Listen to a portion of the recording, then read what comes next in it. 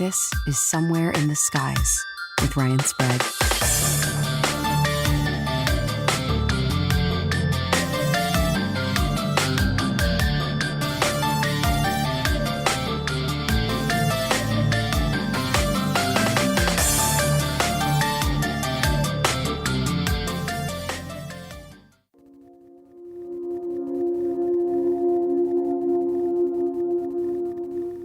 Welcome to Somewhere in the Skies. I'm your host, Ryan Sprague.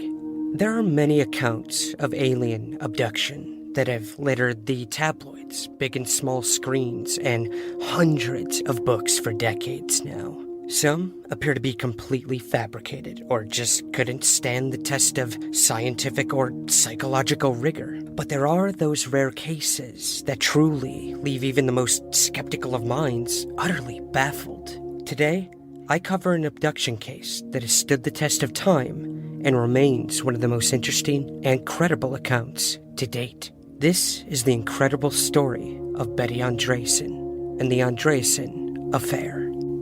In the city of South Ashburnham, Massachusetts, on the night of January 25th, 1967, one of the most celebrated cases of UFO abduction began. Betty Andreasson was working in her kitchen while her 7 children, mother, and father were in the living room. Shortly after 6:30 p.m., the lights in the house briefly blinked. Immediately thereafter, a reddish light began to beam through the kitchen window. The sudden darkness in the house set the kids' nerves on edge, and Betty ran to comfort them. Her father ran into the kitchen to peer out the window and find the source of the unusual light. To his utter shock, he saw 5 odd-looking beings coming towards the house with a hopping motion. Before he could regain his composure, he saw the beings walk right through the wooden door. What happened next would test the imagination and strength of even an open-minded, adventurous person. The entire family was suddenly put into a state of suspended animation. One of the creatures went to Betty's father, while one of the other 4 began to make telepathic communication with Betty. He was about 5 feet tall. The other 4 appeared to be around a foot shorter. All of the beings had a pear-shaped head with wide eyes and small ears and noses. Their mouths were only slits and never moved, though they were able to communicate through their minds. The beings wore a type of coverall, blue in color with a wide belt. There also was a logo of a bird on their sleeves. The hands had only 3 fingers, and they wore boots. The creatures did not move as a human, but floated as they went. Betty would later recall, though she was frightened, that she felt a sense of calm, even friendship, towards the beings. The creatures were holding Betty's children in a frozen state of consciousness, but when Betty showed concern for them, they released her 11-year-old daughter to assure her that the children were not being harmed. Betty was taken by the creatures outside to a waiting craft which rested on the side of a sloping backyard. The craft was estimated to be about 20 feet in diameter in the classic UFO shape of a saucer. Betty believes that after she was aboard the craft, it joined a mothership where she underwent a physical examination and also was subjected to the effects of strange equipment. After this, she was given a type of bizarre test which caused her pain at first but resulted in a kind of religious experience. Here's an actual sound clip of Betty during an interview stating what happened during the examination. What did they do after they had examined you? Well, after they had examined me, they took me back to the cubicle where they told me to change into my regular clothes, and from there I was escorted into this room that appeared like a Quonset hut-type room, half cylindrical, and within it were 8 glass-like chairs, and they sat me down in the one of the chairs to the right, and this hood, glass-like hood, came down, and I could hear it click around me, and then I felt very cold, as if I was freezing, and it seemed as if I was there for a very long time. And from there I was taken and put into another chair to the left, and again this glass-like hood came down and sealed around me, and I could hear the snap, and they also put some tubes in my nose, and I could hear it as they put them into the glass. I could hear it seal, and also a tube for my mouth, and they told me to keep my eyes closed, and they gave me this reddish color liquid to take, and it tasted very sweet. I felt very relaxed from it, and meanwhile this gray liquid fell down, was falling on my head, and it was filling up in the bottom of the chair, and when it was filled, it vibrated like a whirlpool around about me, and from there they drained that out, took the breathing tubes out, and set me on this track where one being was in front of me and one being was in back of me. And at this point, they had their different uniform. It was a sort of a shiny aluminum type uniform, and they put two black hoods on their heads. And we went out of this room into a very dark black tunnel. It seemed as if it was chipped out of stone, and there were other entrances. I could tell because their uniform sent off like a bright light, and I could see like darker holes off to the sides. And did you start thinking that maybe these weren't angels after all at this point? I didn't know what it was. I really didn't know. But the term alien still didn't cross your mind? I wasn't. Yeah. You weren't in that frame of mind, obviously. No, I wasn't aware of UFOs, Approximately 4 hours later, she was returned to her home by two of the captors. When she arrived, her entire family was still in a state of suspended animation. One of the creatures had stayed in her house, evidently to watch the other family members. After releasing the family from the trance-like state, the creatures left.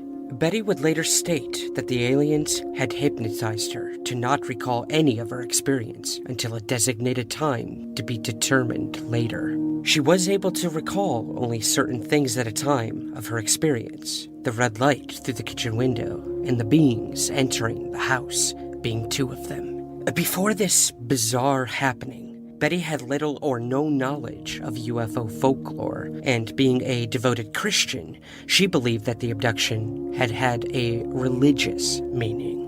It wouldn't be later until she began to view the abduction as alien in nature.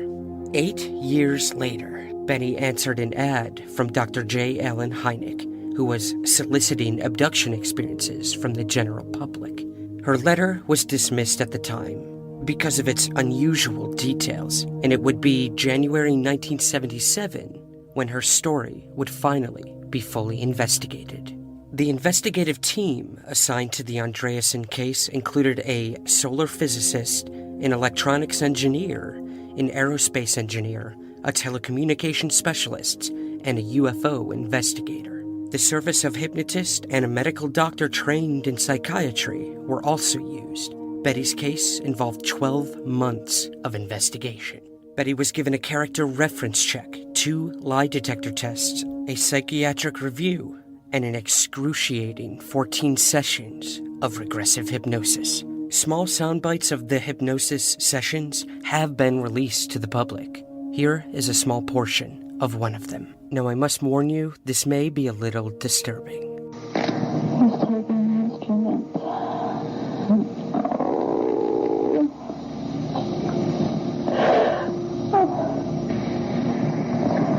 Why do you have to put that in my nose?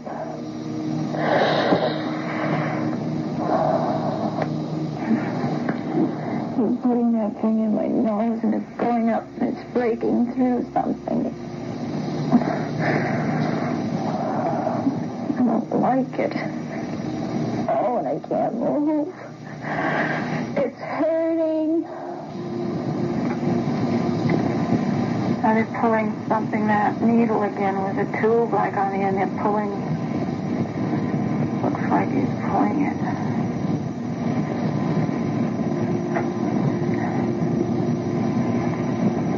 Oh, he's opening up that shirt. He's going to put that in my navel. Oh, I don't like this. The results of the Andreasson abduction case were startling. Betty, along with her daughter, relived a detailed account of their experience, agreeing on all the basic aspects. These results were eventually published in book form by renowned author and investigator Raymond Fowler.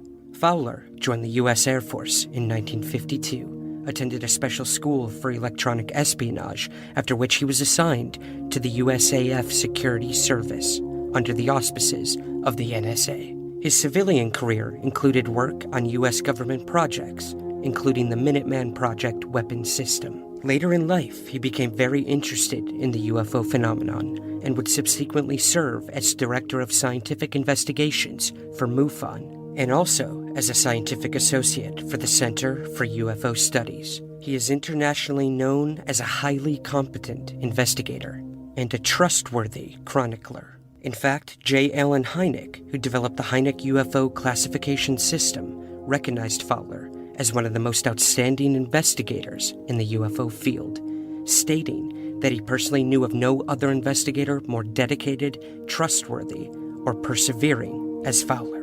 In an interview about the case and about his book, The Andreasson Affair, Fowler had this to say. I'm probably acknowledged as probably one of the most objective investigators in the United States, and I think my buddies who saw me produce this book wondered if I had lost all sense of objectivity. And I'm really going on a limb, really, as far as my reputation goes, in bringing this book, The Andreasson Affair, out. As I mentioned before, we decided this was too strange to have just one person investigate it. We had a team of 5, and most of this team of 5 are engaged in scientific research and engineering research within the civilian scientific community, and are really objective people.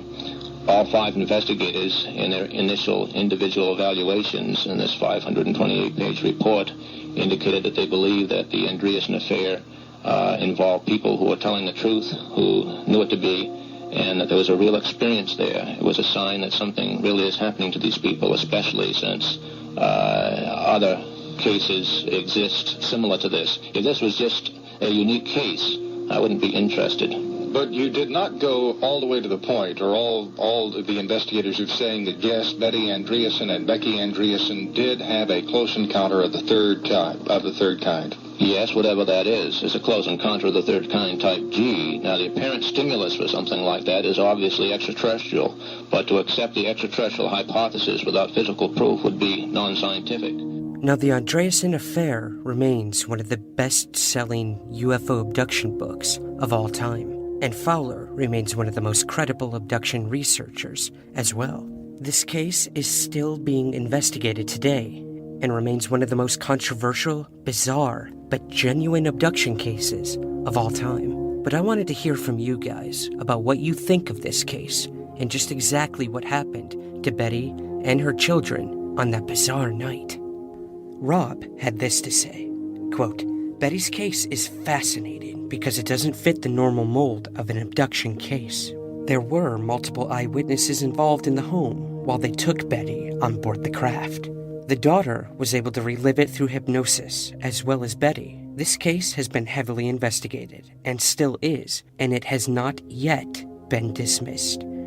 Kate had this to say, quote, We have much the aliens want. Our soul, love, many things. We are worth something, or they would just dump us all into the ocean. A very famous experiencer once advised me not to do hypnosis. You don't want to remember that stuff. Once you become a famous experiencer, you are subject to ridicule and rejection from the public in general. Take a look at several experiencers and how they are treated by the UFO world in general. Prove it, and they spend their lives proving it, and under attack constantly.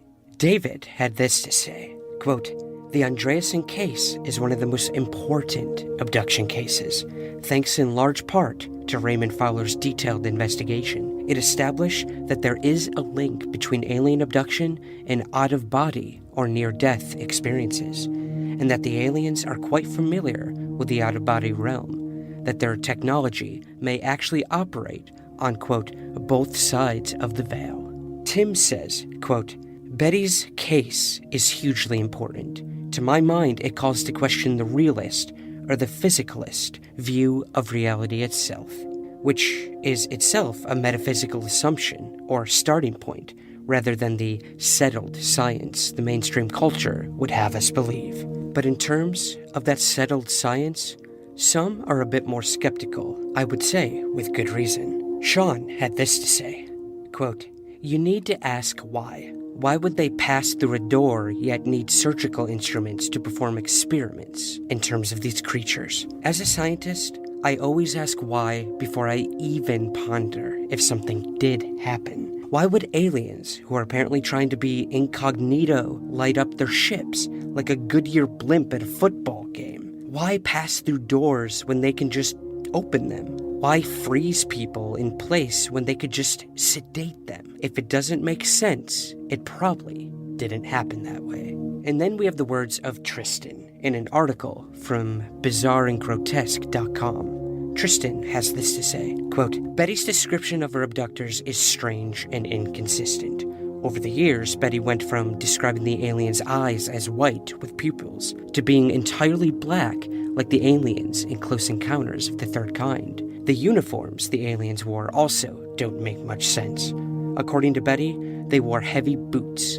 But what would have been the point, since the aliens apparently floated everywhere? Furthermore, hypnosis sessions and recovered memories are notoriously unreliable and should not be taken as serious proof that an abduction actually happened." Tristan also says that, quote, "In February of 2007, Betty and Bob Luca's son, Robert Jr., announced that the Andreasson affair was a hoax.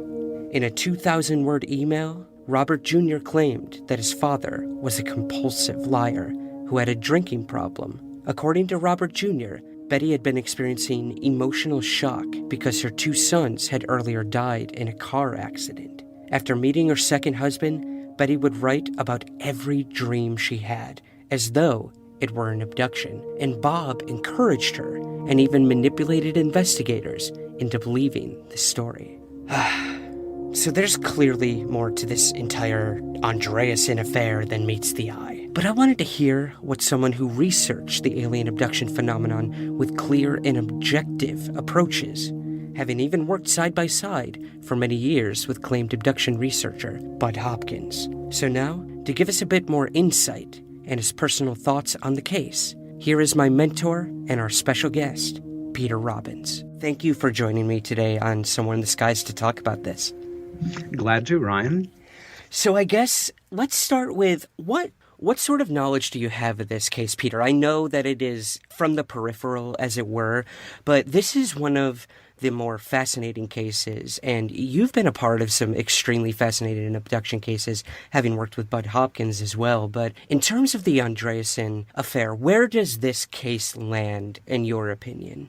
Very high up. One thing that we need to take stock of here is where this case, to use the most dispassionate term possible for life-changing human affairs, to put it mildly, where it sits in the history of ufology. It was in 1967 that Betty Andreasson had the experience that ultimately became the core of the case. But she didn't contact anybody about it for another 8 years. It wasn't until 1975 that she wrote a letter to the best-known person in the world regarding UFOs at the time, Dr. Allen Hynek. And Hynek, who I'm sure had a very busy schedule, demurred in that he simply put the letter aside, like many letters, and not unlike memories of working with Bud over the years when something didn't really seem to be a priority. Also in 1975, the whole study of abductions per se was in its infancy. The general attitude of the UFO research community internationally, as far as I'm concerned, was lights in the night sky, radar returns, physical traces, doing all you could at best to appear like a responsible grown-up, because any responsible grown-up who claimed to have a serious interest in UFOs was already setting themselves up as something of a social oxymoron. And Hynek understood that there was ridicule attached to this factor. If one started talking about the beings inside of the craft, there was fuel for ridicule.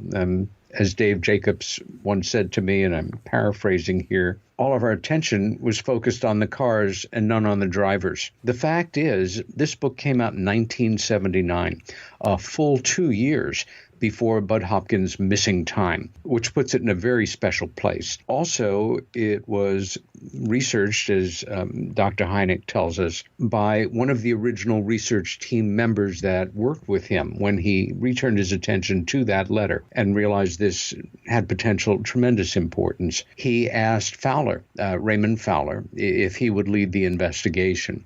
Fowler did a brilliant job, and his name is a very important one in UFO studies. If you're entry level and trying to familiarize yourself with the literature or have a particular interest in the subject of abductions, Raymond Fowler, who is still very much with us but retired from the work, was such a careful, analytical, scientific, pragmatic researcher in the way that he progressed in his work. At the same time, we learn years after the fact, because he keeps writing. And there is the Andreasson Affair, the Andreasson Affair Part 2, the Andreasson Legacy, and then a more general book on abductions inspired by the Andreasson studies called The Watchers. He lays out for us in very analytical terms why he takes this case so seriously and runs it through rigorous testing. In fact, one of the things that caught me off guard was leading up to his stupendous research on the Andreasson incidents, because there are many of them. Dr. Hynek and his team did an exhaustive investigation of Betty Andreasson's claims, interviewing family members. Her husband, Bob, had an experience when he was young and one later in life. Their daughter, Becky, had experiences with her mom. And they looked at everything, the psychiatric examinations, stress analysis, checks on her character, analysis of the weather reports of the days that she said the weather was such and such, and supporting testimony of other observers. It turned out to be a 528-page single-spaced report. I mean, the initial investigation before Fowler began to focus in on it for years is really worth a great deal of respect. Also, again, this is 1979.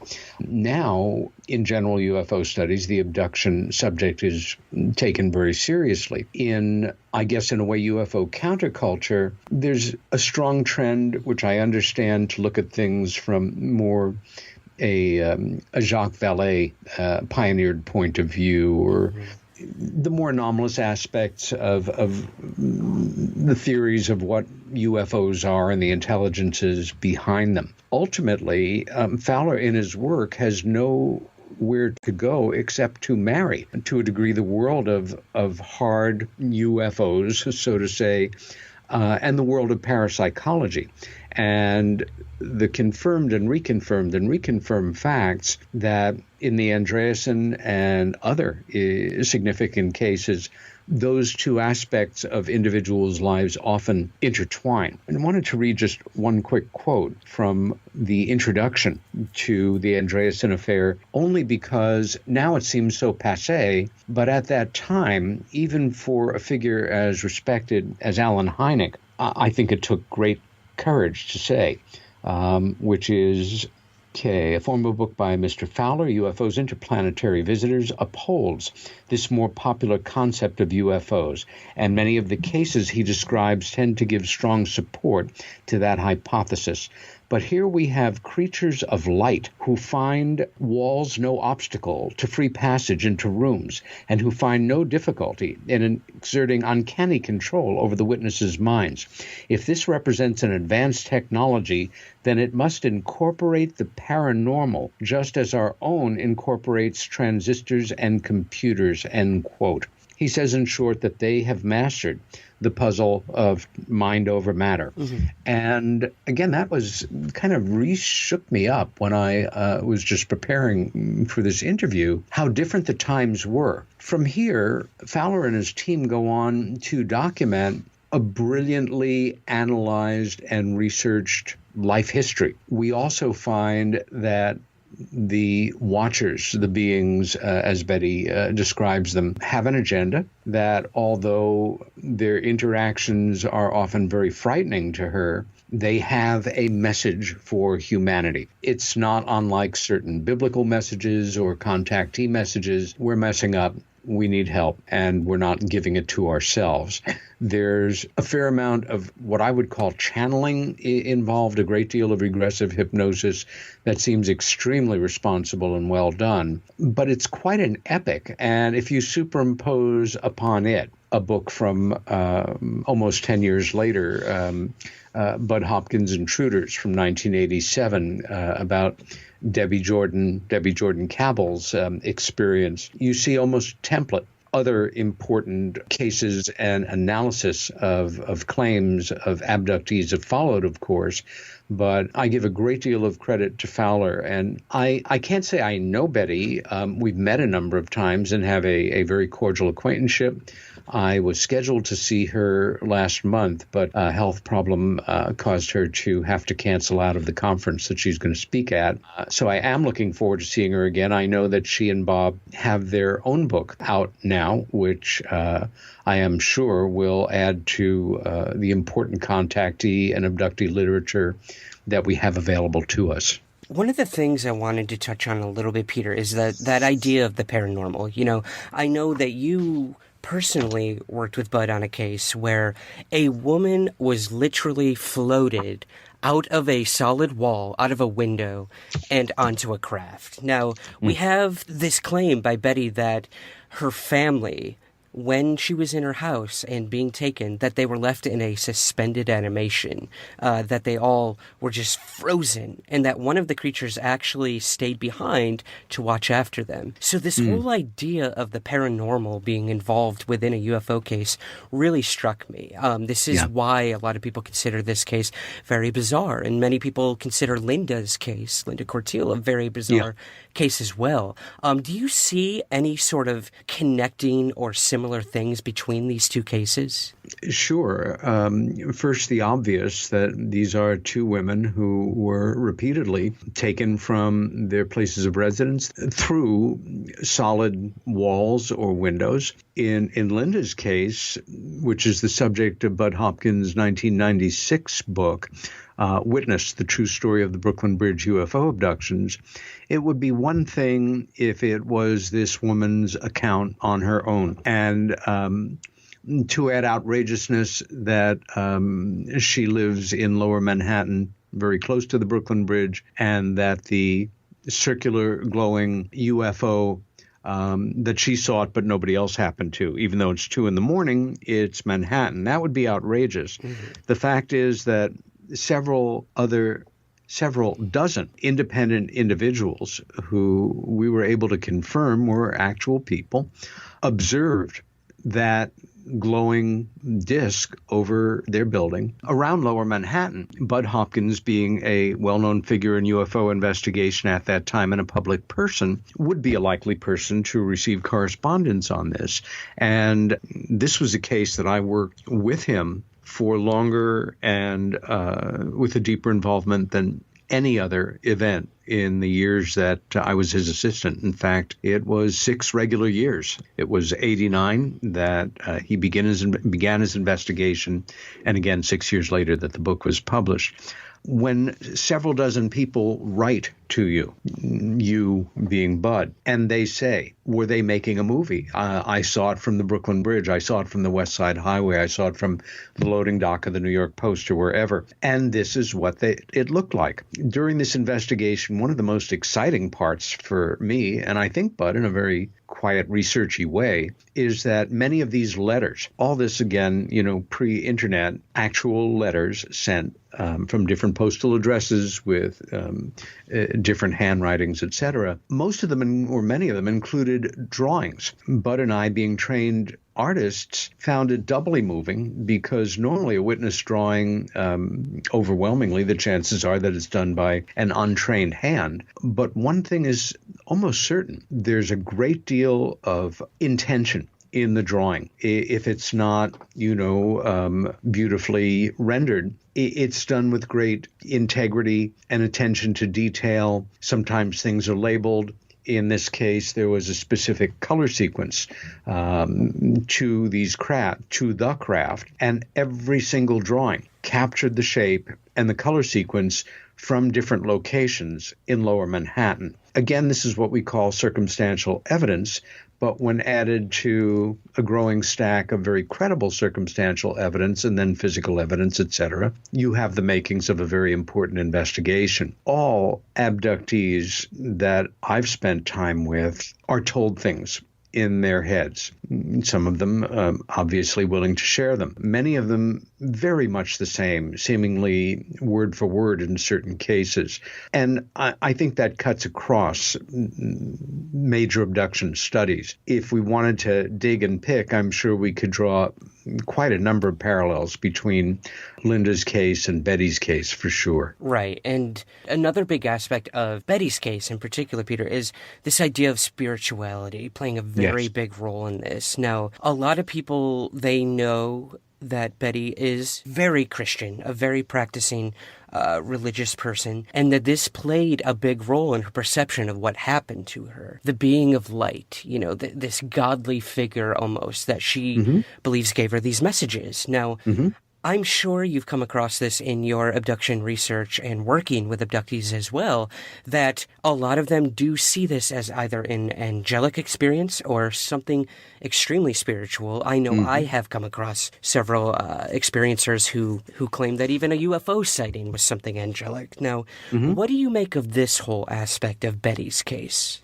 As you said that last part, my first thought was a very important case, if you will, not so much for ufology, but for the Christian religion, is the famous miracle of Fatima. Yes. These uneducated shepherd children who observed what they called a vision of the Mother Mary, Virgin Mary in the sky, has become a huge part of the miracles of the Catholic Church from the early 20th century in this case. However, in the accounts very well documented of the time, when they're specifically asked to describe what that vision looked like, they don't describe the face of a beatific, beautiful, shrouded woman in the sky.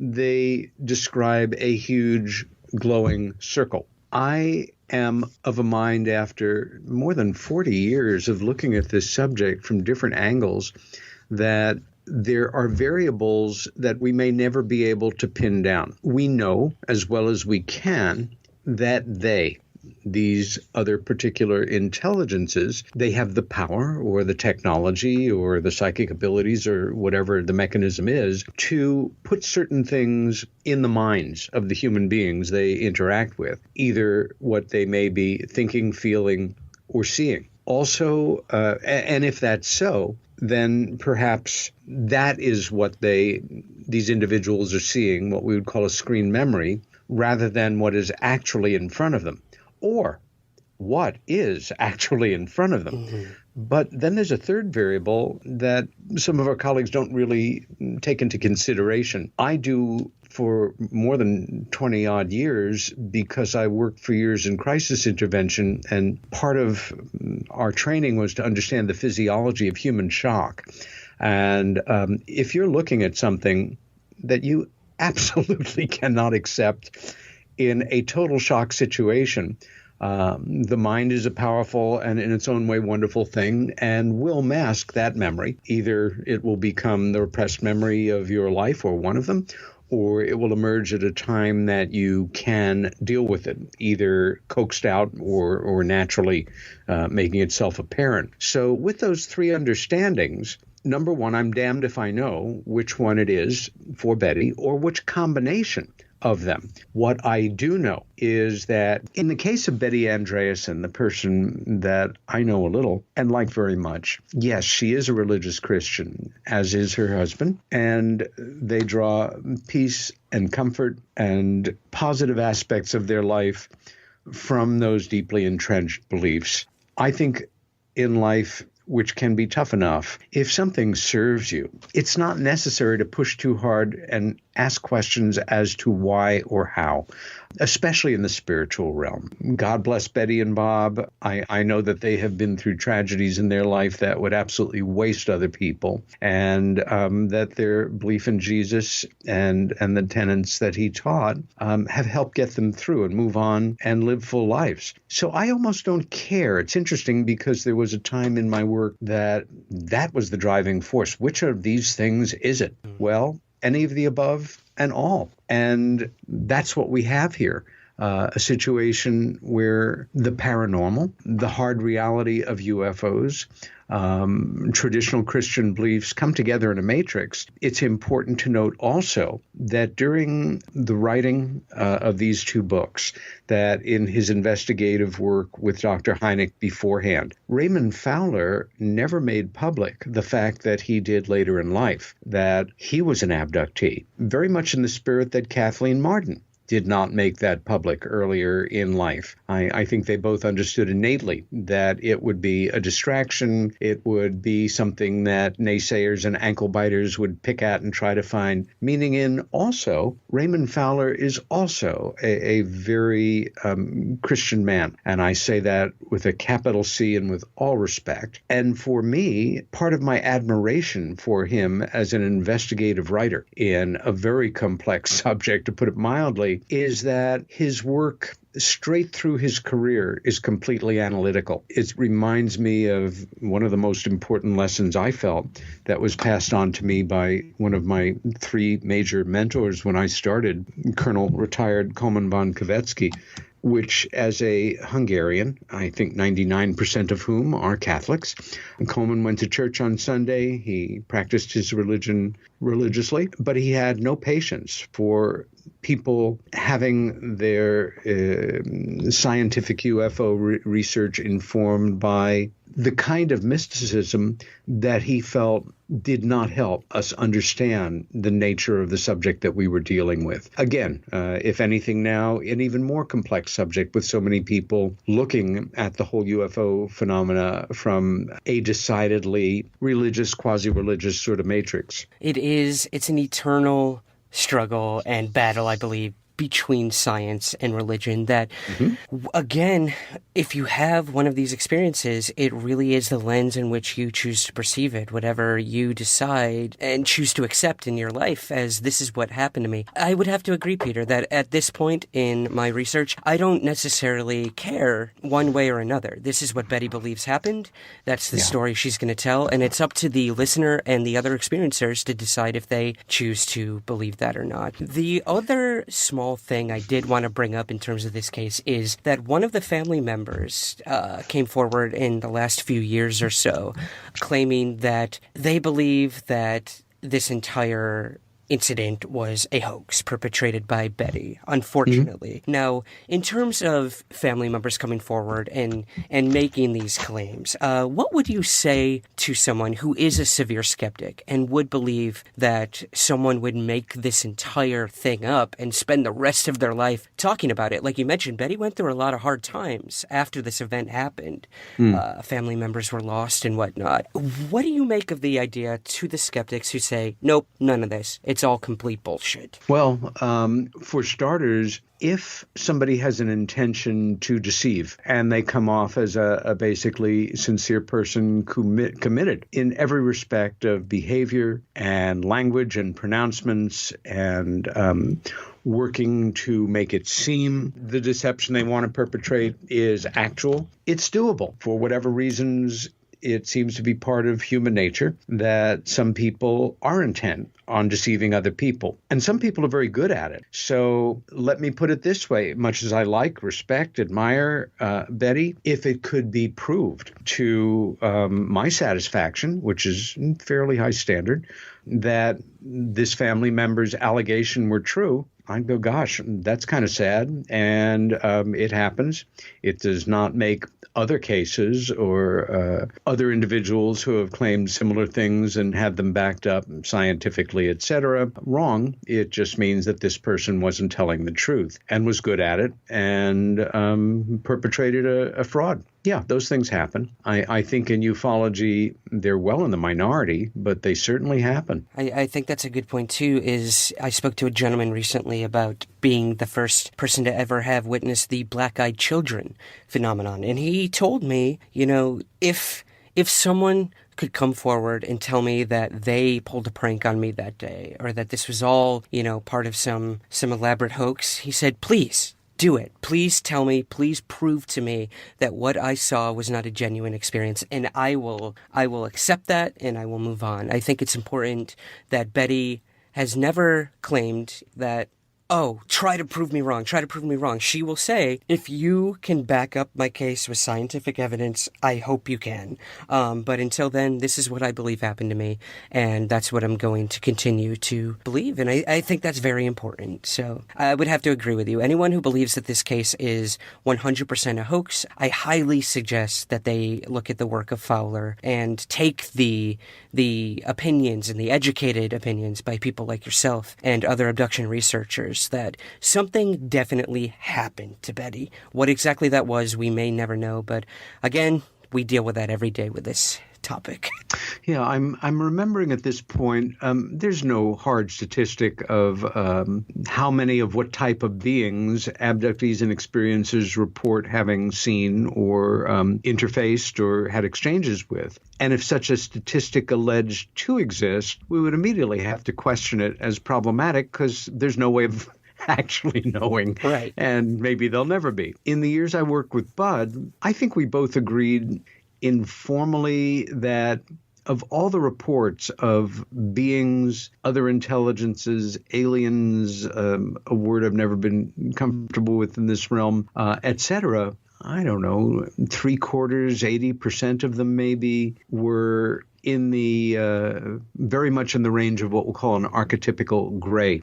Yeah. Also, it's interesting to note that in the Andreasson affair, the beings that we keep dealing with are these archetypical grays, but this book was written so long ago that that term didn't exist at the time. But the other 20% or quarter or so varied wildly. Once again, was this a function of a fact that there are a whole lot of them and they look really different, and maybe a range of them fit into the immortally wonderful Star Wars bar scene, or that they're, pulsating bits of amoeba that have no relationship or appearance similarities to humanoids? Or is this something that is put in the minds of those involved by these intelligences for whatever reasons? Or is it informed by the physiology and defensive aspects of human shock, or some combination thereof? I am completely sure that I have no idea. I could not agree with you more, my friend. And I think that's where I land on this case as well. It is fascinating. I have no idea yet what to make of it. I'm going to continue looking into it, as I'm sure all the listeners will. And I have to thank you for taking the time to come on and talk through this with me today. I value your educated opinion on this, as I'm sure the listeners will as well. I guess to end, do you have anything coming up that you can let our listeners know about? Right now, it's funny, here in the Northeast, where the seasonal change is very visual, as we have come into autumn, my schedule out there speaking in the world is now gone quiet for a while after a fairly intense late summer and early autumn. And so this is where I go back to finishing up the book that I have been working on for a while that will be out sometime next year, hopefully early next year. Begin to look for speaking jobs also for next year, drafting out a project that I had in mind for some time, but need to complete this one on. And the odd bits of weatherproofing and getting ready for winter here in central New York. Nothing you can relate to, I'm sure. I will tell you one thing, my friend. Adapting to the West Coast has been difficult, but I will not miss this coming winter. I can tell you that much. Got it, man. With that, Peter, again, thank you for coming on Somewhere in the Skies today. My pleasure, and looking forward to our paths crossing again next, wherever and whenever. Always, always. All right, that is it for this week's episode. I hope this episode served as a detailed overview of this hotly debated abduction case. Whether you believe, want to believe, or choose not to, I highly suggest checking out the work of Raymond Fowler on his investigation into Betty Andreasson's accounts. My thanks again to the listeners who shared their thoughts, and I'd still love to hear what you think of this case. Visit the website, somewhereintheskies.com, and use the contact tab. My thanks also to Peter Robbins. Anyone wanting to reach out to Peter, he is always available on Facebook. Just search for Peter Robbins. Remember, keep your feet on the ground, but never stop searching somewhere in the skies.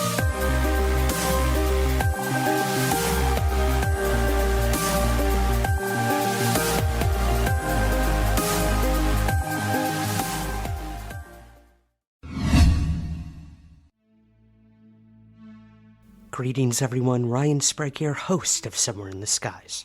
For over 7 years and more than 400 episodes, the Somewhere in the Skies podcast has always been free to listen to, but it's not free to create. So we offer several ways to help support our efforts and get rewards in return. If you listen to the podcast on Apple, you can click the subscribe button at the top of your Somewhere in the Skies feed to become a premium Apple subscriber. Or you can join our Patreon campaign with several tiers available.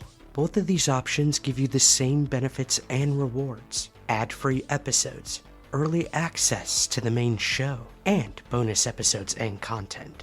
Help keep the lights on at the Somewhere in the Skies HQ, and help us continue to grow by becoming a Patreon subscriber at patreon.com/somewhereskies, or by clicking the subscribe button at the top of your Apple feed. Thank you for your continued support, and keep looking up.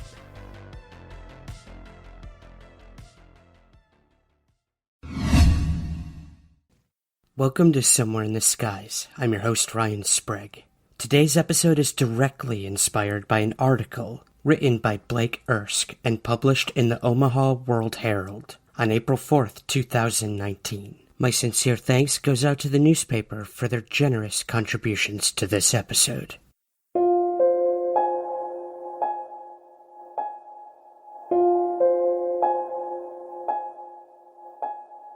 The young patrolman took a drag from his cigarette, trying in vain to steady his nerves. Sitting in the small police station, mostly empty in the early morning, 22-year-old Herbert Schirmer felt feverish and disoriented. As he later recounted, his body felt completely drained. His head buzzed and his thoughts raced. Did this really happen to me? He asked himself. As an officer with the Ashland Police Department, Schirmer said that he had been trained to take notes of incidents in his log, whatever they might be. So there, in the early morning quiet, he grabbed a pen and scrawled a short message in his notebook summarizing the night's bizarre events. At 2:30 a.m., December 3rd, 1967, I saw a UFO at the junction of USA Highway 6 and Nebraska Highway 63. Believe it or not.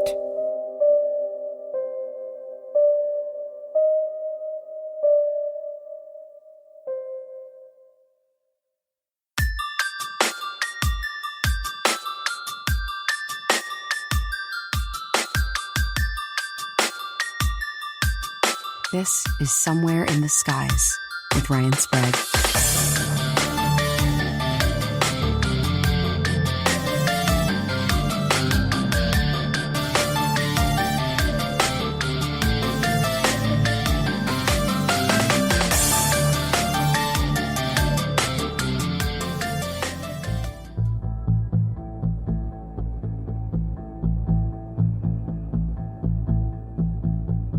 Herbert Schirmer's gripping story of an alleged alien encounter would ignite a firestorm of news coverage, and he would become a legend among UFO enthusiasts.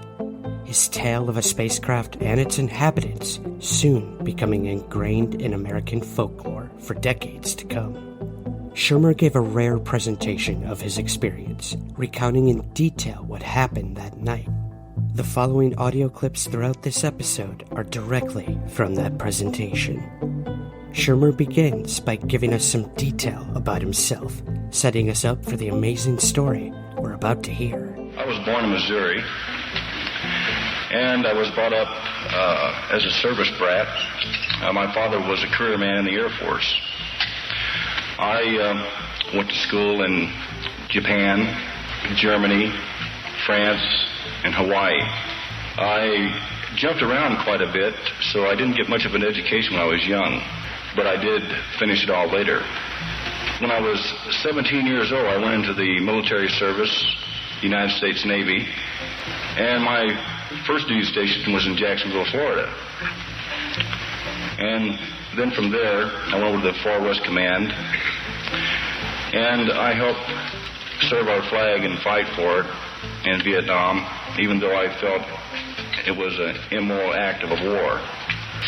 Then, coming out of the service, I went back to Missouri and spent a couple of months there, and I went home to Nebraska, where my folks were. And I wasn't making very much money being out of the service, $2 an hour being a clerk wasn't my bag, really. So I wanted newer fields, so I always wanted to be in law enforcement. So I talked to my father about going into law enforcement, and he decided that the State Patrol in Nebraska would be a good idea. So we filled out the forms and everything, and I had to go to the Ashland, Nebraska, to the police department to get a police check. So I walked in, and 5 minutes later, I was a policeman. They hired me there. Schirmer became an officer for the Ashland Police Department. On December 3rd, 1967, at approximately 2:30 a.m., after checking on 2 gas stations in the area, Schirmer was driving his police cruiser along USA Highway 6 toward Nebraska. As he continued down the road, he noticed something hovering partly above the highway. At first glance, he thought maybe it could have been a truck broken down on the side of the road. But as he approached, it became quite clear this wasn't a truck's lights. It wasn't a truck at all, or any conventional vehicle. It appeared to be a craft of some sort, hovering in midair. As I got closer and put the high beams of the lights in the patrol car on this object started raising. These lights started raising up in the air to about 40 feet. I think I was something like 50 yards from this. These lights were flashing, and as they got bigger, as I got close to it, it seemed like they were red flashing lights coming out of a porthole, which sort of circled the craft. It had like a catwalk going around the center of it. It was shaped like a football, very metallic, like a very shiny bumper, if you polished a bumper on a car. It had sort of a reddish, orangey glow coming from beneath it. From the glow, Schirmer could make out the craft. It was an oblong disc about 20 feet wide and 15 feet tall. It began to emit a loud beep, which became faster, louder, and shriller.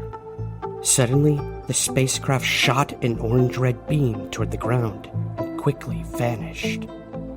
Schirmer's initial account of the encounter ends here, with the officer approaching the craft only to see it rise and disappear. But, having experienced missing time during the event, Schirmer would eventually go under hypnotic regression. In doing so, he told a much longer story. He had not just seen the spacecraft, he had met with the beings inside of it. Then there was this white flash that came on to me in the patrol car. It felt as if we were being pulled. And then it was being pulled. We were being pulled up the side of this bank to the left of the road and up toward this field, the car and I felt nothing. At first I felt kind of stunned and shocked, and then I felt sort of tingly. And as the car and I moved up the bank to the top of this field, this object landed, and some legs came out, and it sat down. I was just sitting there really motionless. I couldn't move. This hatch came open, and this light came out of the hatch, and this form came down and looked the form of a human being. And this form started walking toward the patrol car with an object in both its hands. Appeared to be hands. And he was walking straight toward the patrol car. As he was doing this, another form came out and started walking toward the patrol car also. As this being walked up to the front of the patrol car with this object in his hand, which looked sort of a squarish oval type. It looked like it had a lens in front of it. And the only thing I could think was, oh my God, what's going to happen now? And this green light came out all over the car and then sort of like went back in again. And I felt a sensation then. And then I felt nothing, like I was just there and that was it. And this other being started walking up toward the car. I was sitting straight, looking straight. I couldn't even move my head. And he walked up to the car, and the window was about 3/4 of the way rolled down, and he had an object in his hand, a silver object that looked like a big pencil with a round ball on the end of it. And he pressed this against the side of my neck, which I felt some pain from, and said, ouch. Then he stepped back, and I sort of sat there, and he opened up the car door, and I sort of raised up out of the patrol car, and I was looking at him, and he was looking at me, and he said, are you the watchman of this town? And my response was, yes, sir. He said, come with me, watchman. The being then took him aboard for a tour of the spacecraft, which was filled with lights, switches, cables, and other instruments. At times, the being appeared to communicate with him telepathically, with words Schirmer didn't understand. The being explained the spacecraft had come to Ashland to harvest electricity. Schirmer would later describe the beings in detail. He would say that they had cat-like eyes and didn't blink.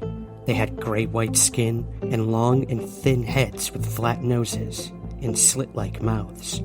They wore silver-gray uniforms, gloves, and helmets, which had a small antenna on the left side of the ear. And at the left breast of each suit, they had the emblem of a winged serpent. Schirmer had the impression that the small antennas were somehow part of their communication process with him. And as this particular being led Schirmer through the craft, it was a grand tour of cosmic proportions. And we walked the complete circle in there, and I said, what is this? And he said, this is how our craft operates. And he said it operates on electrical reversible magnetism. And we walked back over to where I came up in with him, and this glass sheet came down. And we stepped onto this, which I felt, and we moved up into the second level of the craft. And lo and behold, I've never seen anything like it before in my life, with so many different types of instrument panels and computer-type things that you just wouldn't believe it. This cone thing was right in the center of the floor.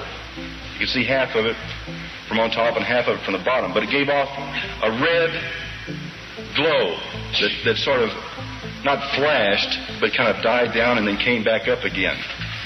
And he says, watchman, come with me. And we walked over to a screen that was up on the side, I say, wall, and it was sort of like a TV screen, and he pressed some buttons and I guess flipped some switches. I wasn't paying too much attention to him. I was looking at the screen, and some stars in the sky appeared on there. And he put his finger up like this, and he said, this is where we're from, watchman. And then he put his hand back down. He didn't say where, and he didn't say the name. The purpose that we're here is to get electricity. And there was another being standing a little distance away, and the man turned to him, and they both looked at each other, and he started depressing buttons. And he says, watch, watchman.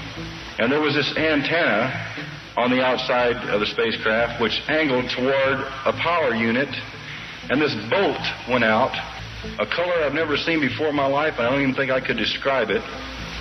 Went out and came back, and this stayed like this for about 3 minutes, and then it went off. And he turned and looked at me, and I felt as I was getting a very, very, an awful lot of roll of input of words that I couldn't understand. And he reached up and he touched me on the shoulder, and he felt real when he touched me. And I think at that time I did touch him, and he felt real to me. And he says, "Watchman, come with me." We walked back over to the exit, I'll say, where we came up, and the glass sheet came down again, and we went up into the third part of the craft, which was the observation deck, he said. As we stepped off, he said, "Watchman, come with me." And we walked over, and we were standing there looking out of a big plate glass window type thing, and there was a control panel right in front of it, and there were two chairs that looked like dentist chairs. You know, I've been to the dentist chair, but really a superstructure of a chair, better than a dentist chair. We looked out the window, and I could see this one being walking back and forth by where my patrol car was. And I think I said, "Wow." He turned to me, and he said something I don't understand, and he said some more things that I didn't understand or couldn't make out, and I still don't. And then he pointed his hand toward the plate glass window, as I say, refer to the stars out there, and he says to me, "Watchman, one day you yourself will see the universe as I have." And he reached up and he touched me on the shoulder. And he says, "Come with me, Watchman." And then he stopped and he said, "Watchman." And I turned around like this to look at him. And it felt like I was getting more input of something that I couldn't understand. Then he says, "Watchman, come with me."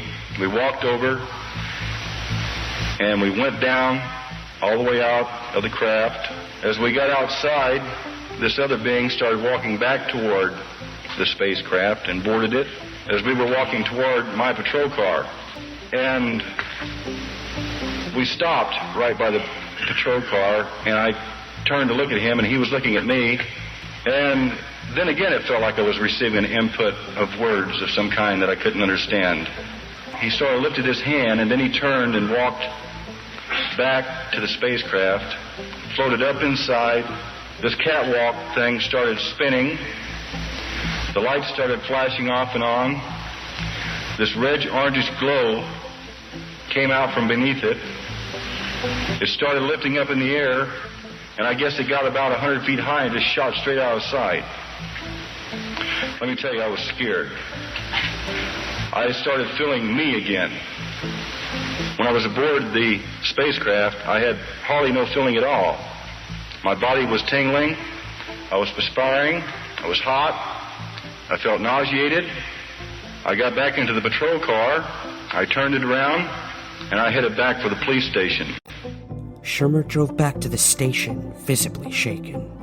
He went into the station, looked at the clock on the wall, and noticed it was 3:01 a.m. He immediately went to the bathroom to guzzle down a hefty amount of water. He was very hot and felt dehydrated. After that, he came back out to his desk, not quite sure what to do next. I sat there at the table, and I lit a cigarette, and I said, "Wow, what the hell happened? Something happened to me. Did I really see a flying saucer? Did this really happen to me?" I looked at my report log, and I remembered through all the training and everything I went through that regardless of the nature or what it was, put it in your report book, because you just might need it. So I looked at my report book, and I got my pen out, and I wrote, at 2:30 a.m., December 3rd, 1967, I saw a UFO at Junction 6 and 63, believe it or not. After logging the incident to the best of his knowledge, another officer entered the office around 6:30 a.m. that morning. He could tell Schirmer was distracted and looked shaken.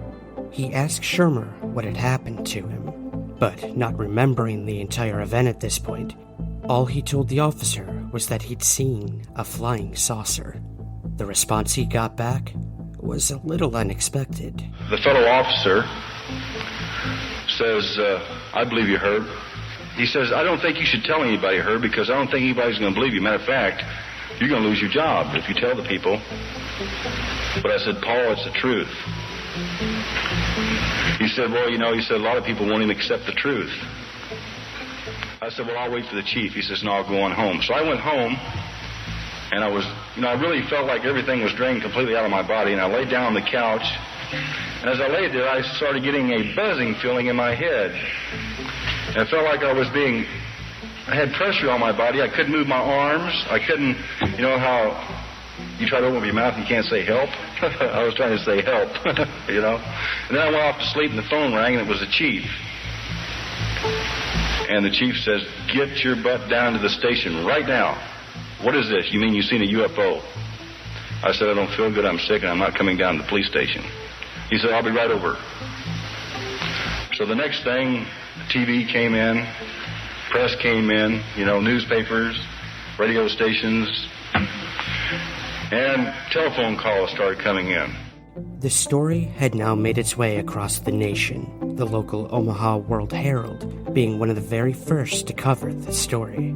The original article by the Herald attracted the attention of many readers, but it also attracted the attention of the U.S. Air Force and the government. And soon, they wanted to investigate. The United States Air Force Condon Committee, Blue Book Project, or however you want to say it, investigating team came down to Ashland, Nebraska to investigate me. A gentleman by the name of John Ahrens, who is a friend of mine, and a gentleman by the name of Roy Craig, who was a physicist.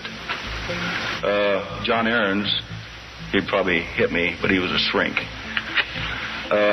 Psychiatrist. Him and I had long discussions, and he told me to tell my story over and over and over and over, and I told it over and over and over and over. And then they found a 25-minute time lapse in my log. And John says, Herb, what happened to you between 2:30 a.m., December 3rd, 1967, and 3 a.m.? And I looked at him, and I couldn't say anything because I didn't remember. So he says, you got to come to Boulder. I said, okay.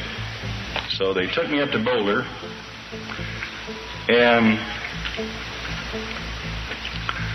I met a UFO team there of a lot of people who run a lot of tests on me, and a hypnotist by the name of Dr. Leo Sprinkler administered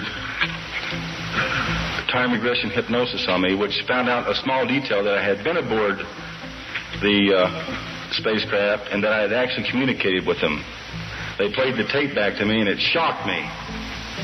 I didn't know what to think. I said, is that really my voice on that tape? You bet it is, boy. I says, my God, what do I do now?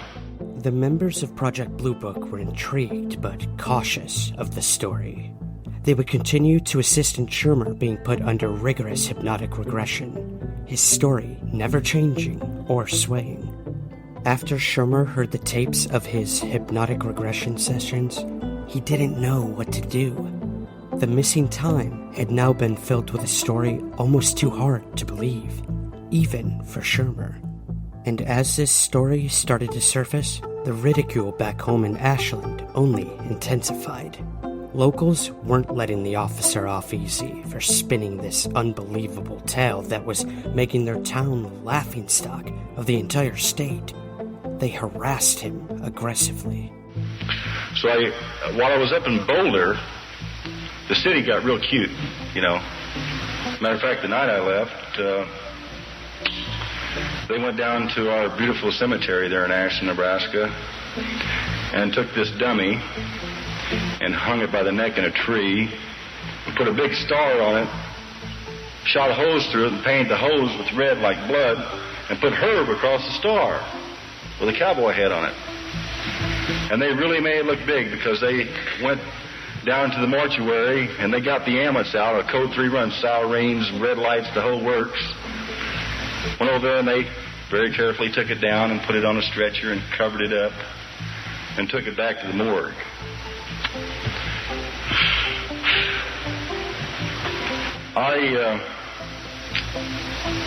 They thought they scared me, but they didn't, you see. That's what they were trying to do. They were trying to scare me, but they didn't scare me because I thought it was kind of funny, and I laughed about it when I read it in the paper and seen all the pictures and everything. But while I was in Boulder, they blew my car up with dynamite. And that really made me mad. I just got through paying for it. The harassment continued, and Schirmer tried to take it in stride, but things only seemed to get worse. His own wife didn't believe the story, and after many long nights of arguments and the unwanted attention put on Schirmer, she left him, and so had many of his friends.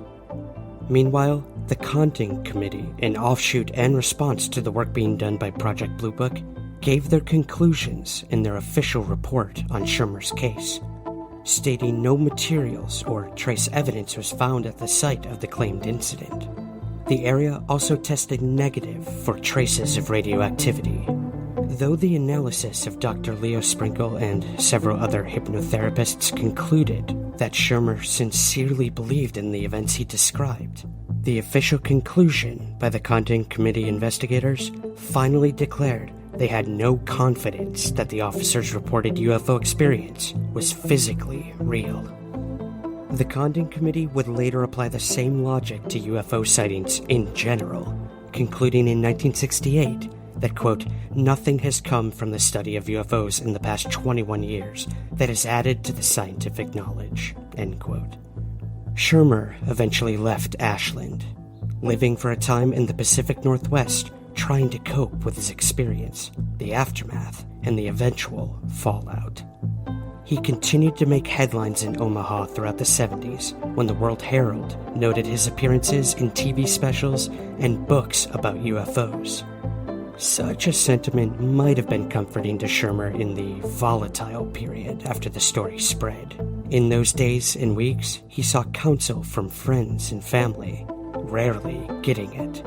But one fellow officer in particular remained steadfast in believing Schirmer.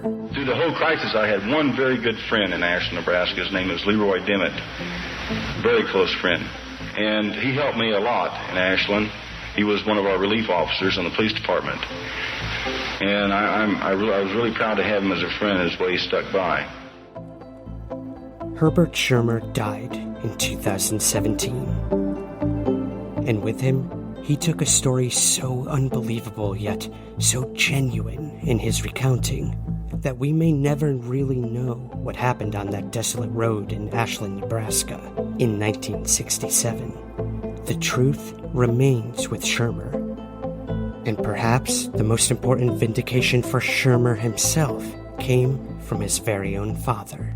Words that Schirmer would take with him, but also leave with us to keep searching somewhere in the skies. I went to my father and I said, Dad, I know you have 20-something years in the Air Force, but I asked my father point blank, I said, Dad, what do you think of UFOs?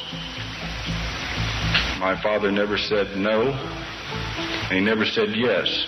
He just said, son, if you're telling the truth, stick with it. And so I stuck with it.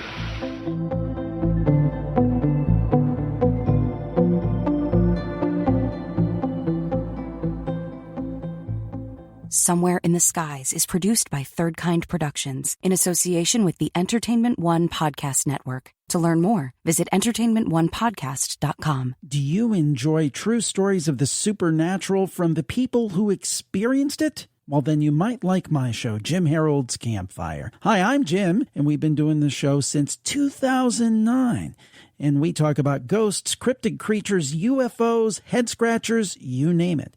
And you tune in and you might hear a story like this one. And as he was driving home, he encountered a shadow person who seemed to be dressed like a monk. I know that sounds very strange, but it was a solid black form, and it was wearing a hooded cloak tied at the waist with the cloak up, and it had glowing red eyes. He sees this thing coming out of a really teeny abandoned cemetery. If you haven't tuned in, I hope you'll check us out. You can find us on Apple Podcasts, Spotify, and wherever podcasts are heard. It's Jim Harold's Campfire, and you can find it at jimharold.com. Thanks so much, and stay spooky. Hey friends, it's Daniel Noah here. I'm the director of Spectrovision Radio. So many of the ideas that permeate the genre stories we tell are actually based on real paranormal phenomena. The way we've represented these powerful experiences really only begin to scratch the surface, not just of the way they work, but of the way they feel. When the fine folks at Oni Press approached Spectrovision about creating a comic book series based on real paranormal phenomena, we jumped at the chance. High Strangeness is a series of 5 interconnected stories created by actual experiencers, committed to portraying the reality of paranormal experience as it truly is. Strange, disorienting, beguiling, frightening, and awe-inspiring. It's got UFOs, cryptids, men in black, and I mean the real men in black, not the other men in black, synchronicities, interdimensional portals, and when you look into the abyss looks back.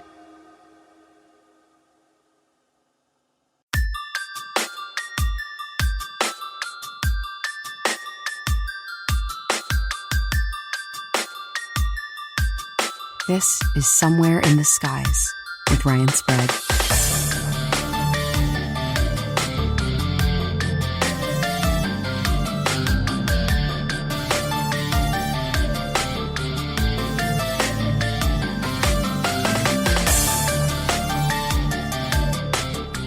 Beacon, New York. Next stop. This is Ozzy Graham reporting on Star-Crossed, a support group for people who believe they've been abducted by aliens and meet in a Catholic church for some reason.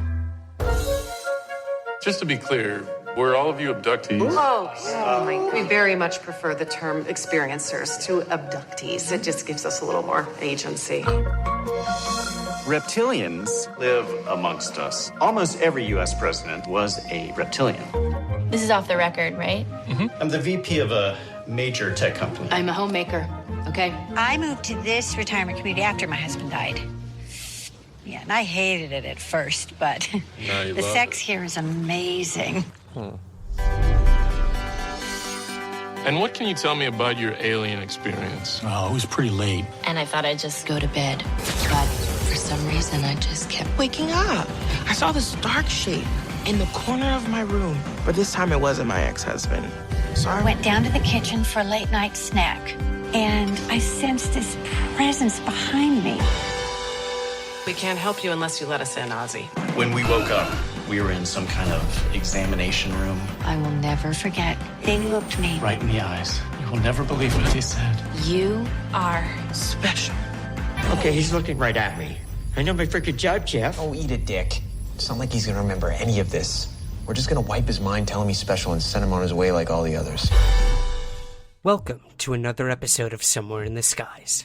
I'm your host, Ryan Sprague. Having spent years diving deep into the UFO phenomenon, which inevitably leads to the abduction and experiencer community, I found a special place in my heart for those who claimed such events in their lives, no matter what actually did or did not happen to them. In fact, their stories took up a good portion of my book. It wasn't so much what happened to these people, but why. I focused on the individuals and how the events affected their lives moving forward. And that's exactly what today's guest has done with his hit television show, People of Earth. Now, People of Earth admittedly gave me pause when I learned it was a comedy.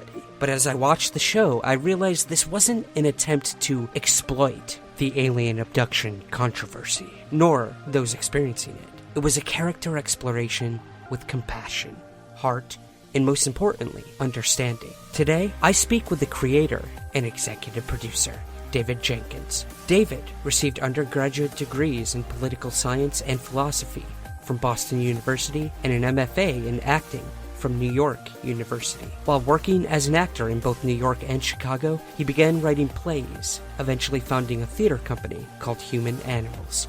People of Earth is his first television project.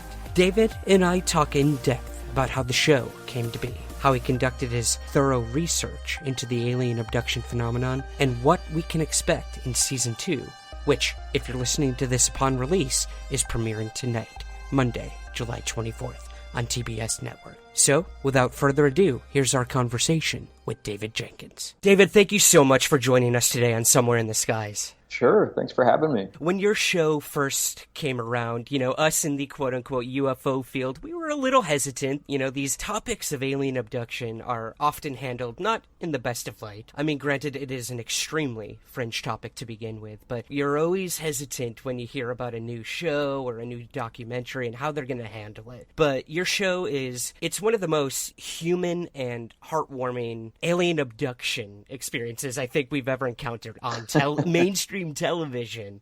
Well, that's nice. That's a really nice compliment. Absolutely. And I was so excited to hear that it got picked up for a Season 2, so we will definitely talk about that. But okay, cool. I kind of want to start with, you and I have an eerily amount of stuff in common. Like we mentioned earlier, we both live in Queens. We were playwrights. We're both obviously fascinated by the whole alien abduction phenomenon. Yeah, that's weird. That's a lot of crossover. That's more than just a little bit of crossover. You hear that your doppelganger is, usually in another country or continent, but we're literally blocks away from each other. We might be in an Orphan Black situation.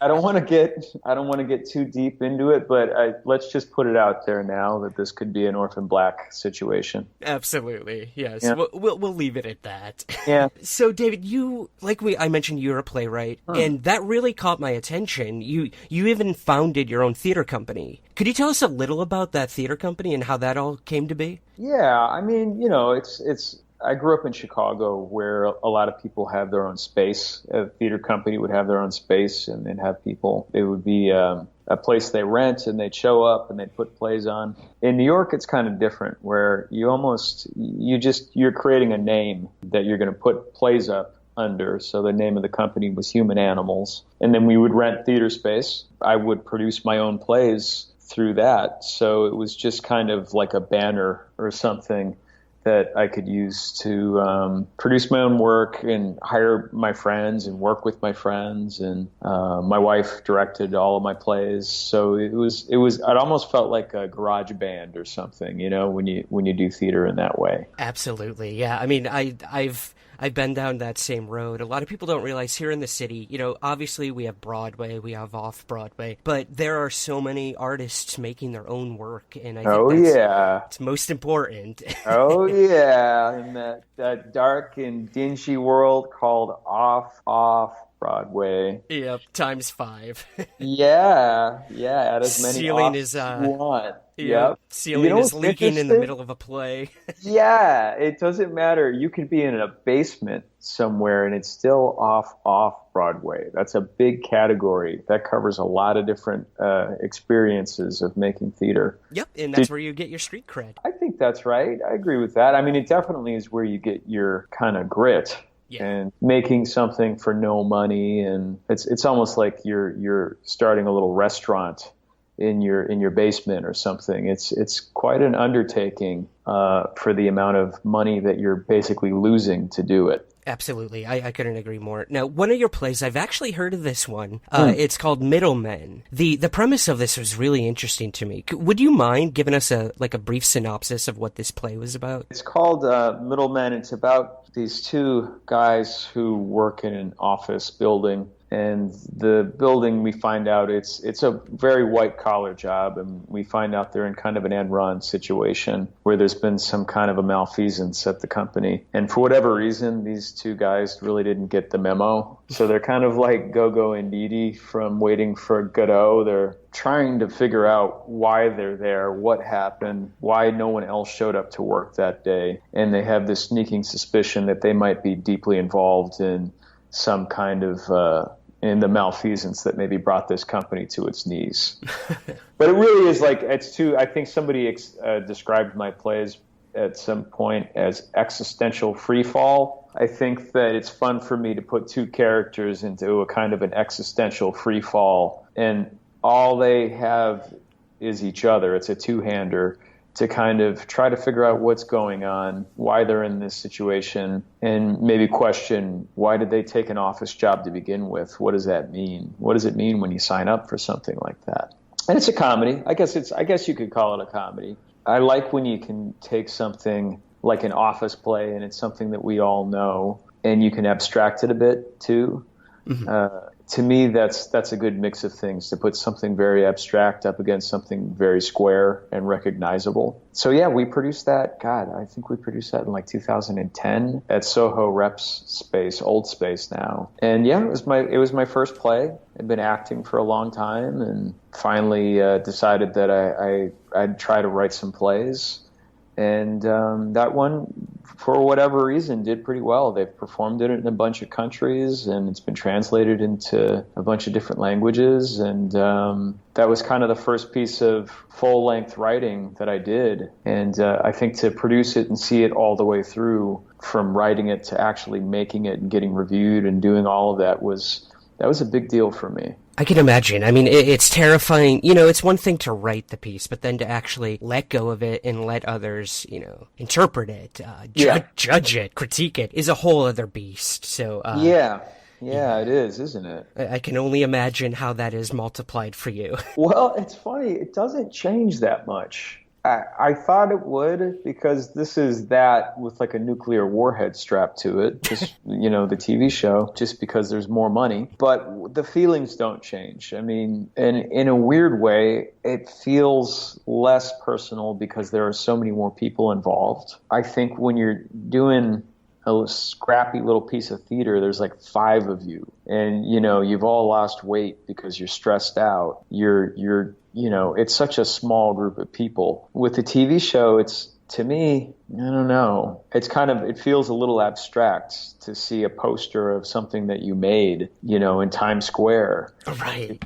It's exhilarating, but it's also kind of like, oh yeah, I guess I made that. I have something to do with that, I guess. It's maybe too abstract to feel that kind of, I guess, totally blown away by it. It's just kind of like, I'd see that show. Okay. Right. It's almost like an imposter syndrome of sorts. It's like, wait, what? When did this happen? Where was I? Yeah. It's very strange. Well, I mean, sort of focusing on that idea, David, of an existential crisis or digging deep into a character. I gotta ask you this, because this is one of the most existential questions for a lot of these people in your show. How did the idea of People of Earth come about? What made you want to cover the alien abduction topic? Yeah, I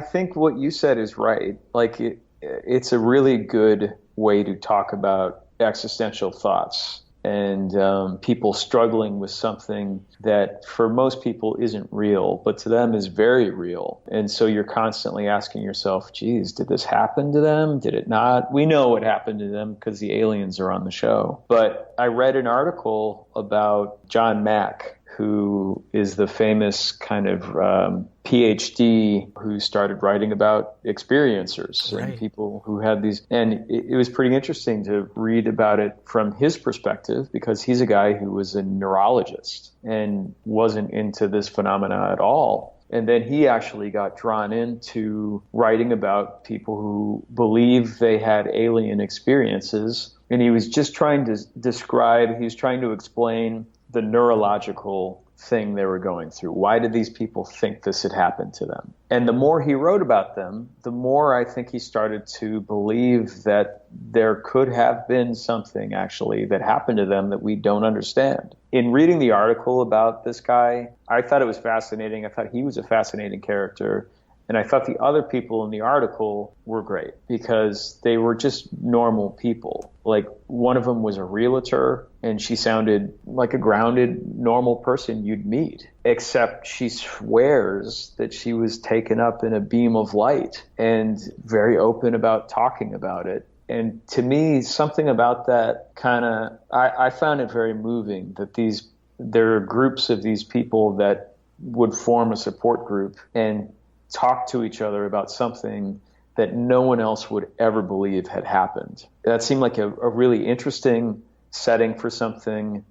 And immediately I kind of imagined myself, if I were one of those people, how deeply unfair it would feel to have had this thing happen and really not be able to tell anyone about it, or they'd look at you like you were crazy. I think most of us feel like we're a little crazy to begin with, so maybe that's why this is a good show. It taps into that. A lot of people, I think, where people are looking for community, and we're looking for people we can share our experiences with. And then these folks have very normal lives, and they've had something kind of fantastical happen to them.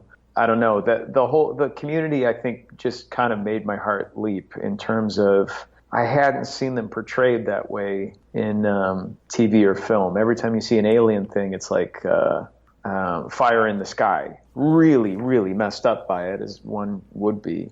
But in the article, it just seemed like, oh no, they lose their keys in the couch and they buy groceries, and we're not here to make fun of them. They're just fascinating people because if they're right, the universe cracked open to them in some way. And then they're having to deal with it while holding down a job and trying to meet someone. To me, that seemed like a pretty fascinating mix of things. Absolutely. That's a great point. I mean, I talked to one gentleman who was on his way to a military base. He was, starting his service, and he had a UFO sighting. And I asked him, I'm like, well, did you go anywhere, tell anyone? He said, no, I had somewhere to be. Like, I had to get there on time. So he had this life-altering experience, but life goes on, and you have to sort of integrate that into your existence. I've interviewed so many people. They're everyday people, priests, doctors, everything you could think of. Yet they've had this one, like you said, incredible, hard to believe experience, but it's there and it's real to them. Yeah. And what are you going to do? I mean, that's right. I mean, he had to go to work or something. I mean, it's in the movies, it's like, aliens and now we must fight them and I'm going to put everything on pause. And I think that's what I like about the original Ghostbusters. You get a sense, it's like, oh, yeah, these guys, this is just like a means to an end for them. They're into this stuff, but it's also just kind of like a job that they do. And I think if you're really going to fictionalize something like this and go super fantastical, we have a lot of like sci-fi and fantasy stuff that isn't grounded. To me, to really ground it and to really make the characters believable and to really honor them in that way makes the sci-fi a bit more interesting. You found a good mix with the people that your creative team and the people that you've involved in the show. And I remember you once described the show as Greg Daniels style human comedy mixed with J.J. Abrams' magic box show. Now you have to please decipher this for me, because I'm fascinated by this description. Well, I wrote this script on spec, and I was very lucky that all of these people found me. But when you write something on spec, it means that, no one's paying you to write it. You just write it. And, for people like you and me who are just writing plays and we're broke, it's not on spec. You're just writing. So I had this idea for this show and thought, geez, this could be really like anything that's interesting to me. I kind of feel like, oh, this could be really bad. I better see if there's actually a show here and if the tone is right. And then I wrote the entire thing, and on the back of it, I did like a 1-page just explaining about like what happens in the show. What is this thing you just read? What does each episode kind of look like? Just very breezy and fast. But when I was writing it, I was thinking I was writing a half hour, and I'm a huge fan of the British office and the U.S. office. And I really like the idea I love the U.S. office because, like the British office, it's very grounded. It feels real. I guess it's mockumentary style. I mean, it is. And it's a style that's been done to death, but it's almost something that has been done so much that you don't really have to explain it. anymore.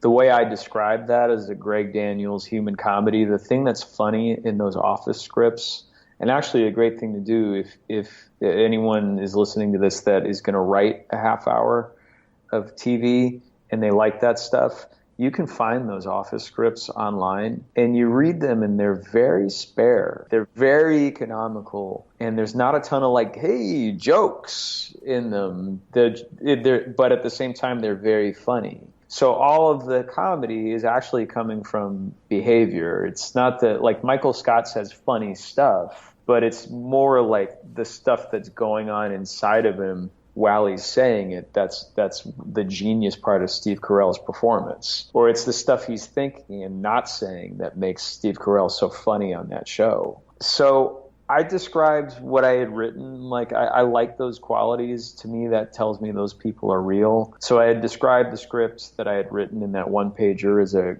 Greg Daniels human comedy mixed with a J.J. Abrams magic box show. And the J.J. Abrams part was you set up a mystery, and the mystery is the aliens that we see at the end of the pilot, and the deer, and all of these things that you can't quite explain, but they're really interesting. And they kind of hook you in, and you say, oh, wow, this guy's seeing deer. What the hell? Ugh, his boss is kind of weird. What's going on? At the end of the pilot, his boss turns out to be an alien. Oh, my God. And those are all the things that are very fun to me in terms of making me want to watch a show and making me want to watch another episode. That if you can pepper those things into a comedy and really honestly do them and also make the characters believable and not just a bunch of people you're making fun of, I think that's a cool show. So to my mind, that is mixing a Greg Daniels human comedy with the J.J. Abrams magic box show. That is a wonderful pitch, and I know you know it's also known that the minute Conan O'Brien got a hold of your script, like he said, I want to make the show. That was crazy. Yeah, he read it and really liked it. Yeah, that's one of the most. I mean, the fact that Conan read it and really enjoyed it, and that Greg, liked it so much that he agreed to do it is humbling. I mean, I'm like stuttering talking about it. It's an amazing thing. In terms of your research, where did you start? I mean, yes, you mentioned the article on John Mack, but how did you even begin to view the abduction phenomenon? Had you had any interest in this beforehand? Was this happenstance? What were your personal thoughts on the topic before you even began to write this spec script? I didn't think that much about it, and I do remember Fire in the Sky was on HBO a lot when I was a kid. That's a terrifying movie. Yeah, I watched it a few nights ago. I haven't seen it in years. Did it hold up? No. You know what? The practical effects in that movie are incredible. We can always look back on that. But my girlfriend described it as a Lifetime movie meets a horror movie. So there you go. Fair enough. I just think of the scene the scene I really remember is when he's under the kitchen table and he's freaking out and he knocks the bottle of syrup over and the syrup drips on his face and he has that flashback. Yeah, man. Wow, like what a cool moment. I mean, to me, that's a very Steven Spielberg-y moment. Like early 80s Spielberg. Close Encounters has that too, where just filmically it's like very grounded, feels very real. People's homes feel real, the characters feel real, and it's almost less about the aliens than it is their experience, the experience of them seeing what happened to them. Absolutely. I mean, it's maybe, if you look at that film as a whole, there's maybe 10 minutes of the abduction experience, and that's it. It is a very human story. Well, after 10 minutes, I guess you kind of have to go to they have to start talking or something, They have to be like, hey, we got this guy. I think the thing that I kind of was aware of this stuff and was, I guess it was on the periphery. I was kind of peripherally interested in it. And then I had read this article I really liked. And then I remembered that there was this book, Communion, that was written by Whitley Strieber. And so I picked that up and I read that and I thought that was fantastic. I think that's just an incredible book.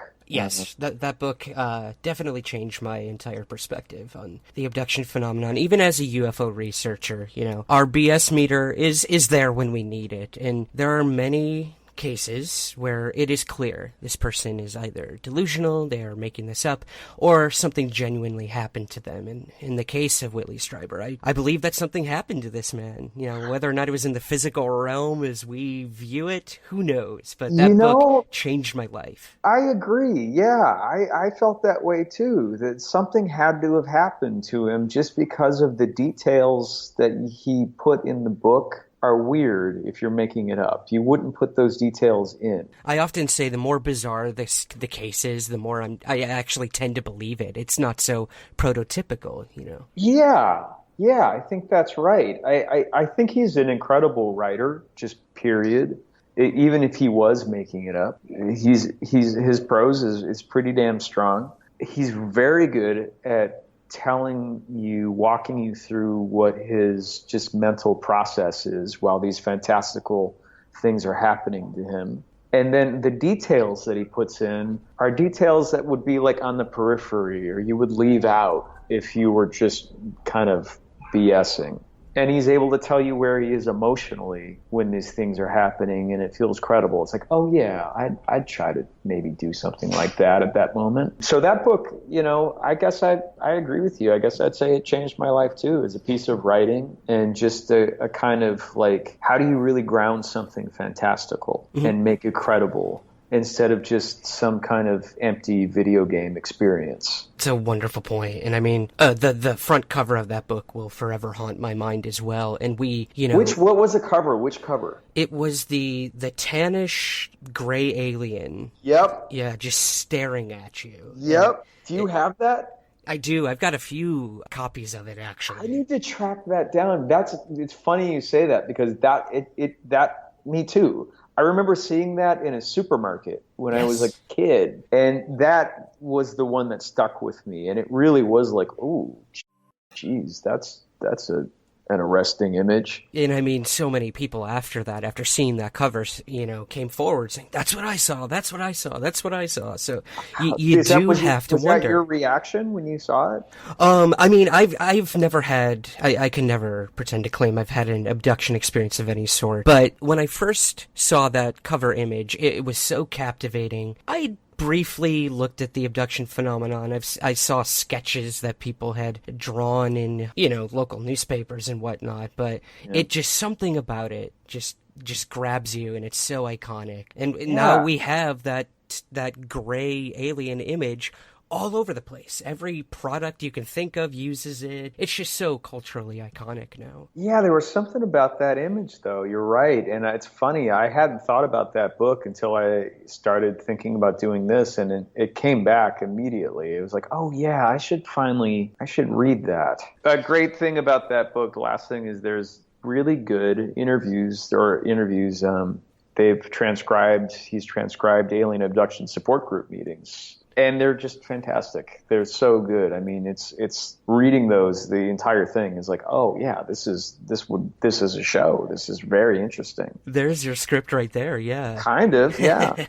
I can only imagine. Well, let's sort of touch on that, David. The alien aspect. Now, we're skipping ahead a little here, but you have three major alien races, I would say, in your show. Would you mind briefly running us through these? Because these are ones that we, in our field, as it were, quote unquote, we hear about all the time. And you've done a wonderful job of not only creating these three races, but giving them very specific personalities. And I thought that was really, really interesting. Well, I'm nervous now because you know what you're talking about. And you'll know where I've deviated from canon. Yeah. Oh, you'd be surprised. Just when I think I know something, it's out. So I went with a reptilian and a gray and a Nordic or a white. And I liked those three because they seem to be the most prevalent kind of in experience or culture. And I think with a show like this, it's very easy to get to a place where you're like, oh, and then there's like a purple alien and he cries blood and he flies, and you get into, you're just you're dead at that point. I like the idea of using things that actually exist kind of, I guess tropes or races that exist, and keeping it to that, because it gives the show a kind of shape where you just can't go out there into bonkers land. So the reptilian I kept as, you know, somebody who's, I guess, what we might call Machiavellian, or at least very adept at kind of manipulating people, and kind of has an ability to almost hypnotize people and get what they want and rise to the top of hierarchies. I have to say that TV show V is something I've been thinking about quite a bit. That was a big show for me when I was a kid, where they're all wearing human skins and they were actually lizard people. I thought that a reptilian's great because you get to talk about so many things. If you're talking about reptilians, you get to talk about a lot of the same things you talk about when you talk about the Illuminati and people's idea of, oh, the system's rigged and there's actually a superior race at the top of it. So I thought that's why that would be fun. Nordics, I like the idea of one of these aliens just being benevolent, just being very good, superhuman in their ability to be an empath and be very open, and kind of following that line, taking it to its comedic place. It's like, oh yeah, they're so open that they're almost childlike in a way. Hi there, humanity. My name is Don. I'm an alien, but don't worry, we come in peace. You don't speak for us. I definitely don't come in peace. Exactly. If peace happens, then fine. Then what should I say? You know what? Tell them we come in peace, and then they won't be expecting an invasion. Ooh, tell them we come in peace. And then the gray, I never really knew what to do landing on a characteristic for that. I was like, oh, grays never really have any personality. Right. If you read the Whitley Strieber book, they're all like, they're not robots, but it's like, I think he has them all using one brain that's controlling all of them. It's like a drone situation almost, yeah. Yeah, it's interesting. It's like they're all like linked up to the cloud or something. But I thought for the show, like it would be good to have the gray be the one that's got he's you know, at first I started thinking he'd be the banal face of evil or something, but the more we looked at it, I think he turned into somebody who's just he's a workaholic. He's really concerned about the mission. You know, he's a pretty defensive fella, and I kind of feel for him because I think that he's somebody who would like to be laid back but can't pull it off. He's a very uptight little alien. John, we gotta finish those reports. John! Did you hear me? John! When you're done pretending to be a human, I need you to be an alien up on this frickin' ship and do some frickin' work. But yeah, I think it was just, you know, after getting those types, it's like, oh, what three personality types would kind of wind each other up in an office somewhere? Right, this interstellar office that you've sort of created, you know. Yeah, I like to think that it's kind of like an office park in Omaha or something. Yeah. Except it just happens to be a spaceship. In terms of the people back on Earth, David, you've got one character that I found really fascinating. And this is a struggle that we in the UFO field come up with time and time again. We have the field of ufology. You're looking at it scientifically, very nuts and bolts. But many people argue that ufology is nothing but religion. It's belief, that's it. And you have this character of Father Doug, played by Oscar Nunez. And I thought he was just such a wonderful addition to the show because you've captured this idea of this struggle between faith, belief, and this extremely fringe topic of alien abduction. Do you believe in aliens? All these many years, we really don't have solid. I don't really want to get into the discussion because I don't want to alienate the star-crossed people. They are a support group. They meet here, and they are abductees or experiencers, as they prefer, of UFOs. I personally feel that they are going through some sort of trauma or traumatic experience, or trying to figure things out in their life. They could be loud at times. There's a neighbor, Mr. Escudero, he lives across the street. He's 86 years old, he's deaf, completely deaf, and he's complained twice about the yelling. So it's very controversial. It's a hot potato.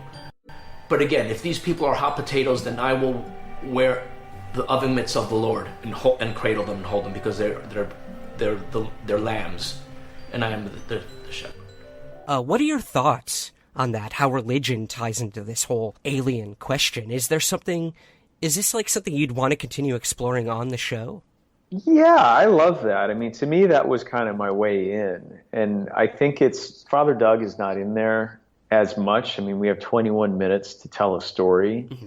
But when I was going to write this initially, I was going to write it as a play. And I liked the idea, if you do it as a play, that, if it's in the basement of a church, you've got the support group. Maybe we don't know what they're talking about. And slowly it becomes apparent, that they're talking about their alien abductions. But I think the reason that I had it in a church basement is that, I view it as a kind of religion too. I mean, they're talking about something we can't see. They're corroborating each other or arguing about each other almost the way that people would argue about religious canon. And they all have to lean on each other and form a community of belief, essentially. And I really liked the idea of somebody like Father Doug looking at what they're doing and being uncomfortable with how much it's like theology, and actually being a little drawn to it in a way. And I also love the idea of a priest having to defend an alien abduction support group using a community space and kind of getting into trouble for having these people there with the church, because they feel a little offended. They feel like it's somehow on some level a little blasphemous.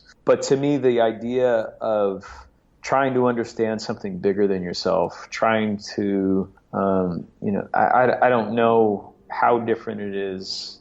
To me, it's like, okay, I mean, I there was a burning bush that talked to me. I don't know. Is that different than I was brought up in a beam of light? There's a good Carl Sagan clip from the 60s on YouTube. You can find it.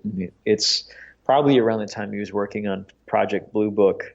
And he was talking about how aliens are a very modern way to have religion and science too. And I think at that time the fear was, in some way, science is going to kill religion. And I guess we still feel that way in some way in this culture. But he was saying that aliens, in a way, are a lot like people's conception of God. And, you can believe they're very benevolent, and they really care about us, and they're really interested in us. And in a way, we think that about God too. So I think they're linked. I think if you push on it not so hard, you're going to get to a point where it's all a way that we're trying to understand why we're here and what's out there beside us. Whatever is out there besides us. I want to ask you, David, what do you think would be their motivation? This idea of missing time and screen memories that you bring up in your pilot episode was awesome. It was cool. Like right off the bat, seeing the deer head and everything. Like, people have actually claimed these sorts of things where they see a 4-foot owl outside their car before they're abducted, or stories of this, like that they're seeing something that they know isn't real, but it's there, and this, that, and then they have no memory of what happened. They black out, and this and that. What do you make of these topics of missing time and screen memories, and how did you come about your research in that?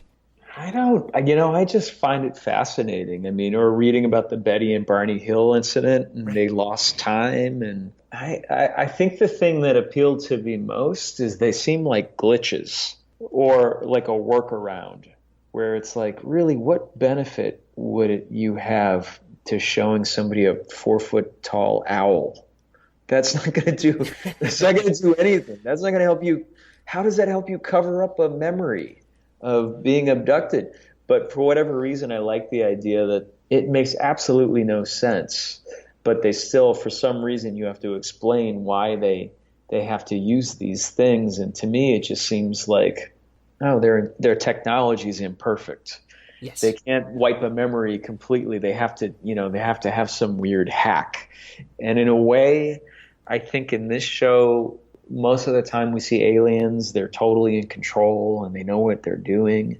And that's maybe a little bit of our God fantasy too. So the idea of a bunch of people wondering what happened to them, and they have a conspiracy theory, and then we see the perpetrators of the conspiracy, and they're just as clueless and frustrated as the people on Earth. It seems fun to me that they're like, oh yeah, we have to do something to this person's brain, and well, we'll use a deer this time. Yeah, okay, good. Put that in there.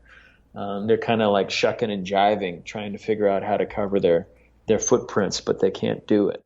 You are special. Bull. What is this? The attitude. Oh my God. I'm trying to do my job, all right? Because we often think that these aliens are, vastly more intelligent, centuries ahead of us. And maybe they are technologically. They did travel this far to find us. For what purposes, your show is exploring, and we continue to in the abduction field, I guess. But this idea that they're not perfect, everything doesn't go according to plan. And there's many actual documented cases where people are like, why the hell did they try to trick me? Like, it's clear that a 4-foot owl does not exist. Like, I know this. Now you're just making me remember this more. Yeah, totally. I love the law of unintended consequences with stuff like this, and the fact that, really, if they do exist, they're all on these little ships together. There's got to be beef. Yeah, right. Inevitably. I mean, I don't care how elevated the living being is. If you're confined to a small space hurtling through the galaxy, someone will have declined to do the dishes. Someone will be eating something that smells bad.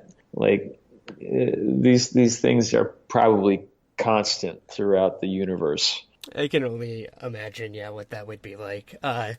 Well, in terms of being on set, are there any interesting stories you'd mind sharing with us from the set about any of the actors or crew members? Did any of them ever come up to you and say, dude, don't tell anyone, but I saw something when I was a kid, or this or that? Has this at all, this whole experience, opened the floodgates with other people that you've creatively been involved with on this?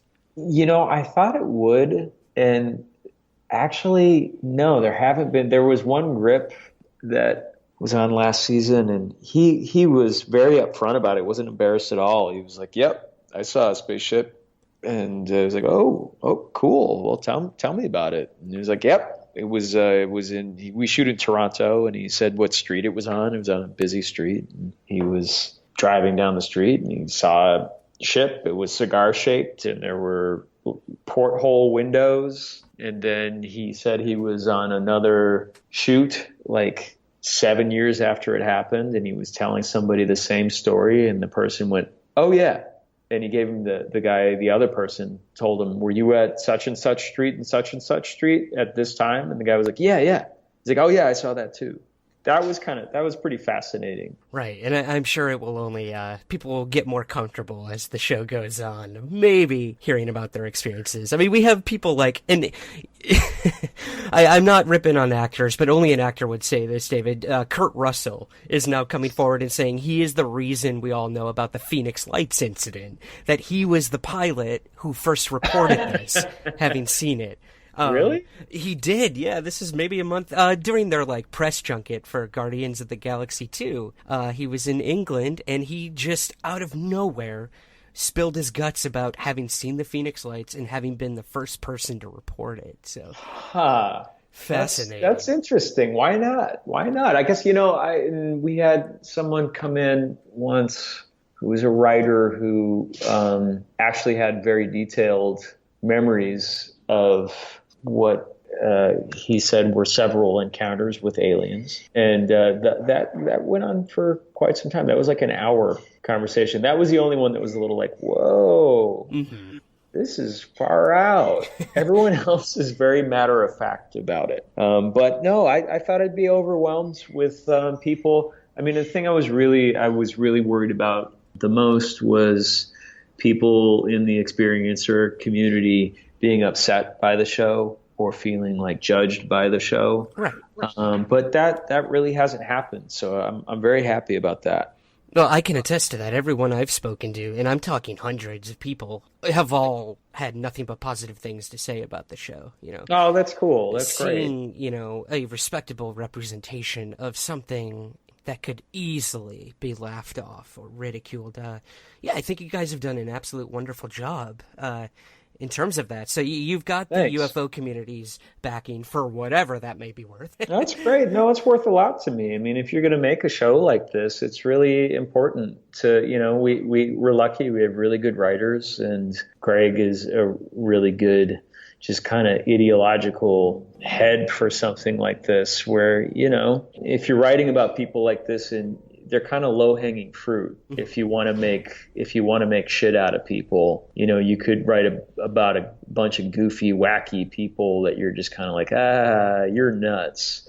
But I think to write about people in a way that have had this experience, and kind of you're kind of trying to be their lawyer in a way. You're the character's lawyer. That's a thing that people used to say when you act. It's like, you're not there to judge the character. The character's doing what they think is right. And your job is just to kind of honor them. Whether their decisions are right or wrong, that's up for the audience to decide. Right. But I feel that way with the experiencers in this show, where you make them into cartoon characters, that's not so interesting. And I think the writers do a really good job of just kind of honoring them and taking care of those characters. Absolutely. Well, I mean, have your beliefs or thoughts on this entire issue or topic, have they changed at all, David, throughout the course of creating the show? You know, I don't know. This is a really boring answer, but no, I don't think they. Yeah, I don't think they have. I don't. In terms of do aliens exist, or in terms of what? Yeah, I mean, I guess not even the alien abduction topic, but what are your personal thoughts on just, is there life out there, and if so, could it visit us? Yeah, I think so. Why not? Yeah. I mean, it seems strange that there wouldn't be, and I don't know. I believe stuff. You know, something could have visited us.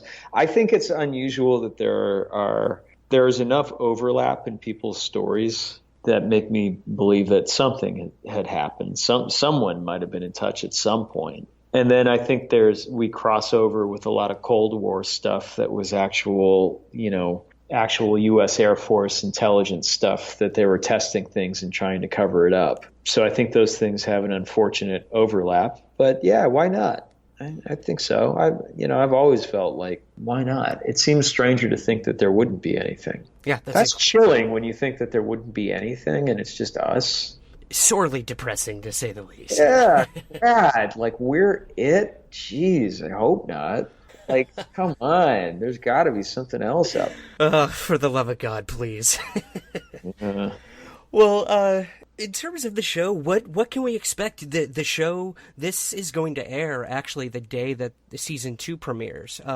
Cool. Yeah, it just so happened to fall that way, so I'm really excited about that. What can we expect in season 2, Dave? What do you got coming up for us?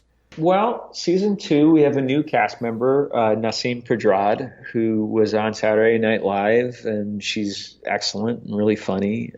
She plays an FBI agent that kind of gets sucked into this, thinking she's investigating one of the main characters for insider trading in a white-collar fraud kind of a thing. And she comes to town and finds, to her horror, that there's something unusual going on here that she can't explain. I think that we left a lot of cliffhangers in the season finale, so we get to find out what happened to Jerry. He gets abducted at the end of the first season, and we see what's gone on there. The aliens have a new visitor on their ship, and we get to see what that is, and it's a new character, and kind of see how they deal with that. I think they're in a bit of trouble after the first season because they've kind of let the invasion go sideways, so they have to answer for their sins in that way. And the group members all know they've been abducted, and they know that they've been abducted together. I don't want to spoil the finale for anyone that watched it from last season, but they know a lot more about their situation. So it changes the show a bit in that, you know, the first season they were less aware of what happened to them. They knew something had happened, but they couldn't put their finger on it. This season, they have much more of a focal point in terms of, yes, aliens are probably among us. And yes, we have all been up on this spaceship and we remember a decent amount of it. And they're trying to figure out what to do about that. That's fascinating, and I'm sure it'll only add a whole new level to, yes, maybe they have that closure with each other that this happened, but now what? What's the next step? I can only see that going in a million directions. That's really exciting. Thanks. Well, where and when can we find season 2 of the show? It's on TBS on July 24th at 10:30 Eastern. Awesome. Guys, please check out People of Earth. Again, David, creator, executive producer of the show, I can't thank you enough for coming on, man, telling your side of the story. For those who may not have seen the show, I highly recommend it. Check it out. Endorsed fully by the UFO community. And thanks again for joining us. Thanks, Ryan. All right, that is it for this week's show. Again, thank you to David Jenkins for joining me. And be sure to check out People of Earth on TBS Network and at tbs.com. If you haven't already, please consider rating and reviewing the show on iTunes. It helps gain new listeners and moves us up in the featured podcast sections. That's all I got this week, guys. Thank you again, and I'll see you next Monday. And remember, keep your feet on the ground, but never stop searching somewhere in the skies.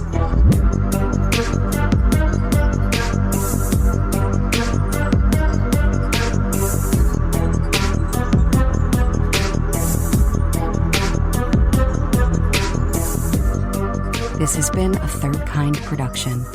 To learn more, visit thirdkindproductions.com. I'm Ryan Sprague. And I'm Andrew Sanford. And we love pro wrestling. It's the best. Headlocks, elbow drops, scathing promos, and chair shots. We just can't get enough of it. So we started a podcast. You can join Ryan and me as we dig into the ins and outs of pro wrestling like the rabid fans we are. We've got interviews, previews, predictions, news, and so much more. And we're going to cover all of it on Somewhere in the Ring. Oh, yeah. Is that supposed to be Macho Man? No good. We'll work on it. Join us every Wednesday, wherever you get your podcasts, for all new episodes. And we'll see you somewhere in the ring. Somewhere in the Ring is part of the E1 Podcast Network.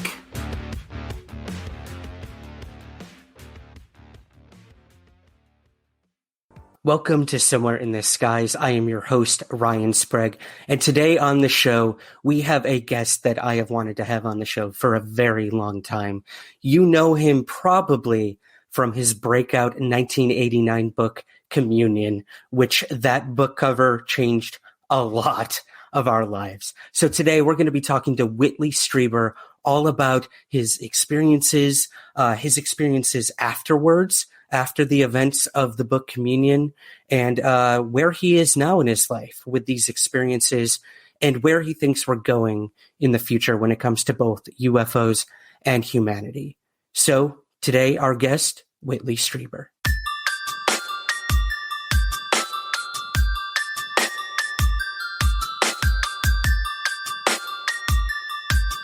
This is Somewhere in the Skies with Ryan Sprague.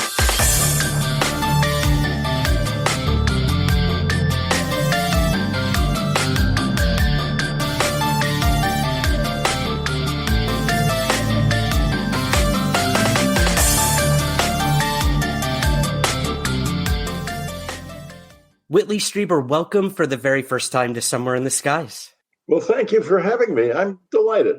So for me, Whitley, Communion was a big part of my initiation into this field, particularly the abduction phenomenon. And it changed a lot of perceptions of what this phenomenon is. It was a cultural moment for many out there, especially the cover of the book, which I know a lot of people have dissected as well. But I'd love if you could maybe run us through that initial experience in 1985. I know it goes a lot further back into your life as well, but that pinnacle moment that Communion is sort of based on. Could you maybe run us through that initial event in 1985 in upstate New York? Sure. it was December the 26th, 1985. And what the event was, I think, was a trigger to cause me to realize that this had been in my life for a long time. And it didn't quite work that way at first. The reason being that while it had been in my life probably as a child, I was not at all involved in this at the time it happened. I had no idea about UFOs. I mean, I knew about them. Everybody does. Mm-hmm. But I didn't, I didn't think about them. I didn't care about them. I didn't certainly care about aliens, and I would never have thought that I would wake up in a room full of them. Never. In fact, I would have laughed at anybody who made such a claim. Then suddenly, I did. And I'll tell you what I remembered pretty much over the next few days before it became more clear. Mm-hmm. And in the next morning, when I woke up, I was really disturbed and very upset. And I hadn't had a good night's sleep. I knew that. I thought an owl maybe had gotten into the house because I could remember these big black eyes. And Annie, my wife, pointed out it couldn't have happened because there was no way an owl could have gotten into the house, which is quite true. So I became more and more concerned. Then I began to feel rectal pain and pain in my temple. There was a red mark appeared there. And I began to have some very strange and disturbing flashes of memory, really, as the trauma released me from traumatic amnesia. I began to recall these big eyes and a lot of movement around me. And by the end of the week, I had a memory in my head that was so bizarre that I really couldn't understand what it could be, because I remembered I remembered waking up on a bed or a little cot in this round room full of bizarre creatures, some of which were dark blue and rushing around, and one other especially, which was the one that ended up on the cover of Communion, who was older than the cover looks. She must have been delighted by that. In any case, I would get to know her very well over the next few years, and so would many friends and members of my family, because it reached a point when visitors were coming back all the time at the cabin, and we had a lot of people up there who would interact with them when they were there, and it was a tremendously fun experience. But initially, it was not fun; it was hard. And I gradually pieced this together, and I could not figure out what these memories might mean. And plus, I was in agony. I really had been very roughly treated. So I went to the doctor, and I described the memories. And he was the first one who sort of put it into perspective in a very bizarre way. He said, "It sounds like you're telling me you were taken aboard a flying saucer by little men." And it occurred to me at that moment that was what I was saying had happened to me. And I thought to myself, my God, I'm going mad. I must be insane. And it was absolutely terrifying. So the next thing I started fighting with my wife, because it never occurred to me that anything like that could actually have happened. What did occur to me was that it was a psychotic break. I thought to myself, Anne's going to be trapped with a psycho, because if I become institutionalized, she won't be able to divorce me. And she would be with no husband, with a little boy to raise and no source of income.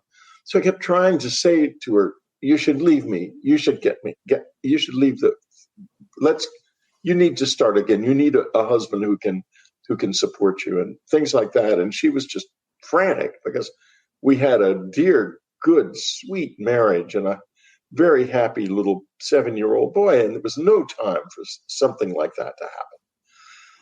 So I went all through all these tests, including brain and everything, and psychological tests, and the results came out that I was very healthy. I didn't have any seizure-related diseases. I didn't have anything wrong with me, except I was highly stressed.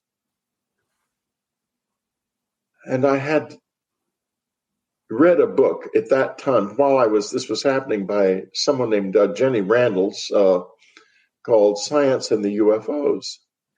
And toward the end of it, my brother had sent it to me for Christmas, and he was interested in UFOs, but I thought frankly, that was a stupid thing. And he was notorious for sending out bad Christmas presents. And this had been classed as one of the worst. But then I thought, maybe I, should read it. And I did. And at the end, it talked about Bud Hopkins and alien abductions. And I thought to myself as I read it, this is exactly what I remember happening to me. I want to talk to this guy. And he turned out to live just a few blocks from us in Manhattan. So we went over to his house, and I met this lovely man, and very articulate and intelligent and very caring man. We had trouble later over various things, but I never had trouble with Bud. I think he was rather jealous of the fact that Communion sold so much more than his book Intruders did, which is very natural. And it never bothered me, and I don't have any grudge against Bud at all. I think he did a tremendous thing in this world. Anyway, then I realized finally that was what had happened. I had been abducted by aliens, or someone. I mean, they weren't human. I don't know if they came from another planet or exactly what they were, but that's basically the story of that experience. Right. And, this would eventually culminate into the book Communion that you would write. And I mean, the firestorm that the book created when it was released, I can't even imagine what you could have been thinking or feeling the day the book came out. So I love Whitley. Put us back in that moment, the day the book came out. What were you feeling? Were you reluctant, excited, scared, proud? What was going through your head when finally you're like, okay, there's no turning back. Like, this is real now. It's out there. What was that like? Well, actually, I had published a lot of books before. Mm-hmm. And since I didn't know that this would come down that way, it was just another book coming out. I didn't think about it at all. I don't recall any particular thoughts on that day. But what I would like to talk about is what happened when I told Anne. Sure, yeah. And so let me back up a little bit from that day. Okay. It became clear that this seemed to have happened. And so I couldn't think, what in the world? I mean, my marriage was now very unstable. She was afraid I wanted to leave her. And now, more than ever, that was the last thing I wanted, but I was afraid she might leave me when she heard this story. And so I told a close friend, Timothy Greenfield Saunders, who's been on many shows and talked about this moment. He's on the Travel Channel documentary, in fact, The Visitors, which is available now, I think, on YouTube and Discovery Plus. Anyway, I told him. And I said, I don't know how to tell Anne.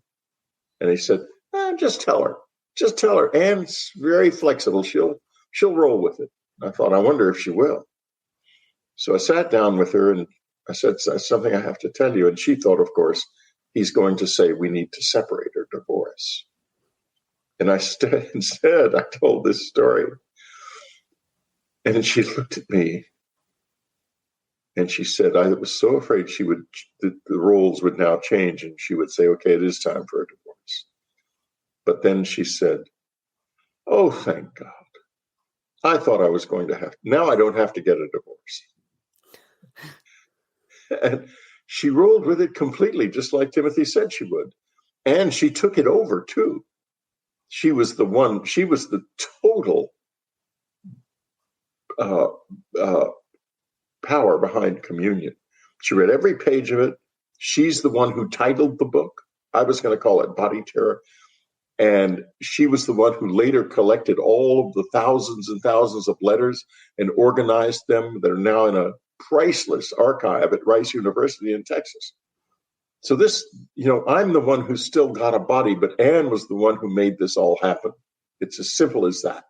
And I never would talk about this and say it was all Whitley, because there was a power there, a real power that was Anne, who understood it better than I did from the first second, and who was there for me and for everyone else involved throughout her life.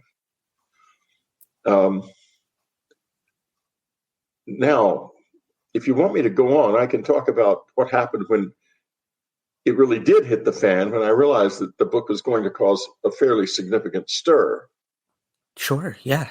All right, well, this is a few weeks after they sent me on an author tour because they paid a lot of money for the book and they wanted it to sell, of course. Mm-hmm. So there I was on this author tour and getting beat up. I mean, quite significantly. It was horrible. I walked onto stage after stage or into radio station after radio station to the tune of the X-Files music or the Twilight Zone music, and was generally considered a complete boob for doing this and just being laughed at up and down. But the public wasn't buying into that laughter. They were buying the book instead. And I got a call from my editor, Jim Landis at William Morrow and Company, while I was on tour somewhere, probably in the Midwest. And there were no cell phones then. And so it was one of these things where you're in the airport and a call for Whitley Strieber, and you think, oh my God, somebody's died. Mm-hmm. I went to the phone airport, and there was Jim Landis on the phone saying, Whitley, how are you doing? And I said, well, I'm fine. I'm getting on a plane in about 20 minutes or something. I said something like that. He said, well, listen, I've got some news about the book. And I thought, oh my, what could it be? He said, it's good news and bad news. And oh God, I thought it's not selling. So I said, well, I said, give me the bad news first. He said, no, I'm going to give you the good news first. The good news is everyone at William Morrow now knows you're not lying. And I thought, what? What could that be about? He said, now the bad news is the book visitors think your book is ridiculous. And I said, Jim, could you explain this a little further? He said, yeah, Bruce Lee is not the Bruce Lee, but another editor at Morrow had walked into a bookstore in Manhattan and seen two people rapidly paging through Communion and laughing. And he went up to them and was sort of hovering to see if any books were moving off the shelves and stuff. And they stopped and looked up at him. And he saw these huge black eyes under their hats. They were dressed in hats and overcoats. And he thought, oh my God, it's Whitley's people and they're real. And he and his wife immediately left the store because they were scared. The two people left behind them and walked down the street right in the middle of Manhattan with nobody noticing, which you think in Manhattan, that's probably inevitable. But it turns out that there is an actual psychological state that we all share. If we don't expect something, we're quite likely not to notice it. There's a wonderful YouTube that illustrates this called the monkey business illusion. that was created by the psychologist who really has spearheaded understanding of this. And in it, you're asked to pay attention to how many times people in a little group pass a ball back and forth to each other. So you're looking at the video, and I'm not going to tell you what happens. In fact, I'm going to say, go to the Monkey Business Illusion on YouTube, and you will understand why nobody noticed these aliens walking down the street in Manhattan.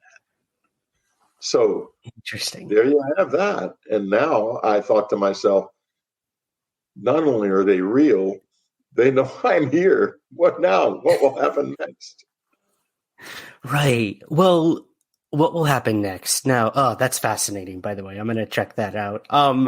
Well, so the book becomes a big hit, and then comes the movie, which is a whole other story. I know there's a lot of controversy behind the film, but what was that like, Whitley? No, I know you wrote the screenplay. What was it like writing the book, adapting into a movie, and that entire process? I can't imagine it was easy. If you don't mind, could you run us through some of your brutally honest thoughts on the film aspect to all this? Well, sure.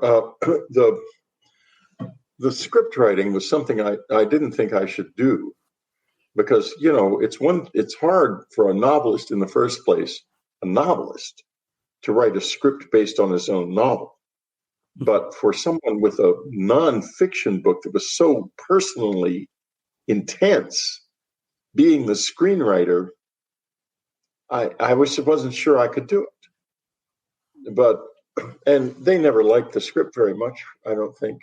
But it works pretty well. There are parts of it that are intact in the movie. The movie's not all my script, but it works pretty well. The movie itself was troubled in the sense that it was an independent production, and the money was insufficient. There was not enough money, and the director had a tremendous struggle on his hands, especially with the special effects, which he did not get nearly the special effects that he had hoped for. And that sort of diminishes the impact of the movie, I think. But overall, the emotional content of it survived. The fear, the disruption of the family, all of those things are in the movie, and they're pretty good. I did not like Christopher Walken's holding a camera on himself the whole time. I said, it makes me look like a narcissist. And he said, well, what I'm trying to communicate is that you're trying to get a video record of what's happening. And so he did that, and I didn't like it. But other than that, I think the movie comes off very well, and the acting in it, both of them, Lindsay Krause and Christopher Walken, are superb actors, and it shows. They did a good job. Right. And, we always wonder when these actors take on the role of an actual individual, like their personal thoughts. Do they actually believe what is occurring? But at the end of the day, it doesn't really matter. Like, they are creating a truth of something that they'll never truly understand, but live in that character. So did you ever have those conversations with Christopher as well, Christopher Walken, of did he believe your story, or what were those conversations like? I'm curious. I don't know whether he believed my story or not. I never asked him. We did have some lunches and things, as I recall, during the early days of making the movie, where he got a sort of an idea about me as a person, and we didn't see much of Lindsay Krause. Interestingly enough, Ann and I were on the set most of the time, and it didn't bother Lindsay and Christopher at all. They never complained about it in the least. They were perfectly happy to have us there. Some actors wouldn't have wanted us anywhere near the set because, they were portraying us and we were watching them do it. And I had a fairly friendly relationship with Christopher. I don't recall my relationship with Lindsay, so it must have been not very complicated. In other words, we must have sort of seen each other in passing. Anne was glad of Lindsay playing her because she thought the world of her acting, and she wasn't some kind of someone very glamorous. She had a more down to earth appearance. It was the same to Anne than Anne does, or did in her lifetime. So that part of it was fairly smooth. Christopher was a funny guy, and we used to pal around a bit. And he said, "You have to understand me. I'm not an alcoholic. I'm a wino." And I said, "Do you mean that you're drunk all the time?" He said, "Not all the time." But he was a fun guy. He was really very much fun to be with. I can imagine, yeah. And he brought such a eccentric, just flair to the film that I think was needed. Whether that's true to your life or not, that's for you to decide. But I thought he did a wonderful job. I do. I'm very in private life. I am. People would laugh, who see this, who know me, are going to laugh their heads off.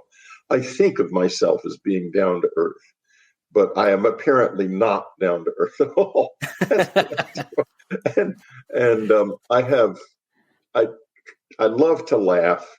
I have a sense of humor, and I love to laugh and tell funny stories and listen to funny stories from other people. I'm not much into things like politics, and I don't really care about that stuff. It just comes and goes as far as I'm concerned. And, my only concern is I don't want to end up in a dictatorship because I'm no good at keeping my mouth shut, and I probably end up in jail. But, I don't worry about that stuff much. But I have a fun life, frankly. I miss my wife terribly, but she's still with me in many respects. The book Afterlife Revolution talks about that, and it's still very true. So, it's an unusual life, but I wouldn't trade it for anything. One of the visitors called me the luckiest of the lucky, and I thought, what in the world? What kind of sadistic sense of humor is involved here? But now I understand it may be to a degree true. Interesting. Well, I'd love to touch on that afterlife aspect. A lot of your later work dives into this, and that's what I find most intriguing is how we interpret the visitors and what they could mean and how this could all somehow be connected. And I'd love to ask you, Whitley, one of our Patreon subscribers wanted to know this from you, one of our listener questions, and it has to do with that. In Leslie Kane's 2017 book, Surviving Death, she details contact from beyond the veil with your mutual friend, Bud Hopkins. Did Hopkins ever get word back to you later in a similar fashion after his death? No. I know you talk a lot about Anne doing this as well. So if you'd like to, talk about both of them and if they've ever visited you, I'd love to hear that. Yeah. Well, there's a lot of love between Bud and Leslie, and that's why Bud could come back to Leslie, because love is like a path that you can follow from the other side. I only had one brief encounter with Bud after he died. He just laughed at me and disappeared. So that was it. And Anne was a different story. Anne, during the communion years, when she was reading all the letters, she came out of her office one day and said, "Whitley, this has something to do with what we call death." And which it does. It also has something to do with family in ways that we do not understand yet. And I discuss this extensively, by the way, in my new book, Them, which is coming out hopefully before Christmas. I gotta get on the stick, but in any case, hopefully before Christmas or right after. So what happened was she died, and she had had a stroke and a near-death experience, and had read all of these letters and really understood the relationship between the living and the dead and what the soul was better than anyone I've ever known. I mean, she was one of the smartest people I ever knew. if not the smartest. And she could pick up things on very quickly. So she passed on, and I was sitting in the living room about an hour and a half later, just devastated, wondering if I could even live through the night myself. I wanted to be with her so badly. We were so close, still are. Suddenly the phone rang, and I thought, oh no, I don't want a call, because no one knew yet except a very few close friends. And this was not one of them. This was a friend called Belle Fuller, who we knew. I mean, we went out with her and her husband from time to time, but not well. And I certainly hadn't told Belle Fuller a thing. And she said, I thought, I don't want to answer this call. But then I did. I mean, because Belle was Anne's friend, and Anne liked her very much. And I'm just not going to not tell her. So I answered the phone, and she immediately says, not hello, but Whitley, I just had this thing happen. I heard Anne's voice say to call you. And at that moment, I had been, when the phone rang, thinking, Annie, if you still exist in any way, please give me a sign. And that immediately happened. And that shocked me. And I thought, could this be real? Over the next week, it happened again and again.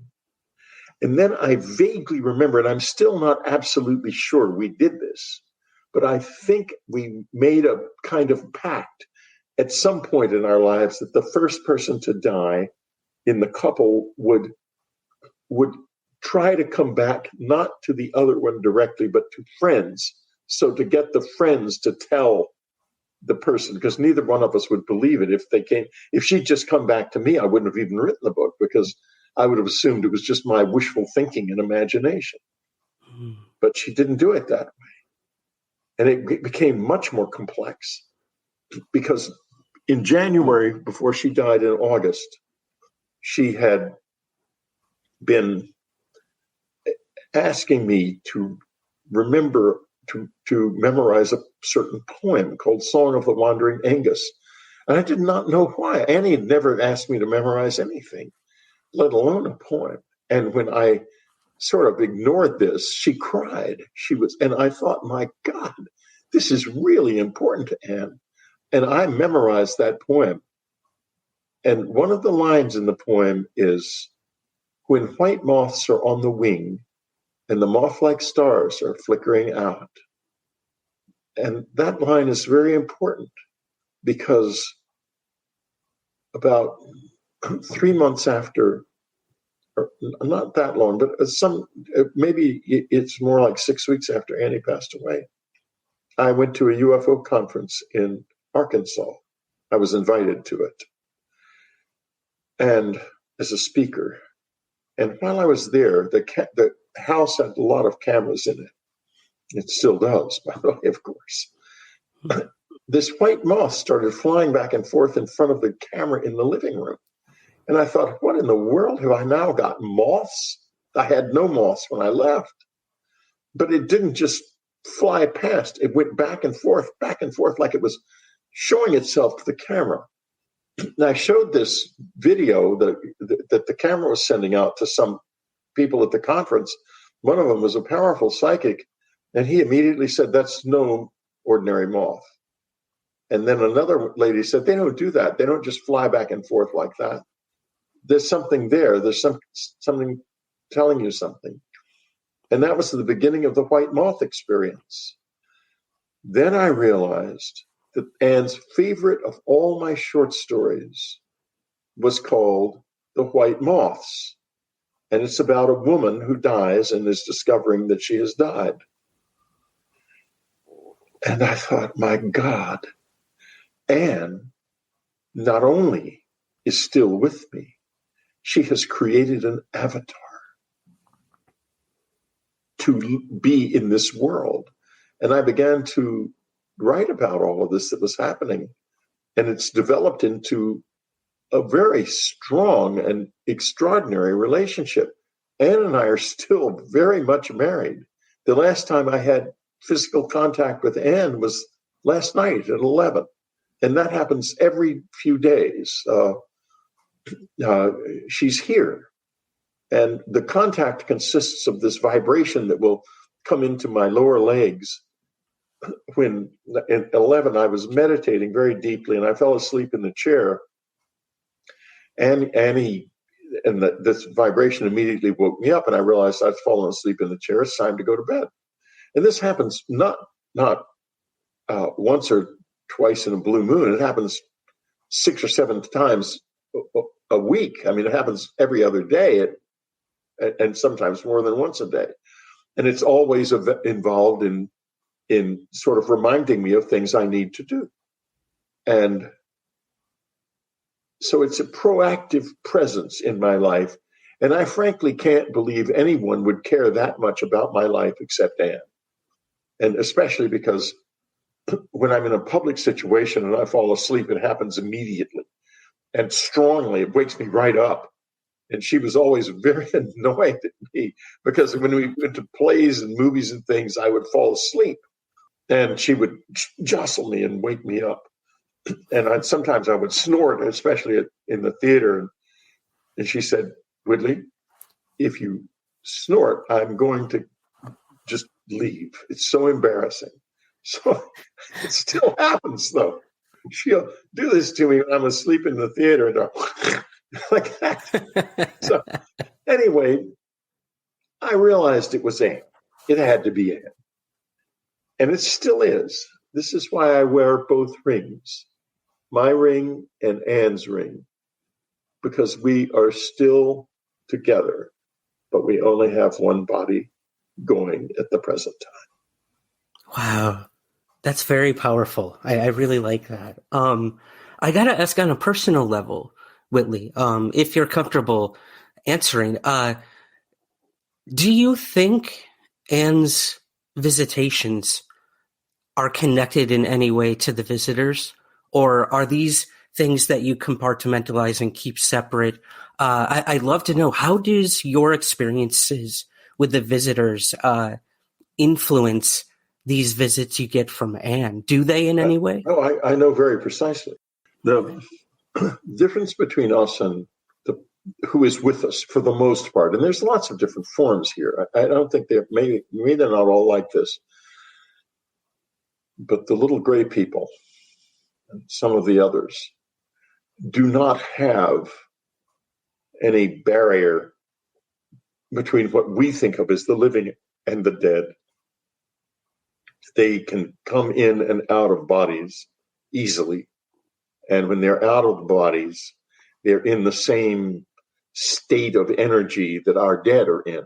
And so they're together with our own dead in that state.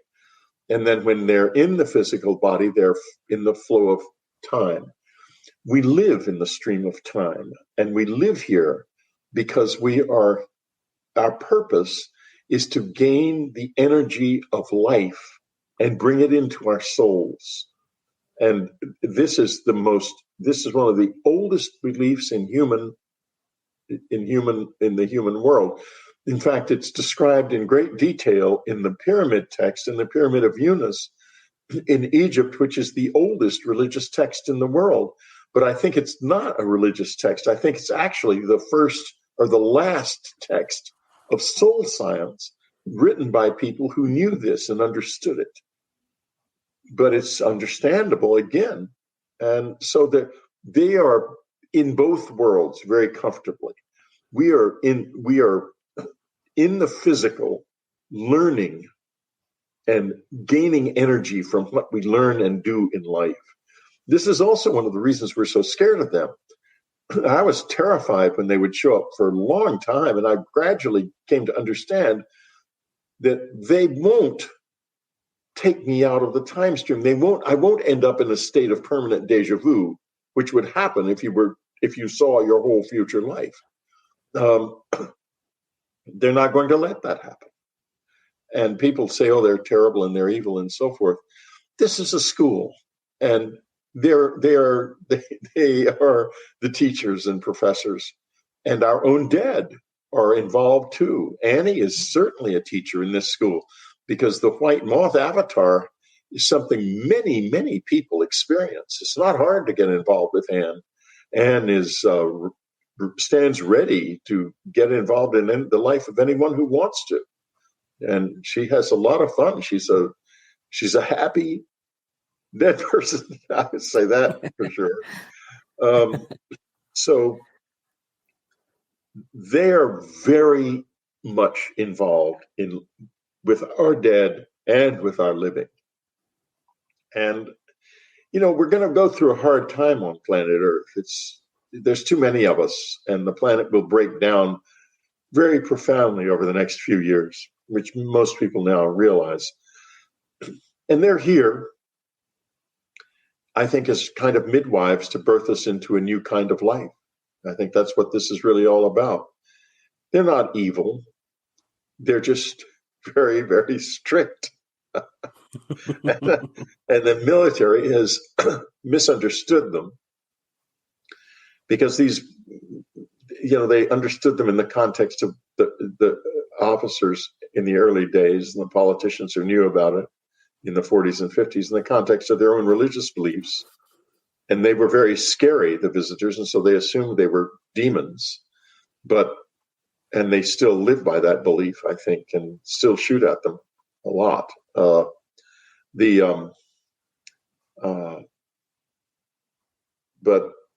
the truth is that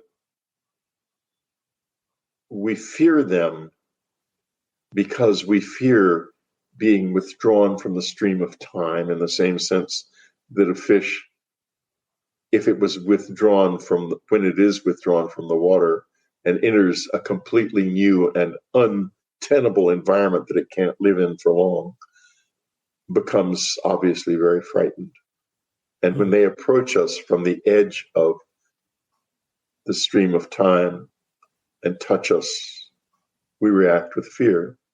I don't anymore, because I've learned over the years to trust them not to take me out of the stream of time where I belong. And a lot of other people too. I mean, contact's working really well, but it's very much behind the scenes. You don't see it in the public, in the books, the scary stories and stuff. Some writers, some people who are in the experience do wonderful books, but mostly, the ones that are trying to sell a story tell horror stories that are largely not true. But it's going well. Contact's working fine. I'm not concerned about it, and I don't care about disclosure or any of that stuff. It's irrelevant to me. What matters is contact between us and them, and making it work in such a way that is useful for us. That's what matters. I like that positive way of looking at it. We had Mitch Horowitz, a friend and colleague of yours, on the show last week, and he feels very optimistic about the future of the connection and the convergence of the occult and UFOs. And a lot of that was because of, this post-New York Times 2017 UFO world we live in. And you bring up so many good points of fear. And that seems to be a lot of what's motivating the narrative right now in the UFO field is national security and what could these be? And we need to open this office and have the military look at UFOs. So I'd love your personal thoughts on. What are your thoughts on all that? Because UFOs are bigger than ever. NASA's going to get involved, but the NASA thing is a new Condon report, because they started out saying there's no evidence it's extraterrestrials. So what are they going to tell us? And why do they only look at UFOs? They never look beyond that. And they're very scared of that because they're afraid that they'll be made ridiculous in the public and they won't get the funding that they are looking for, that they can only get if they characterize this as a threat. They're children. They're children. But not all of us are children. There's lots of grown-up human beings. And a lot of them are in the experiencer movement, because it's a very sophisticated movement. An awful lot of people in it know a good bit at this point about what we're really here for and what is happening. And they can they can interact usefully. And so I'm very optimistic. I think it's working fine. Good. That's good to hear. Here's a good, I guess, listener question for you. Kevin on Twitter asks, in your book Communion, you said that one of the ETs tried to calm you down during an abduction experience, and that they said it was with a Midwest accent. I found that interesting. Have you had any other encounters where you detected an accent from your abductors? Yeah, well, I haven't, but Bruce Lee did. He said they had a distinct Jewish accent as they walked out of the bookstore behind him, laughing and talking about the book. I don't know what that was about. I didn't say. I don't think it was a Midwest. I don't think I said a Midwestern accent. When they tried to calm me down, when in the December 1985 abduction, they turned on a machine that kept saying, "What can we do to help you stop screaming?" And it was the wrong question. It should have been something like, "We won't hurt you," or "What can we do to help you calm down?" And it was a gentle, sort of mechanical female voice, but I don't recall. It may have, when I was closer to the experience, I may have been aware of it having a Midwestern accent, but I don't right now recall ever saying that specific phrase. Okay, gotcha. Thank you for clearing that up. A couple more listener questions here, Whitley, if you don't mind. Of course. Great, thank you. Let's see here. Todd on Instagram asks, how did you reconcile the trauma of your experience to come to a place of understanding? Was there ever forgiveness involved? I know there were some very disturbing, traumatic things that happened to you. I mean, how did you find that closure or that way? Have you ever forgiven the visitors for what they've done to you and the path they sent you on, or have you kind of come to terms with it? That never even occurred to me, the idea of forgiveness. I never felt a need, I in the sense that what I wanted to do was to understand what was happening to me and to make it work for me. And so I'm very involved in that aspect of it and not so involved in personalities. I don't even know if they can understand forgiveness in the same sense that we do, or anything for that matter. I don't know how their brains work, and therefore cannot know how their minds work. Excuse me. Acceptance, yes. I have accepted their presence in my life, and I know that they are difficult in many ways to be with, very difficult. And I also know that from long experience now, that they do have my and our best interests at heart on their terms and based on their understanding of what life is and what the world is. I think they're somewhat predatory and conceivably rather dangerous, especially perhaps to souls that die with a lot of weight on them. I think they may be very predatory at that point and may indeed be the reason we think in terms of demons, because that would be what they looked like to a soul that died that way. But I saw Annie ascend after she died. I saw it. And there's another way, believe me, a good person, and most people are good. It's not rare. What's rare is the ones that aren't. That's very rare. We have to work hard to be evil on earth. It's not easy, because this is definitely a school and there's plenty of latitude. You know, you go through your life and you do things that you later regret and so forth, but it lies very lightly on your soul. You have to really work at it. You have to be a Hitler or a Nazi or some of these people in the Russia, you have to really work at it to be an evil person, to build weight into your soul. And then you can't get rid of it very easily either. Going to confession, for example, is a joke. That's not how it works. You can't kill somebody, then go into a priest and say, "Bless me, Father, for I have sinned. I killed somebody," and walk out free. No. You belong to that person. You kill somebody, you are theirs until they let you go.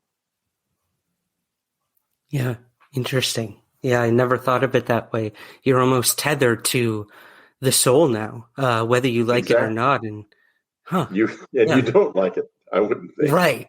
Exactly. Yeah. Exactly. Last listener question for you, Whitley. Besides your own, what other UFO or ET cases most intrigue you? Which are the ones that you put a lot of credence into? Whether it's just a sighting or a close encounter, abduction, any others really stick out to you? There are lots. I'm very, very involved in this. I'm right. My new book, Them, is not about my experiences at all. It is in just one brief chapter at the end. It's about cases that came out of the letters that Anne saved, and deep analysis of those cases, and also deep analysis of where the military is and what their experience has been, because it's an attempt to build a picture of how they relate, the visitors relate to us, and therefore from that create some of kind of an idea of what they want from us, and what they have to offer us. In other words, to build contact to another level and of clarity. So I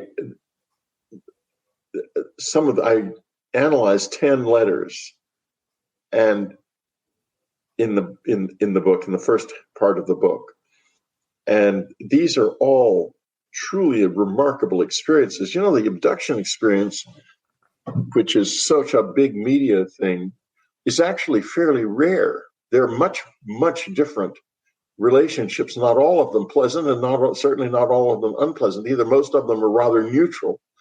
They're the people trying to understand what's going on when these approaches occur. And they're very complex and very different from what has been put out there. So those are cases that I think are important. And another case that's sort of lost is the Corina Sables case. It's Saebels. She wrote a book, I believe, called Taken. And what happened, this was in the early 2000s. She and a friend suddenly had an urge to go out to take a drive and to go down this rather lonely road and get out of the car and to look at the stars. And when they did that, they were abducted, and they were conscious of the abduction. Being called to a place for interaction with the visitors is something that's not common, but it does happen. And they ended up with significant medical issues that had to be treated by doctors. So it's a pretty strong case, and Corina's book is pretty good. But the thing that makes it special is that the UFO investigator Brian Vike, at the time, and it's in British Columbia, was recording all kinds of sightings that were happening in the area of UFOs.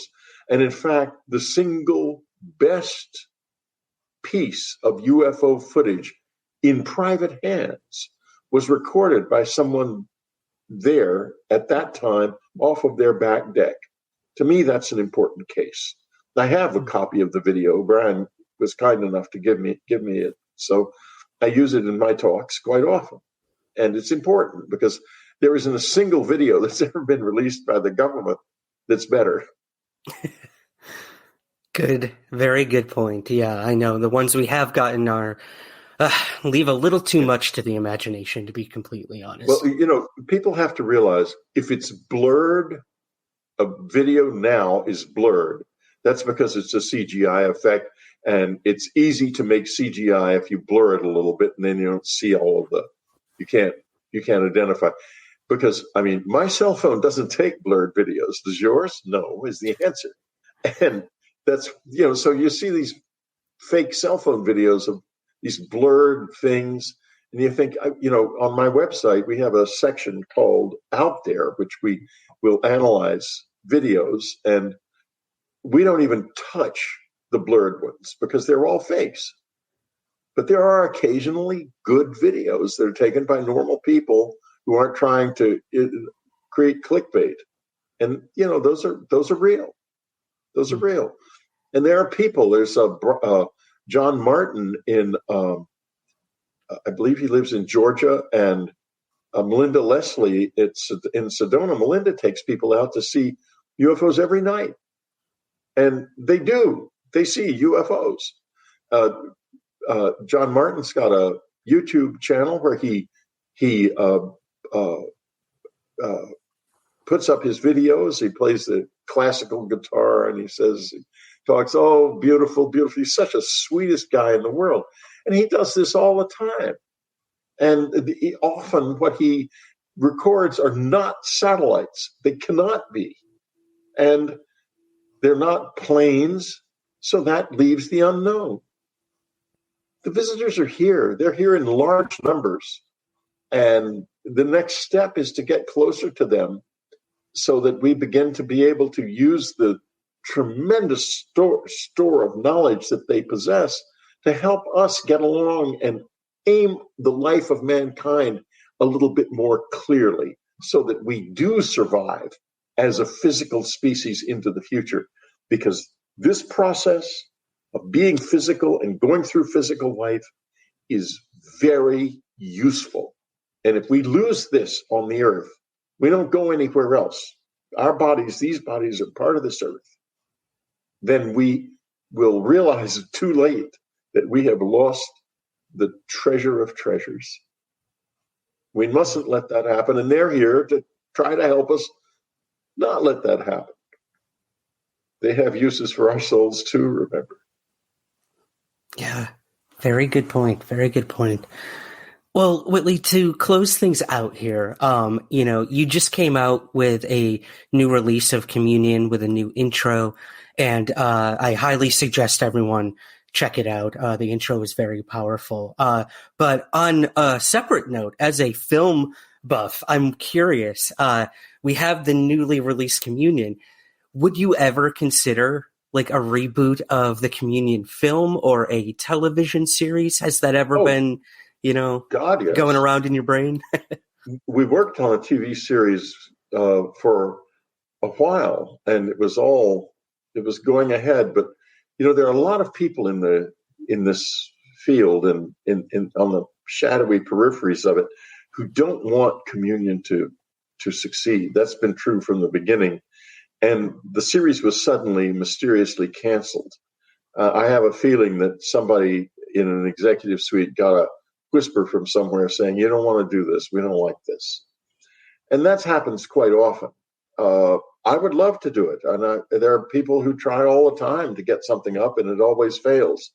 But maybe not forever. Maybe times will change, and maybe something will happen. Okay, I'm glad you're optimistic about it. I'd love to for your story to be introduced to a new generation, Yeah, and I would love to see a movie that had a sufficient budget. It wouldn't take much. I mean, it would be a lower middle budget movie.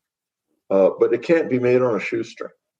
Not again. Exactly. Yeah, I don't think any budget really can really give you what you need of these experiences. You look at something like Fire in the Sky as well, who I know you're colleagues and friends with, Travis Walton, and he's gone on the record and said, movie just couldn't get to the level of what I actually experienced. The emotion was there, which is very similar to your own. Travis is a great guy. He's a classic example of the real deal type of contactee out there telling the same story again and again for years and years, being trashed and still going out there and doing it anyway. That's the job. And I think all of us who are out in public have one personality trait in common. We're stubborn as hell. Every single one of us. So yeah. Well, I'm glad you are. Because the story lives on, and I hope we get those answers. I truly do. Me too. Yeah. It's not getting answers. It's getting into useful contact. Then the answers will come right out of us. The government can't answer these questions because it doesn't know the answers, not the real answers. I love that. Each individual, I think, is going to experience their own disclosure. That That's word we like to stay away from. But yeah, I think it is a very personal thing. So no, I'm glad. Very personal. I'm glad you brought that up. Yeah. Well, Whitley, thank you. Thank you for your time. You've been so gracious. Before we go, obviously, let us know where we can find your work and everything. Yeah, if you'll give that to us. Yeah, well, unknowncountry.com is my home, my website. I'm very personally involved in it. If you want to, you can subscribe to it for $5 a month, and then you get a whole wealth of additional material. But if you don't want to subscribe, there's still plenty on the outside. The visitors are not interested in riches and wealth. So when I built the website, it was very clear that we needed to make it plenty of it free. And the subscriptions basically just barely support it or don't sometimes. So if you do want to subscribe, go do it. It would be very welcome. Okay, perfect. And I look forward to the new book. Hopefully we'll get to see that sooner than later. But Whitley, thank you. Thank you for sharing all of your insights. And thank you for joining me on Somewhere in the Skies. Thank you very much.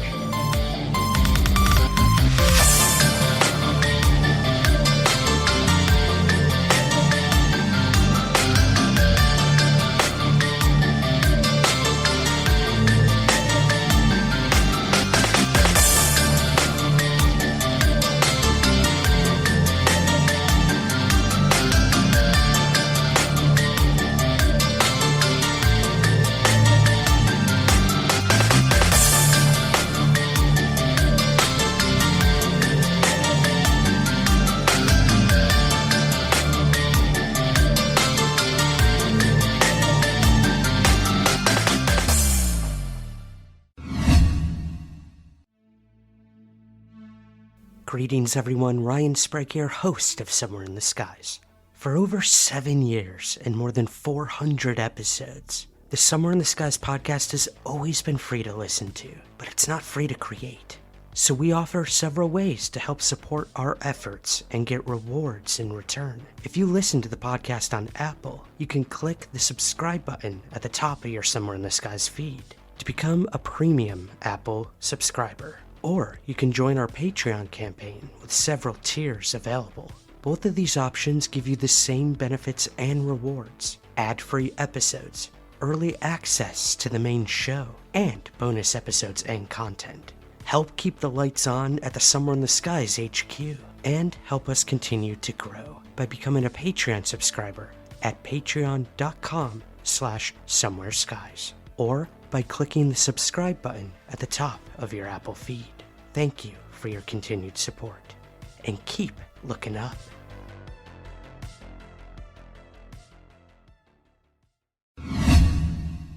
Today on the show, Alan Steelman joins us to talk about his new film, Witness of Another World. Before I made this movie, I had two questions. One of them was if there is a connection between the ancestry or the lineage and the UFO phenomenon on people that had this kind of encounters. And the other question was if there is a connection between the afterlife and the UFO phenomenon also.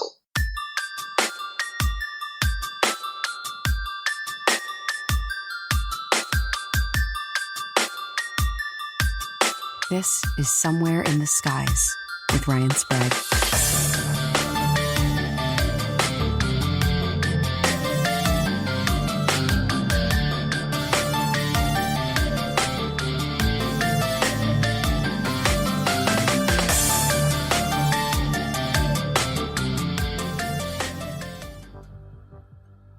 joining me today on Somewhere in the Skies. Thank you, Ryan, for having me. It's a pleasure.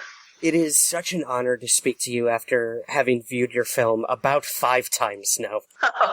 Thank you so much. Yes, before we even get to what the film is about and how you made the film, I have to say it is probably one of the most beautiful documentaries and most heartfelt documentaries I've ever seen, especially within the UFO topic. So I have to congratulate you first and foremost. Thank you, Ryan. Thank you. Your words means a lot to me. Before we get to the film, Witness of Another World, Alan, I'd like to maybe ask you how you became a filmmaker. Where did your interest in filmmaking first start? It started when I was 15 years old. At that time, I was studying IT and I was a programmer in my high school. But after some time when I was in my literature class, I discussed a lot with a professor about movies, about cinema, about messages in the movies. And he showed me a movie that changed my mind and my mindset completely. The title of this movie is El Topo from Alexander Jodorowsky. And it's a very surreal film that changed my perception completely. After I saw that movie, I didn't understand anything about what I was seeing, but I felt something inside of me that changed me. I don't know what. And after that, I said, I want to make movies that can change people in a way that it's not like a regular movie that has a story behind an ending. This, for example, in El Topo, it's like a big puzzle of images, of sounds, of actions, and I want to transmit that same feeling into my audience, and that's the beginning of my career and on my journey of filmmaking. That's fantastic, Ellen. I mean, I know I have the same sort of feeling. I write movies, fiction movies, and I remember my first film that really inspired me was by Alfred Hitchcock, which was Vertigo. And I had the same feeling of I didn't quite know or understand what I was seeing, what I was hearing, but I knew that it was affecting me in a very raw or visceral way. And that inspired me to then create stories. So as a fellow, filmmaker / writer, I know that feeling well. Yeah, the same feeling here, yes. Absolutely. Well, that brings us to the film that we're going to be discussing today, Witness of Another World. So maybe before we get to a lot of what the film represents, these bigger philosophical questions, how did you first hear about the story of Juan Perez and what happened to him as a child? Well, the long, short story is that it was 2013 and I was doing automatic writing by that time, and I was writing a story about an abduction, a couple that was abducted by strange entities.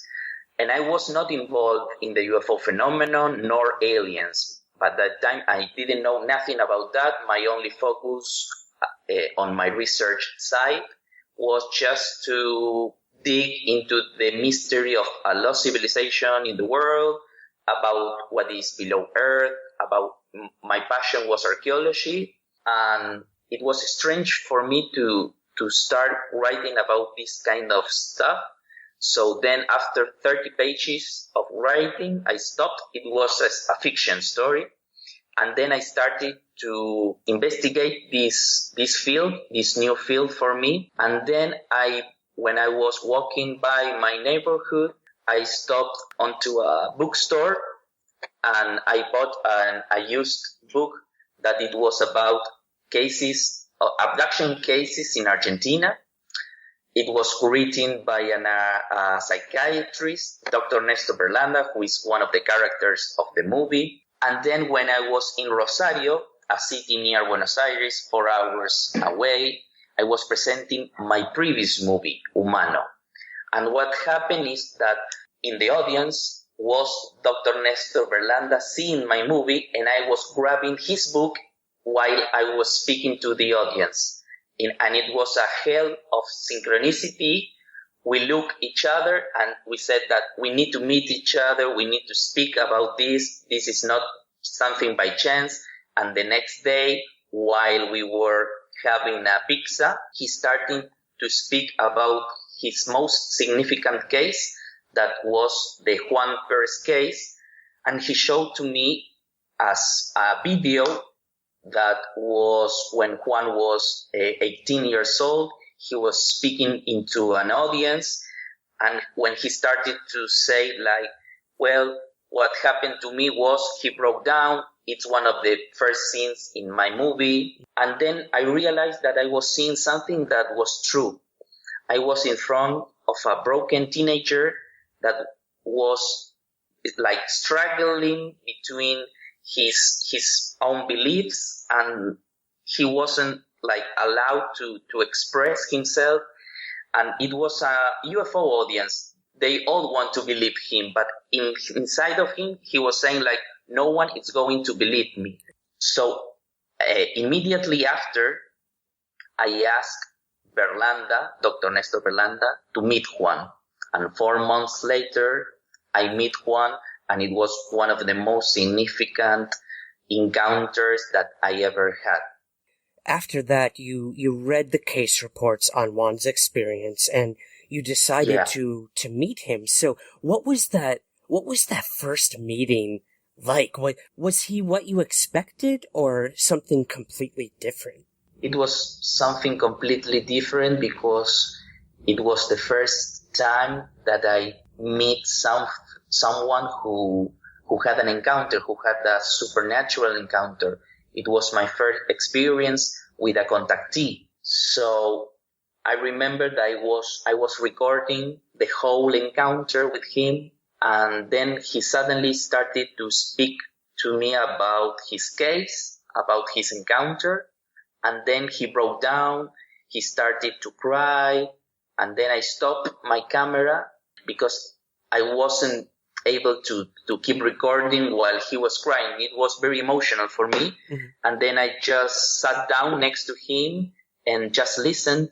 And I started to feel very, not awkward, it's not the accurate word. It's more like I started to feel more like strange. I don't know what, but Juan is a very special person, and something from his aura, just to put a word, start to like embrace to me. And it was really, I spent like 4 or 5 hours with him and with Dr. Nestor Berlanda.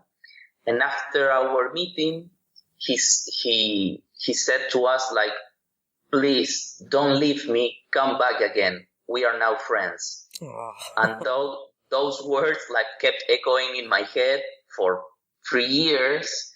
But after that meeting, but that time I only wanted to make a short film about this story. But while I was editing this short footage, I wasn't be able to keep doing it. I don't know why. Probably because I had to do this movie. But that time I didn't know that, so I like step away that footage. I started to dig into the UFO phenomenon. I read all the books from Jacques Vallée. I read plenty of books during the time of 3 years. And after that time, I started to feel more secure to make this film. And I went again to Venado Tuerto, the hometown of Juan. And I asked him the permission to start making this project. And he said yes. And that's the beginning of this little story. This little story that becomes something very, very big and powerful. And in the official synopsis of your film, Juan is a self-proclaimed gaucho. So could you explain to maybe our American audience, Alan, what is a gaucho? What would that be considered here in North America? Well, the simple way to express is like the gaucho. they are like the cowboys from South America. A gaucho is a skilled horseman, reputed to be brave and wild. They are mestizos, persons of mixed blood. Half-blood are indigenous, and the other part are from Spain. So that's the best way to describe them. It sort of is almost what you would not expect Juan to be. You would expect him to be very, very manly, very macho. And very rude, Yeah, like we view the Western cowboys here in America. And he is such a man filled with emotion. And it's clear that whatever happened to him as a child affected him very traumatically. And I think that's what really, really brings the viewer into the film, is whatever happened to Juan, it affected him in many, many ways. And he's very forthcoming about his emotions. And you were able to pull that out of him, I think. Yes, it was not an easy job, but when I was having like plenty of meetings with him, I started to saw him as a broken child, because in the outside you see like a brave man, very big, because Juan is pretty big. Yeah. He's a hunter. He also hunts with his knife, only with his knife. He doesn't use any kind of guns, and he only hunts for eating purposes. He's not recreational. So you see like he's a brave man, but behind those eyes, I was seeing like a broken child that was needing, he was asking or screaming for help. And I think, as the movie progresses, he finds that help in many ways, which we will get to. But I think for our audience, Ellen, maybe we should give them a little idea of what the actual experience is that Juan had. I mean, we don't want to give away too much, obviously, but this was, what would we consider this? A close encounter of the second kind, maybe? Well, the third kind? It's hard to explain, because when I was discussing this case with Dr. Jacques Vallée, it's not a typical abduction case. Right. Because Juan voluntarily enters into this ship. So it's like in the middle, from third or fourth, we don't know. But the real case, what happened, it's like, it was 6 o'clock in the morning, September 6, 1978. Juan left his home to find the herd of horses to start the field work in his farm. Every day he did the same thing, because before going to the school, he needed to make all the works in the farm. That's the way his father initiate him. So it was 6 o'clock in the morning. Juan rides his horse Cometa. It's Comet in English. And he, after some minutes, he looked above his head and he saw 3 lights dancing very frenetically. And his horse was getting a little bit upset, and he was really, really mad. And Juan got really scared, because he was afraid to fall off his horse. And then he comes back to his house and tells his father, Father, there are big lights in the sky. What should I do? And his father told him, I sent you to find the herd of horses. Don't bother me with anything else. Just go and do your work. And then he climbs again his horse. He rides, and he saw a big fog. Not the typically fog on during the dawn. It was really strange fog. And he passes, and after that he found a big. It was like a big object, a very, very shiny white, and he thought that he was seeing a tractor or the house of workers from the farm. He wasn't afraid, but his horse was really scared. So he got off the horse, and he goes into next to this, let's say, ship, and a ladder went off the door. The doors opened, and a big like being shows up and says, not says, sorry. He like do with his hand an invitation to climb up and enter that ship. So Juan climbs that ladder. It was really hard for him to climb up because the stairs were really, really tall. And then when he's inside of this ship, he saw two things. On his left side, there was a small being, like a meter or a meter and a half, that was cutting meat on a table. This small being had, instead of hands, he had scissors. And he was cutting a meat without blood. There was no blood in those meats that were in that table. And in the right side, he was seeing this tall being that was like 2.5 meters, 3 meters. And he was like doing some gestures with his hands, and some monitors were in front of him. He was like making some coordinations. I don't know. But one of the biggest details in this experience was that in front of Juan, there was like a mirror or a transparent mirror, something like an electromagnetic field that Juan couldn't pass through that glass. When he tries to enter to the space of these beings, he wasn't allowed. But at the small being with because instead of legs, this small being had wheels. So he was able to cross from one side to the other, but Juan couldn't. And after a while, the door started to close, and Juan realized that his horse was like really mad and was really afraid, not from the beings. He was afraid of his father, because his father was really severe and he was really strict with Juan. And then he climbs down, and he realized that his horse was injured because he was kicking to the ladder. And what happened? 24 hours later, his horse died. Yeah. Now I want to stop here because two things happened after this case. In the original reports, it says that the tall being helped Juan to climb up to the horse, and then Juan goes back to his house with a globe that was a gift from this tall being.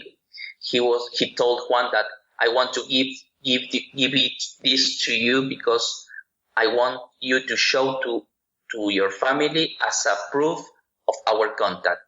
But before he could go to his house, 3 small lights came out of this big ship and took that globe before Juan could enter his house.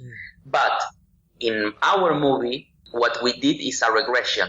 We practiced for the first time a regression to Juan in order to see if some lost memories could come up into the narrative. And it did.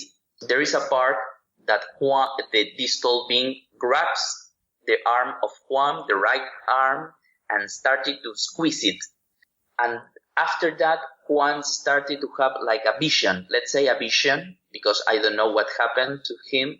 And I don't want to say what he saw, but what he saw was not part of the original reports. So that was a real surprise for me and for Dr. Nestor Berlanda, also for Dr. Jack Ballet. And when he saw that, Juan started to cry a lot. It was a very emotional part. And we were doing like 2 hours of regression. And Dr. Nestor Berlanda decided to stop it right there. And that's why we couldn't finish the original story from the reports. But for me, it doesn't care, because it was more powerful what happened to Juan and with that vision rather than to stay focused on the original case report and make the recreation very accurate on that original report. And I think, what this vision that he had plays a big role in how he interprets the experience later in his life. And I want to talk about that in a few moments. But Alan, you did mention the recreations, and my God, my friend, these things were stunning. The special effects that you used to do these reenactments. So I have to ask you, who did your special effects, and what was it like working with actors to recreate as accurate as possible what happened to Juan? Well, for me, it was an amazing experience, not from the production side, because it took us the half of our budget, just 10 minutes of the film. But it was a great experience. It was my first experience working with VFX, and a small team of VFX artists did those scenes. And when you mentioned the actor, it was a great experience dealing with little Juan.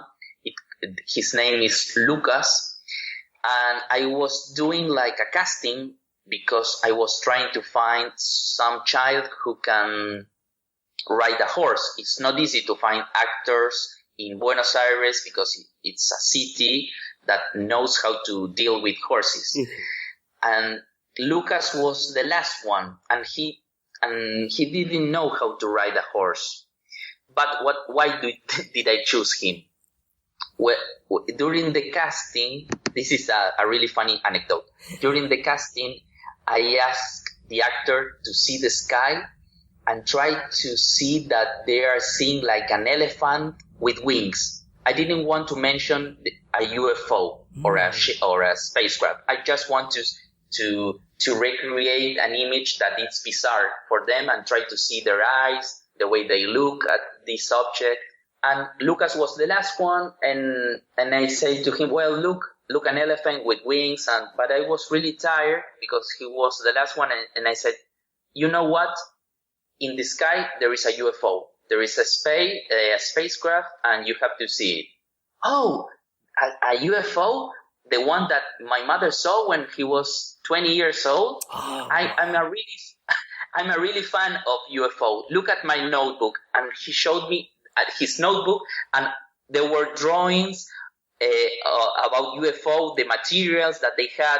He was doing like a very strict research, and he was 12 years old. Wow. So, and I said to him, you know what? You are hired. You are the one. The synchronicities just keep coming back, it seems. Yeah, it wasn't a synchronicity. Yes. And when Jack Ballet came to Argentina, we made like a special meeting with little Juan and Jack Ballet, and Jack Ballet gave to him a t-shirt from the NASA, some letters. It was a really nice experience.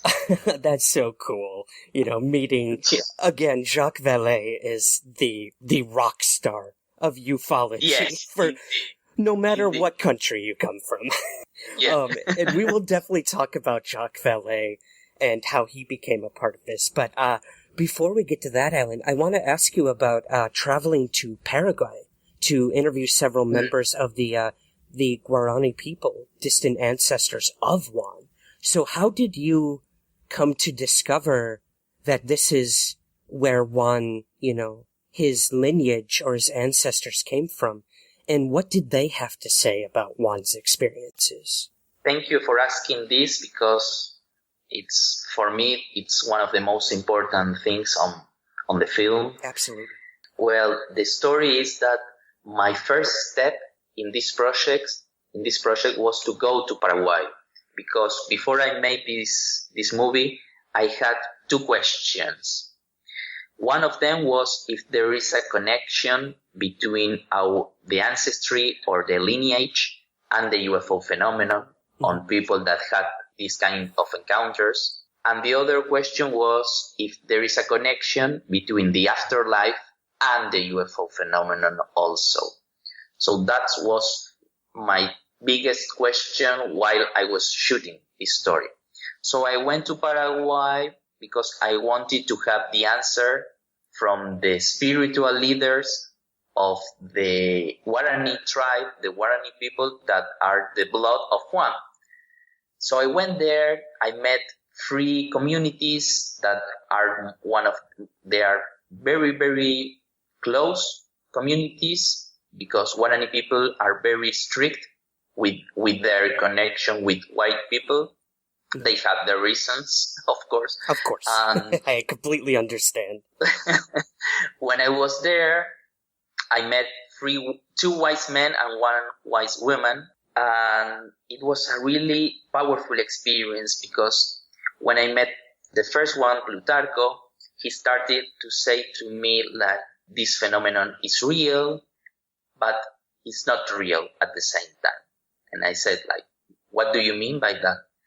And he started to describe in his words, because when you talk with shamans or with indigenous people, the way they speak, it's very abstract, very symbolic, and you need to decipher what they are telling you. So they were describing me this phenomenon as an holographic phenomenon. And while he was speaking to me about this, I remember all the books from Jacques Vallée explaining us the theory of interdimensional theory about that this phenomenon could come from another dimension. And they were telling the same thing. And another thing that they mentioned to me is that this kind of encounter happens to people with good heart, with pureness, with innocence. And that feeling, and yes, that thing was one of the most significant things that Juan had, right? Because Juan is purely heart, its pure heart is so innocent. And the other thing was like, it's something that got me a little bit scared. It's not in the movie because it was really hard to explain, but Sylvia especially told me that this phenomenon has 2 sides. One side represents the goodness, and the other side represents the evilness. So she was trying to say like, we don't have to be blinded by these things. We don't have to be blinded by the light that comes from the sky. We as human beings, we need to be able to, how do I say, decipher or decode which sides belongs that phenomenon that is happening for a reason, of course. But sometimes they have like bad intentions for us. So it's not good to make like a cult or a religion around this kind of phenomenon. We need to be very, very like practical. And she told to Juan that this happened because Juan needed to believe. He was trying to find himself in that time because he was 12 years old. And for the shamanic world, the year of 12 is very important because it's the transformation into a grown man, into an adult. And there are plenty of rites of passage. To summarize, for them, Juan had an initiation, a shamanic initiation. But it was like stopped because by that time he hadn't a shaman that could guide him into this world. But 40 years after, 40 years after, thanks to our work with Jacques Vallée, with Dr. Nestor Berlanda, with all the shamans, Juan could integrate his experience and understand why this happened to him, because that was the only question that he had all the night. Why this happened to me? that seems to be the biggest question with any contactee or experiencer. It's not so much what is the phenomenon, who is in control of it, but why? Why me? And I've spoken to many experiencers, and that is their first question is, why was I chosen? Or why did this become a part of my life? And that is a question they may be asking themselves until, they leave this mortal earth. But for Juan, I think you're right. He finally was able to finish the initiation that seemed to have been interrupted at such a young age. Exactly.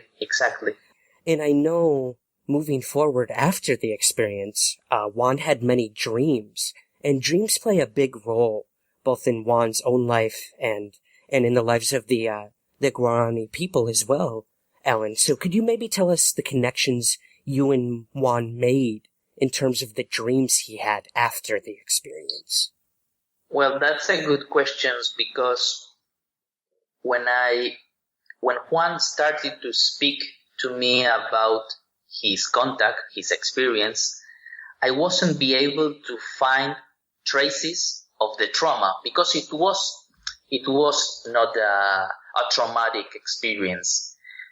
It was more like a contact with strange beings, but there was no surgery, there was no experiment, something very scary that could lead you to a very traumatic hole.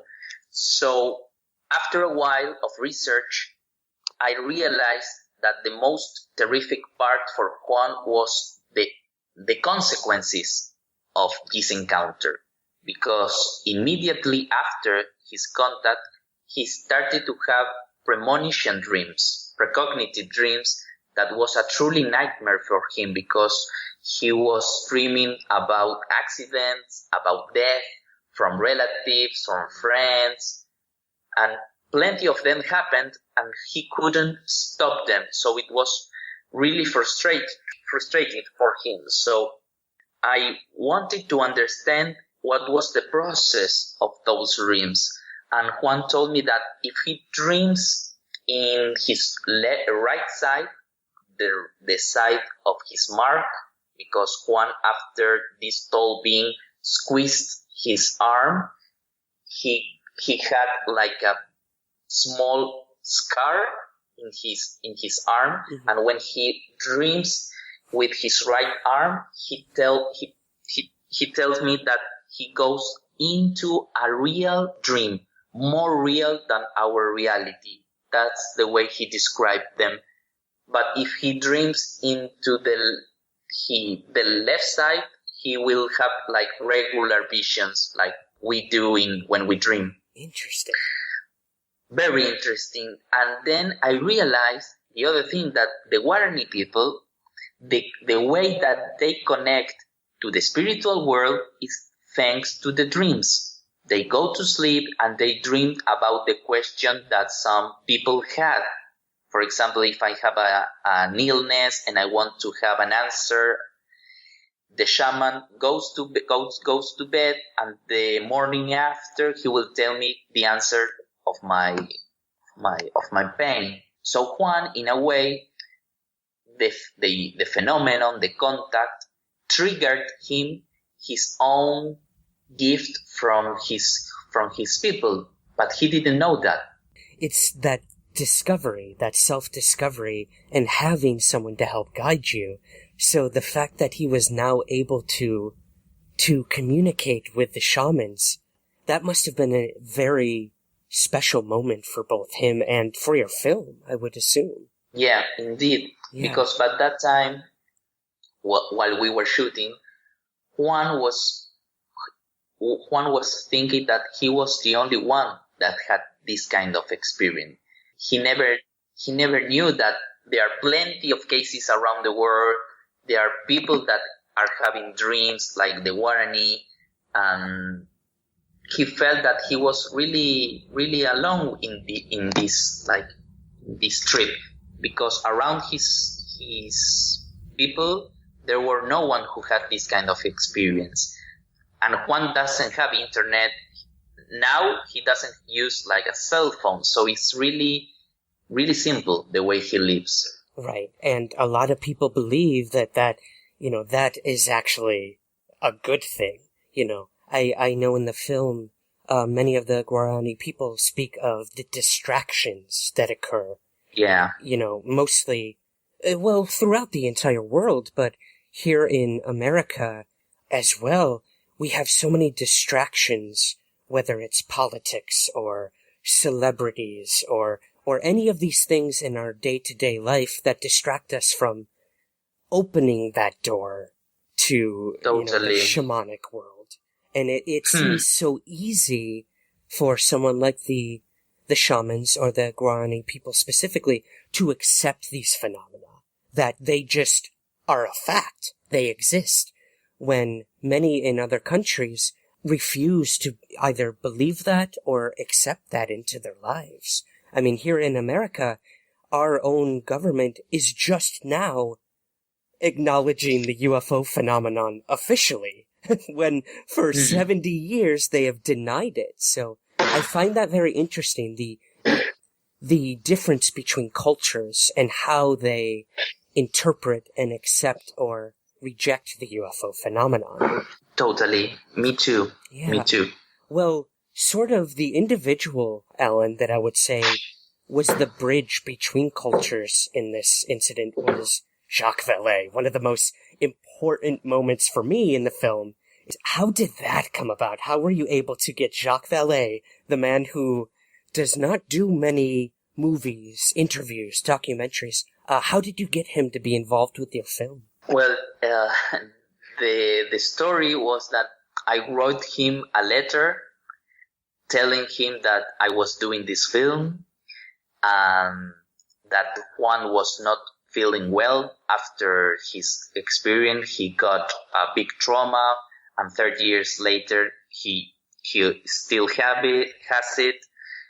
And my only request was to go to San Francisco and make an interview to him. And 1 month later, I received an email saying that he was really sad about Juan, and by that time I didn't know that he would remember that case, because it was one of plenty of cases that he studied. But then I realized that he came to Argentina in 1980 with his wife, and his wife Janine was a child psychologist, and was a truly special case for them. It was a very special, because it involves a child. Right. So they really care about this kind of cases. And he told me that he was really sad about Juan, that he couldn't integrate his experience. And he was also inviting me to San Francisco to make this interview. And I said, I made it. And then I finished that letter. But one sentence before I finished, it says something like, I don't want to bother you or interrupt your project or your idea, but I think it could be a great idea if I come down and go to Argentina to help Juan and to stay with you guys. Oh, wow. And I say, oh my God, what a gift. And it was a truly gift for me and for all of us. And then I started to change my script, to change my points of view, my ideas, and all my idea now was focused mainly to help Juan. That was the only mission on our movie. But I have to say that in the beginning of this project, the idea was to get answers of this phenomenon, to try to explain what is this UFO phenomenon, what we are dealing with.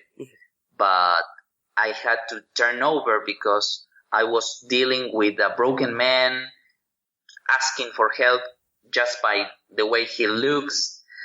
And yet I had to quit the other idea, the previous one, and then I only focus on the human aspect of the UFO phenomenon. Which I firmly believe, Alan, I can agree that is much more important than what actually lay at the source of the phenomenon. It's how it affects us, and how it changes us, and how it humanizes us even. Makes us more human than we were before. And I think that came across through the lens of your camera so well. And one of those ways I think you really helped Juan is you found other witnesses who had seen things at the same time as his event. And, without giving away too much, Carlos and Roberto were two individuals who almost vindicated or validated the experience of Juan. Am I correct in that? Yeah, you are correct. And Jacques Vallée was the one who encouraged me go to find them, because they were under the radar.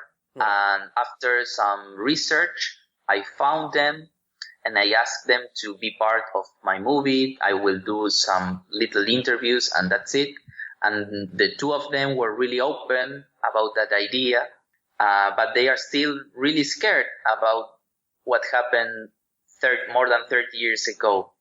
And the good thing is that Juan was the only one who go into the contact. He wanted to have that contact. But Carlos and Roberto, they ran away immediately after, because Roberto was like riding a bicycle, and then a big red light started to light him, and he was like stood, and then he ran away, and Carlos the same. But one of the good things that I noticed from them is the innocence, and then I remembered the words from Plutarco that this kind of experience happened to people that are like they have good hearts, they are innocent, and I saw like a connection between Juan, Carlos, and Roberto, because the three of them had like a child expression in their eyes. And I make like a reunion with, there is a scene that it's not part of the movie, that Carlos, the carpenter, and Juan meet each other, and it was a really nice gathering because they started to speak about their experience, and it was really, really, really fun to see each other. It was like an X-Men reunion. Yeah. Talking about their powers. Right. Yeah. I can only imagine. I hope you'll do bonus content where we can see that I will. Scene. Cool. I will. I can imagine that was a very powerful moment for all three of them. And, wow, that's fascinating. Well, Ellen, I do want to ask you, a big focus in the film as well is consciousness and, how that plays a role in all this. And that seems to be something you and Jacques Vallée have in common when it came to your discoveries in trying to understand what the phenomenon is. And you, personally, in the film, you say that it's almost like projections on a movie screen. And that is a good analogy for you, the filmmaker, to say. So could you maybe elaborate on what you mean by this projections on a movie screen in relation to how consciousness may be a part of the UFO phenomenon? Well, it's hard to explain. Yeah, it's one of the biggest. When I read the book of Carl Jung, the famous psychologist that speaks about the UFO phenomenon, he tells us two things: that the UFO phenomenon has a physical aspect, and he's not an expert from that field, but he's an expert in psychology. So he focused on the psychology consequences on those encounters. And it was really visible in Juan's case. You can perceive that there was a specific consequence on his conscious, and after that, he was able to have those dreams, these precognitive or premonition dreams. But Juan, at that time, he wasn't able to to trace a connection between his contact and those dreams. Mm-hmm. And apparently, many of the witnesses are not able to trace this connection.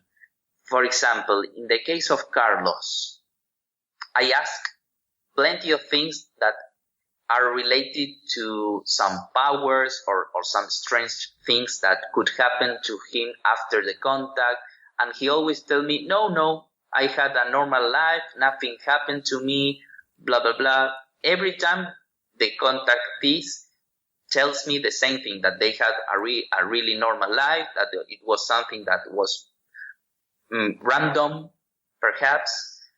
But after a while of chatting, he told me an experience that he was cutting wood on his machines, and suddenly one of his fingers was cut off, and he took the rest of his finger, and he realized that no blood was coming out of his finger, and it was really strange for him.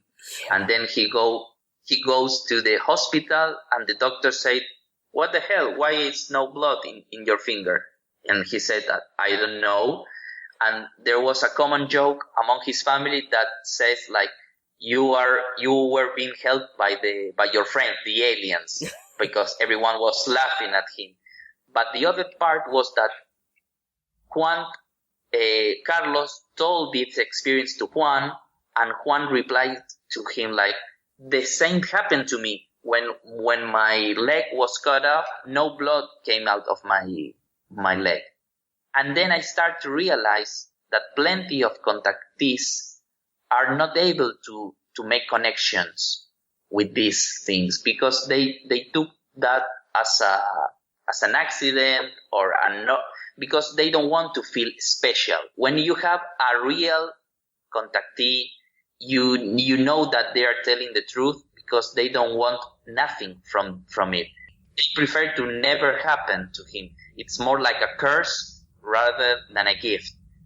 So I truly believe in Carlos, Roberto, and Juan experience because of that, because they are not winning money doing some lectures about their contacts or helping others, etc. So after a while of research, I started to see that the impact on their conscience is real, but the bad part is that it's really hard for them to integrate that experience because it's more in a subconscious level, the impact, rather than in a rational or the conscious level.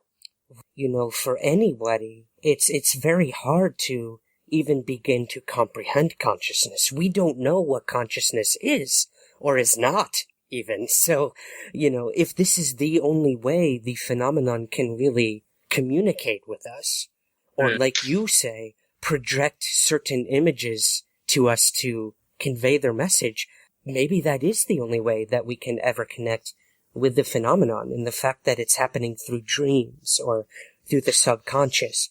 It's fascinating. Exactly. Now you are saying this, the shamans had it like they perceive the world of dreams as a much more real thing than our reality when we are wake up. So for them, it's more the dream world is way much more important than our reality. And we don't know what reality means. We don't know nothing about what is reality. That's a very good point, you know, and we often think, you know, when we are asleep and we dream that we have to wake up from the dream, when in reality, exactly, truly waking up could be in this other world. Yeah, exactly. That's, I think we're on to something there, Ellen, for sure. Well, I have to ask, in terms of those who do experience these things, Ellen, abductees, experiencers, a lot of them become obsessed with the phenomenon after they experience it. I had a UFO sighting when I was 12 years old, and I became completely obsessed. It consumed my entire life. I now do a weekly podcast about UFOs, and it runs most of my life, to my girlfriend's dismay. But do you think it's our place to try to figure out what the phenomenon are, or should we just experience it and appreciate it when it happens? Because for some people, that obsession can become unhealthy, I would say. Yeah. So what do you think? Well, I think the answer could be both, but the half of both, because I think an obsession is not good for anyone. Any kind of obsession is not good, because no extremes are good in our lives. But it's not good also to just live that experience and that's it, to ignore it, because I think it's just my own idea. Is this happened for a reason, and each contactee or each experiencer had to deal why this happened to it. I don't think that the mission is to figure out what is the phenomenon. It's more like, I will take the words of Grandfather Francisco, the last shaman in the movie, that said that Juan was asking to himself. He was seeking into his inner world, trying to figure it out, what is life, what is death. Because remember, when Juan was 10 years old, he lost his grandfather, and his grandfather was everything to him. And at the age of 12, he was feeling really lonely, trying to get answers. And he got an answer from the spiritual world in a way that he couldn't integrate or he couldn't interpret. So I think that it's really important. It's like a carrot in front of us and it's that lead us to find answers to our inner questions. And I remember now the scene from Morpheus in Matrix, that he has two pills and you have to choose if you want the blue pill or the rose pink or the red pill. I think the phenomenon asks us the same thing. If we want to still dreaming, or we want to wake up and see what is our reality, what is this phenomenon, what are these connections. I think the UFO phenomenon is the most important phenomenon that hacks our world, our reality. That's a very interesting, way to put it. It may be the only phenomenon or, technology that was able to jump over that hurdle and communicate with us. That's fascinating. Yeah. Yeah, well, I have to ask Ellen, do you still speak to Juan? Do you think he'll ever travel to America to talk about his story? Is that something you could see as a possibility? Well, it will depend on him, but if he gets an invitation, I think he will say yes, because he loves to talk to people. He's really friendly. He's really warm, and now he has no fears. He's a resolute man. He can speak about his experience without crying. So it's a lot. And yes, I'm still having plenty of conversation with him after 3 years. I used to speak with him twice a month or once a month. If I can speak with Juan, I will speak with his siblings, because he has 7 siblings. Oh, wow. So it's a big family. So I'm really close to them. I'm really close, because it was not a healing process just to Juan. It was a healing process to his whole family, to his whole community. Just to give you an idea, when we showed the movie in the cinema from Bernardo Huerto, his hometown, the half of the cinema was full of Perez family, the family of Juan. And after the movie was done, everyone was crying, and they went straight to Juan, and started to embrace him, started to say like, I'm so sorry, brother. I'm sorry that I never trust on you.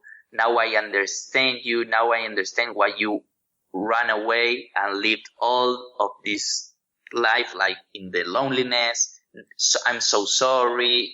And it was a really hard experience to witness that, but it was really like healing. It was really healing. For me, Alan, I cannot tell you just how powerful the film was and how important I think it is. And I can say this, I have never once cried during a UFO documentary, and I cried on several occasions, so you definitely did something right. Yeah, thank you. Thank you for saying that.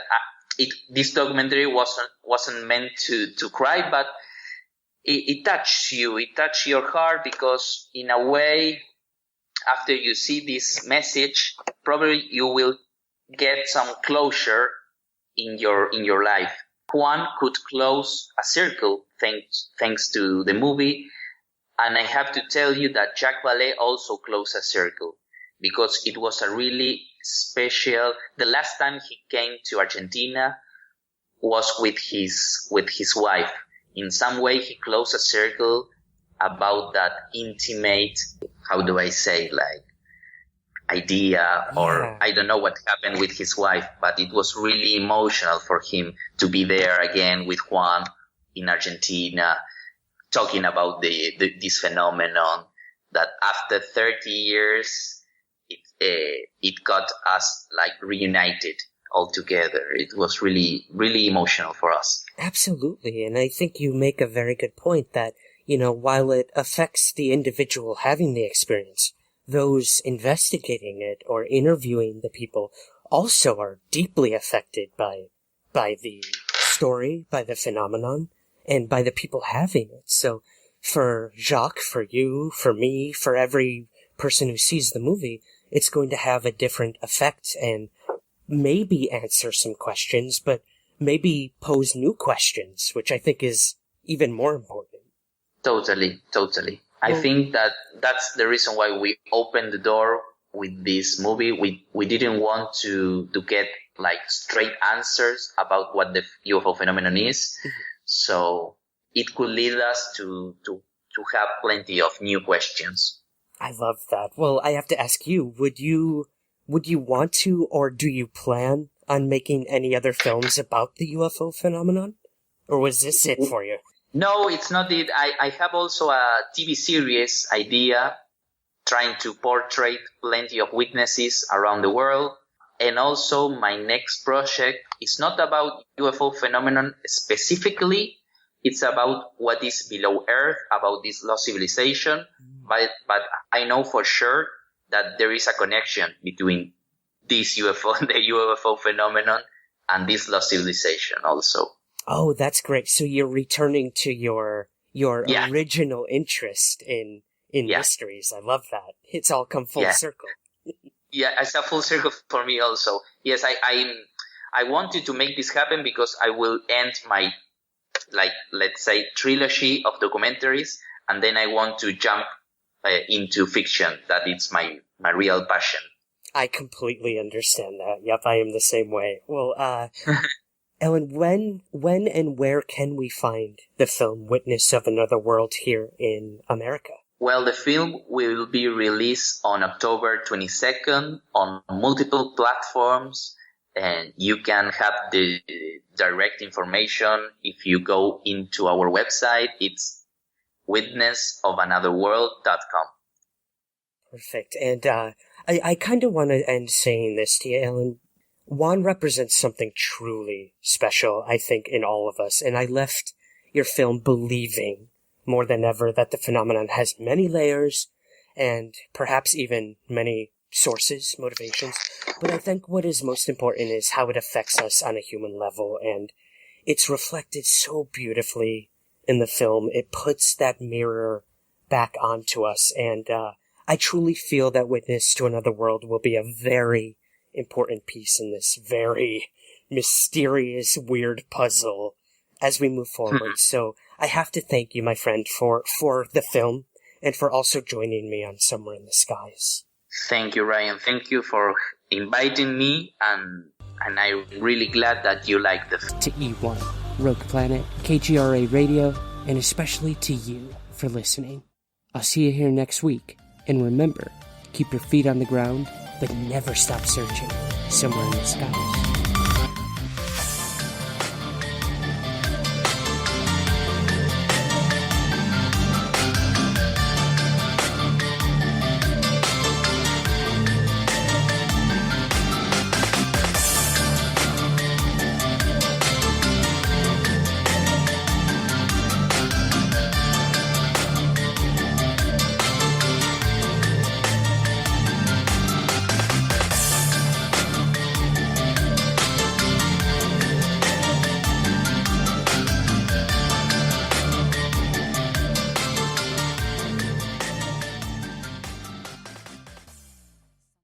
Hey friends, it's Daniel Noah here. I'm the director of SpectreVision Radio. So many of the ideas that permeate the genre stories we tell are actually based on real paranormal phenomena. The way we've represented these powerful experiences really only begin to scratch the surface, not just of the way they work, but of the way they feel. When the fine folks at Oni Press approached SpectreVision about creating a comic book series based on real paranormal phenomena, we jumped at the chance.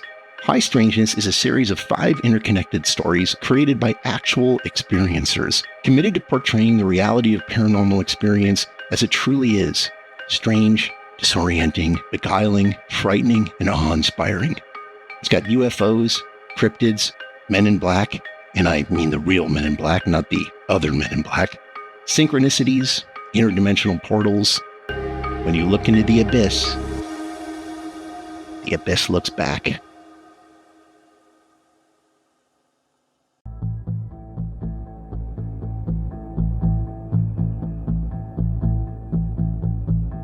November 5th, 1975. Travis Walton is 22 years old. He was working a logging contract in central Arizona, in the Apache Stickgreaves National Forest. While driving home one evening with his fellow loggers, they came across something burning bright in the distance. Fearing it was a brush fire, they drove a bit closer to get a better look. As they approached, they realized it was anything but a fire. Above them, they witnessed a hovering, disc-shaped object in the night sky. Walton jumped out of his truck and approached it, curiosity getting the best of him. It would be the decision that would change the course of his entire life.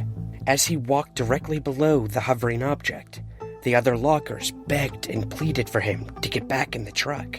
When he got within close proximity, the object shot a bolt of light down, striking Travis and sending him over 20 feet in the air, knocking him unconscious.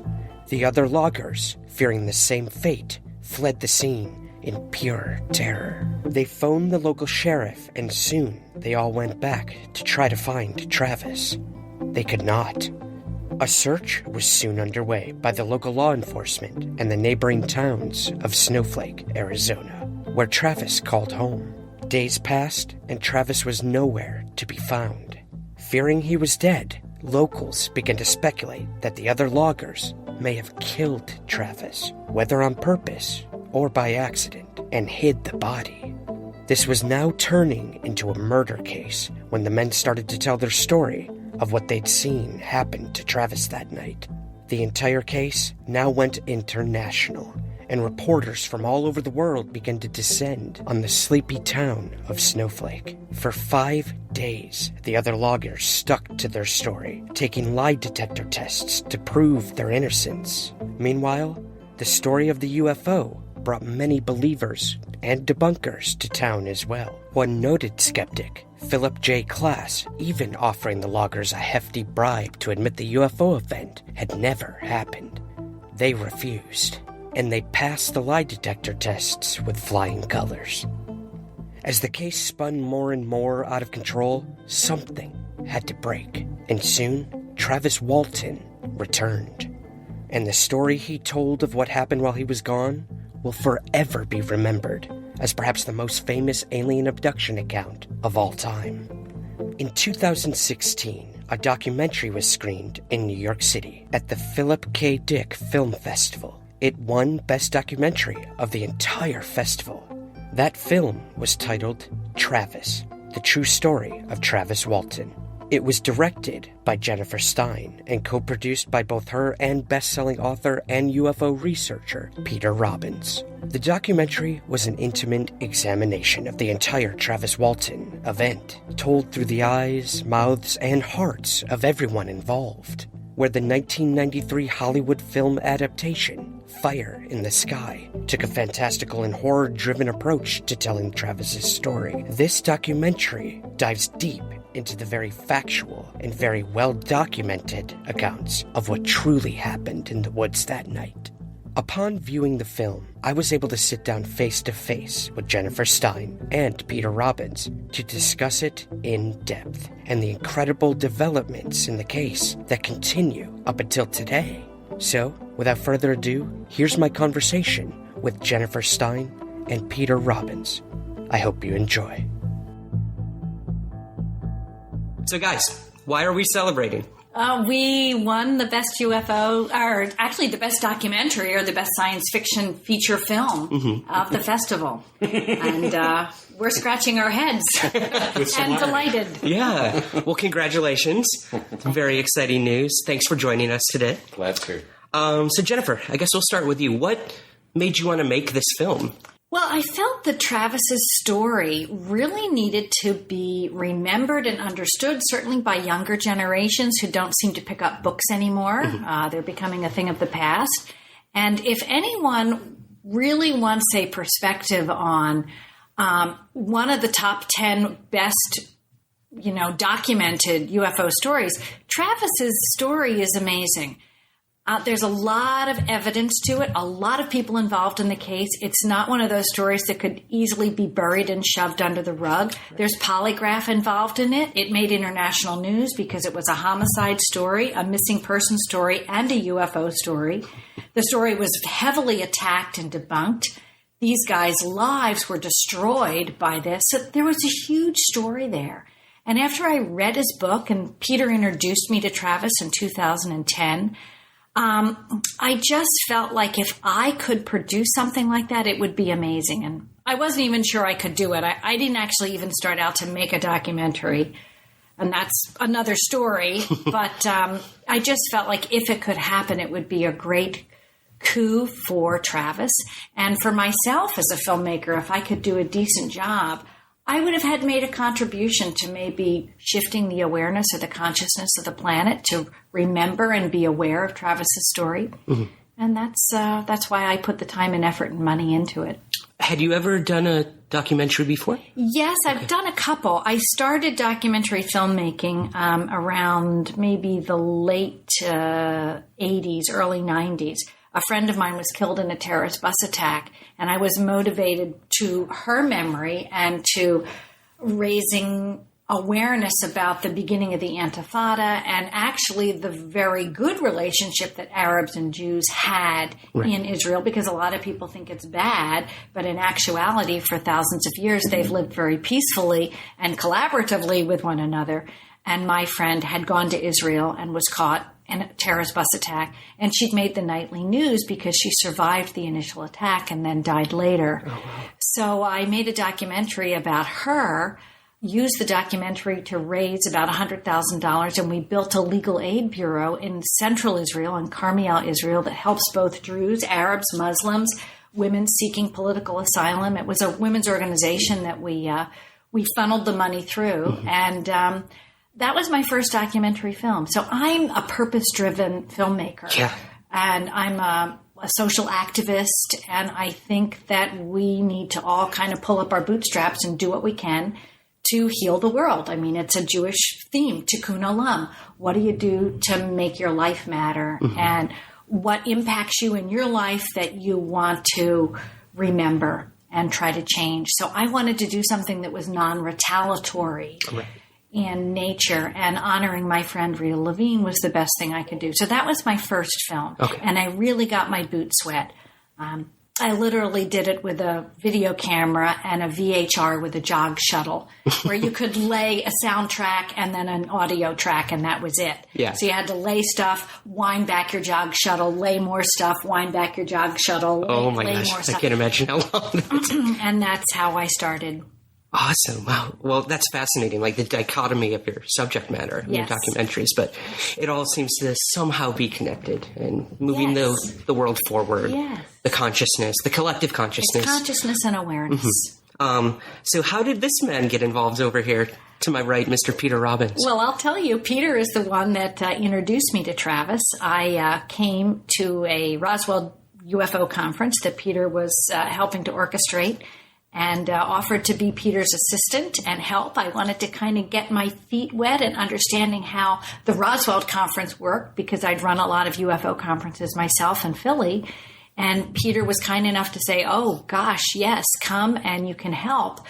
So I was there that year with Jesse Marcel Jr., assisting him and helping. And that's where I met Travis. And that's where we had the conversation about Travis hosting his own conference, possibly in Heber at some time in the future, because at that point it was 35 years after his event. And we said to Travis, Roswell is a huge economic boom to the city of Roswell. Your conference and your story could be just as important for northeastern Arizona. Why don't you put a conference together? And he said, well, I've been thinking about it. And Peter and I sort of self-volunteered ourselves over a bottle of wine. I don't think we knew what we were getting into, but we volunteered to help him. And we started then working towards the 40th anniversary and trying to have conferences building up to that. And the rest is kind of history. That's how I started making this film. Okay. I said to Travis, if you want to do it in November in northeastern Arizona, and one of the main things Travis wanted to do at a conference is take people to the actual forest where the event took place. But in November, it could be snowing, it could be raining. The road to get up there is a switchback, and it's steep, and you need a four-wheel drive vehicle. Yeah. You can't necessarily get a bus in there in November. What if it snows? So, I'm a former event planner. So I said, you always have to have a plan B. So what will be our plan B? It's natural. Let's go there in the summer when we know we can get there. Let's shoot. Let's get the guys back in the forest. Let's do a virtual filmed, tour of the site. And in the event that it snows, we have a backup. Right. You get everybody that shows up, put them in a conference room, show a film of a tour of the site. So that's what I did first. Okay. In the summer of 2013, I flew out there with a co-producer of mine named Bob Terrio, who was willing to really help me get this project underway, because I was like going, oh my gosh, how can I do this? It's a huge nightmare to pack your camera equipment, everything you need, fly to Arizona, then drive 3 hours north, then schlep all this equipment up to the forest, hike it in a mile, carrying tripods and mics and all this stuff. And he helped me. And after we got that virtual tour done, which is called Tracking Sky Fire, and it's something that Travis has for sale, and also Bob Terrio in Philadelphia has for sale. It's a virtual tour of the forest. After we looked at that, and we finished that in time for a conference that we'd hoped would have happened, the 38th conference, I realized, with a little more work, I'm halfway to a really decent documentary. Why don't I take that virtual tour, shoot some interviews, try to get a few more interviews with the polygraph person, and try to find the police chief and whoever else I can find from the town, maybe make another trip back out there and see what I can do. And the other unique thing is, since I'm involved in MUFON, I happen to be organizing the National Symposium for the Mutual UFO Network in Philadelphia and Cherry Hill in the summer of 2014. And we were bringing in, Lee Spiegel and Stanton Friedman and Kathy Martin and George Knapp. We had all these wonderful speakers. We even had James Fox. And I said, wow, I'll take over a hotel room, set it up like a studio. I'll shoot all these interviews, and then I'll have these core interviews. Then I'll get a couple more, and then I'll edit my tushy off, right, and try to create a new film. And that's what I did. So actively, I started working on this documentary, reshaping it in probably around August of 2014. And like, it's unheard of to edit like this. And I had a lot of help. I had some great guys in California that helped me, Zachary Weil and Adam Stein, who took my 4-hour film in October and pulled it tightly together in time for the Open Minds Film Festival. Right, which you also... Which we won both award categories, which right. I was really honored by. Congratulations again. Seems to be a running theme. I'm very happy. You know, when you look at the internet and you look at what people really want to know about, the UFO topic is still one of the most highly researched topics next to porn. You know, so I don't know if that puts it in a good light or a bad light, but it's been that way since the birth of the internet. Yes, it's the people are most curious about who are we, where did we come from, what's the nature of reality, and sex. You know, of course. I mean, these are the core questions. They are. And it doesn't matter what nationality you are, what religion you are. These are the human conditions that we need to really wrestle with. We need to understand our nature. Right. That's great. So I want to get a little back to the film itself that I viewed last night, and I had the privilege of seeing at the Congress as well last year. You mentioned earlier you had spoken to the sheriff, Gillespie? Yes, Marlon Gillespie. Chief investigator during the investigation. What was it like hearing his side of the story face to face? When I was interviewing Marlon, he was still very skeptical, very much on the edge of his seat, and very cautious with his words. Okay. He never wanted to admit that he believed that this had happened. He said, I believe they were trying to tell the truth. Yeah. He never said, I believe they told the truth. So I was amazed that still, after 40 years, he was really on the fence about everything. But when we turned the cameras off, he told us his own UFO story. Really? Which was, I mean, he's had more than one. Okay. And in fact, he had some events prior to the Travis Walton incident. So he didn't discount the boys and he didn't disrespect them because he'd seen enough odd stuff himself. Yeah. At the same time, as a law enforcement officer in a business where there's a lot of macho bantering and posturing, the ridicule factor is amped up tenfold. And at the same time, he knew that this could be real. Yeah. So when you see the film, the Hollywood film, I think one of the things that works best about Fire in the Sky is the human dynamic. You know, forget about the special effects and the alien experience. The late, great James Garner playing the sheriff was wonderful. And the actors playing the deputies, what they were wrestling with, we can only imagine in terms of, you know, we're free to think. It's not like we work in law enforcement or the military or whatever and would have problems expressing opinions in a public forum. When I saw the footage, I was dumbstruck with that as a backstory.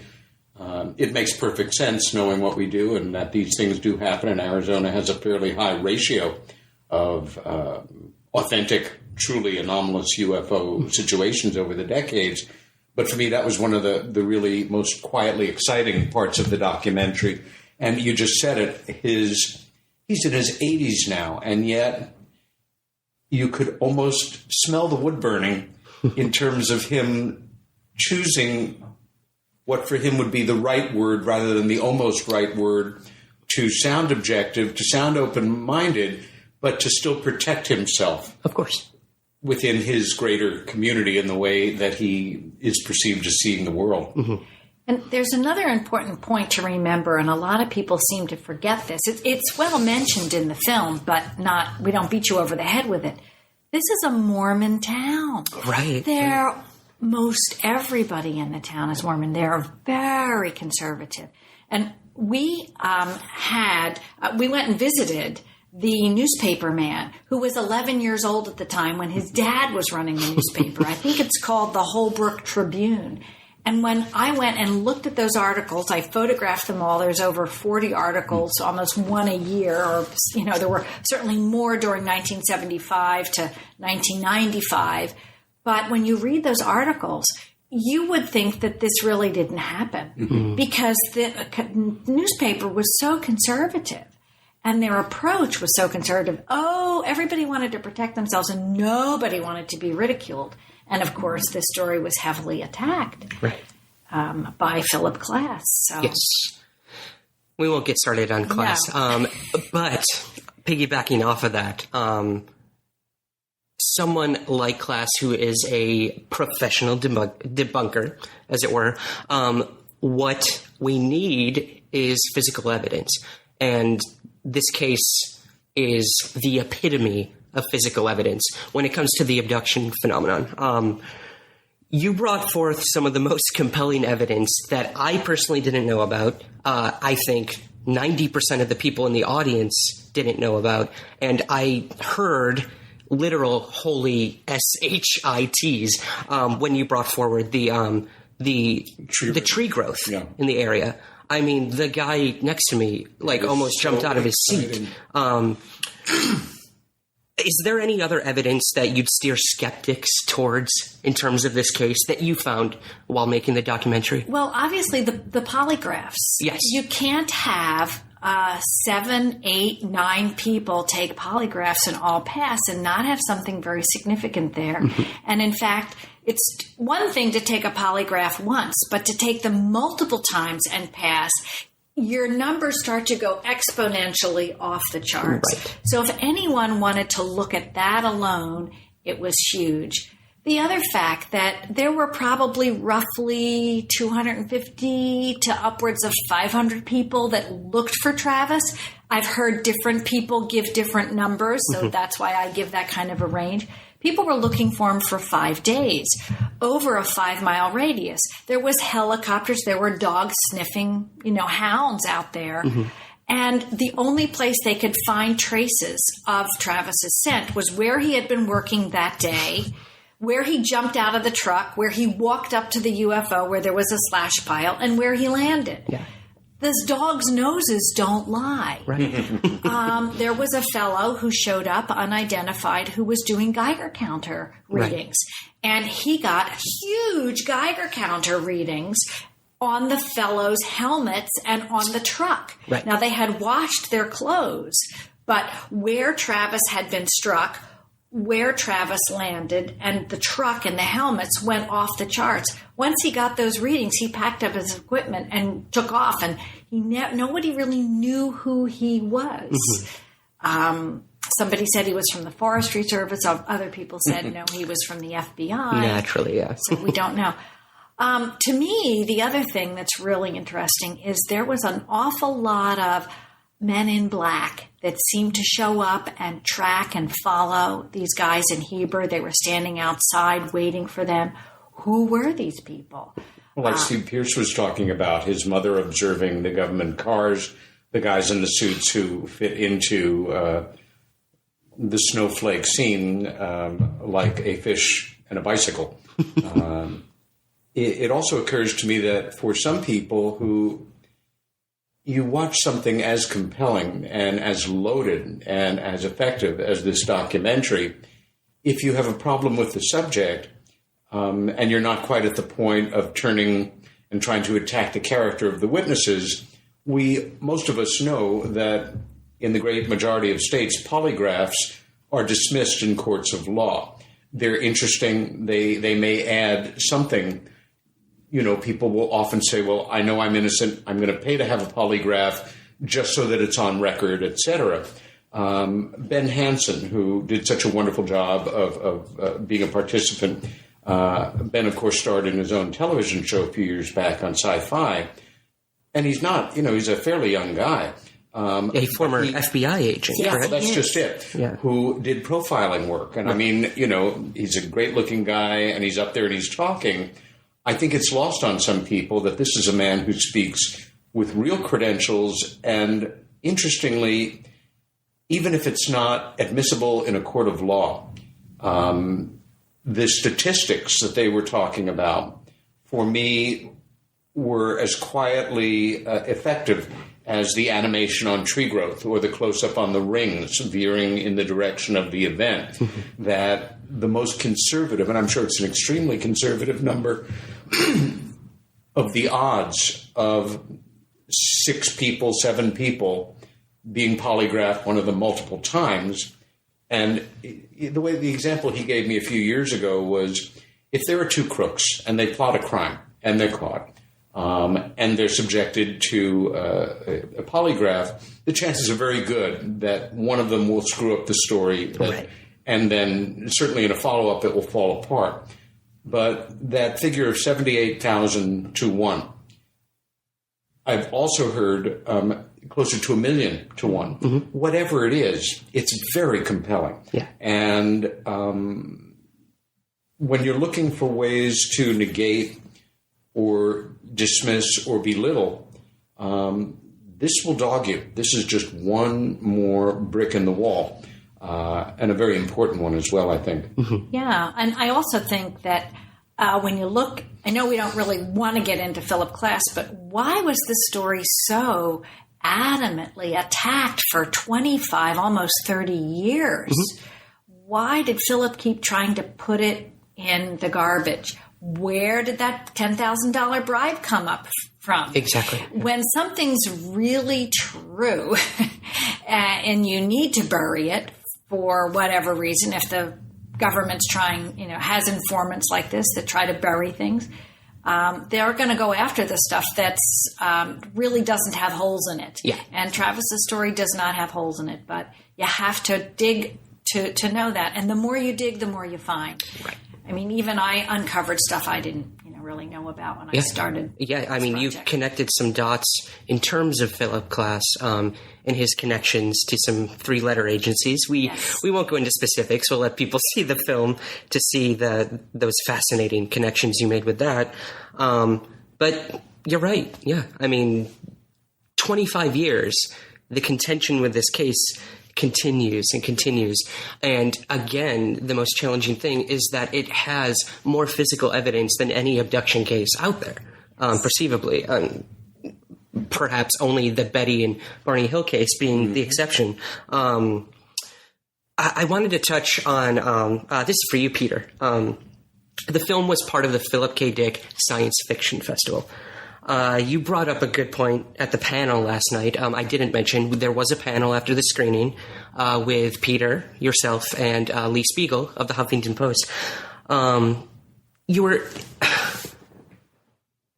were interested, Peter, in the perception of a nonfiction documentary being part of a science fiction festival. Could you elaborate on that and what that meant to you? Yeah.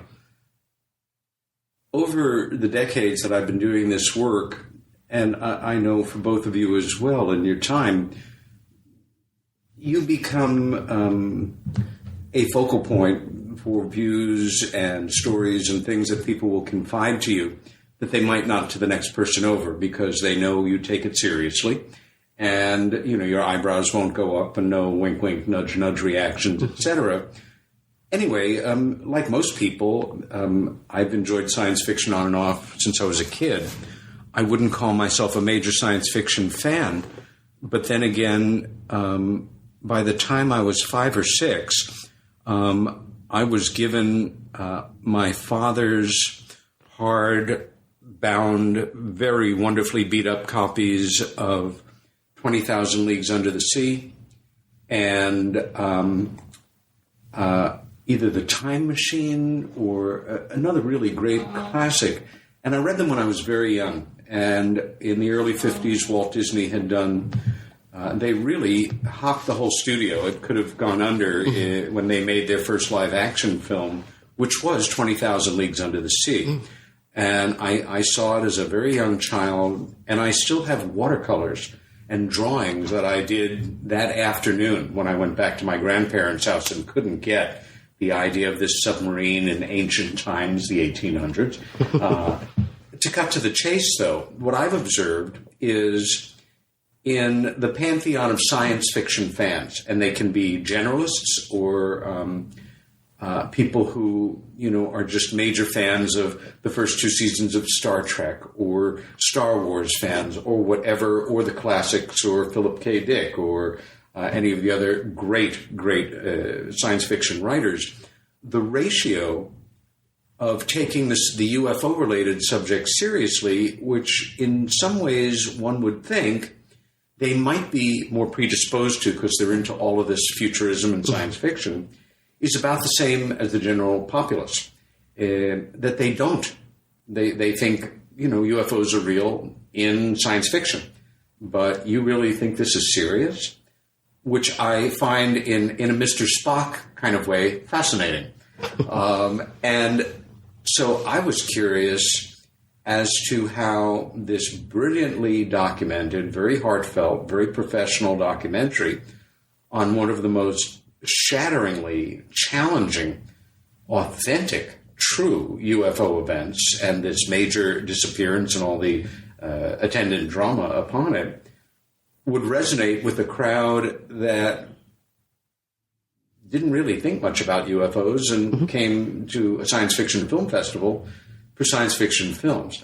I realized later on in the evening that we probably had, because it was a screening of Travis the documentary, most of our audience were there because they are into this subject. I recognize many faces from, in the field, but there were people in there who, after the conference, came up to me and said it really did challenge my thinking. I found it very exciting. I had to remind myself that this was real. Yeah. And I thought that was a great compliment for Jennifer and for Travis and for the film in general. Yeah. A testament also, the head of the film festival viewed the entire documentary, remarked on it, and I remember there was a documentary 2 years ago, or perhaps last year. I was on a panel then as well. And I think that was the very first non-science fiction one they had ever had there. And it also was a very lively discussion with good questions from the audience as well. James Carmen's Correct. film, That's The right. Hidden Hand. Hidden Hand. And then last year there was Maury Island. Okay. Who was here. Oh, I didn't even realize that. Well, good for them. Yes, and again, wonderful film. Dan, the director of the festival, I think he shows a lot of guts in beginning to integrate this material into a world where there's more than enough enjoyment, satisfaction, excitement in reading the wonderful work of a writer at the level of Philip K. Dick, who many people have no idea the tremendous impact he's had on a culture. And the number of his books and stories that have been made into films over the years and influenced other science fiction films over the years. Right. Remarkable character. Yes. So I felt doubly proud because his name is one worthy of great respect. Science fiction, schmience fiction. He's a great American writer. And he knew how to tell a hell of a story that will be retold in variations as long as there are people on Earth, I think. He's one of our great, great writers, and he happened to work in science fiction. That was his genre. Dan actually shared something interesting with me last night. He's the director of the Philip K. Dick Festival. He said that somewhere in the Philip K. Dick literature, or maybe it was an interview that was done, Philip admitted that he believed he was communicated with, that he'd had his own sightings, and that he was being directed or communicated with by a higher intelligence. I wasn't aware of that. And I wasn't aware of that either. I was profound. To me, I said, really? Well, and that's, I think, one of the reasons why Dan was attracted to hosting films like this that are true stories.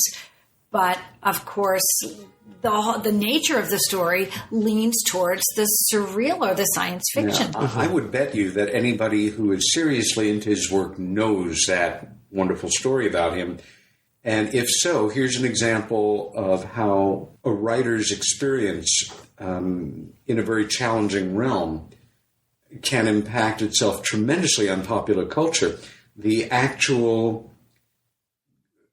film that I just include in my general favorite films, it's just fun from beginning to end, was Back to the Future, the original film. It's just lovely. It's great fun. It's great science fiction, beautifully drawn characters, a great dramatic arc, a lot of humor with the bathos. And the character of Michael J. Fox's father, who is, when we meet him originally, is just this loser, nerd, milquetoast kind of guy.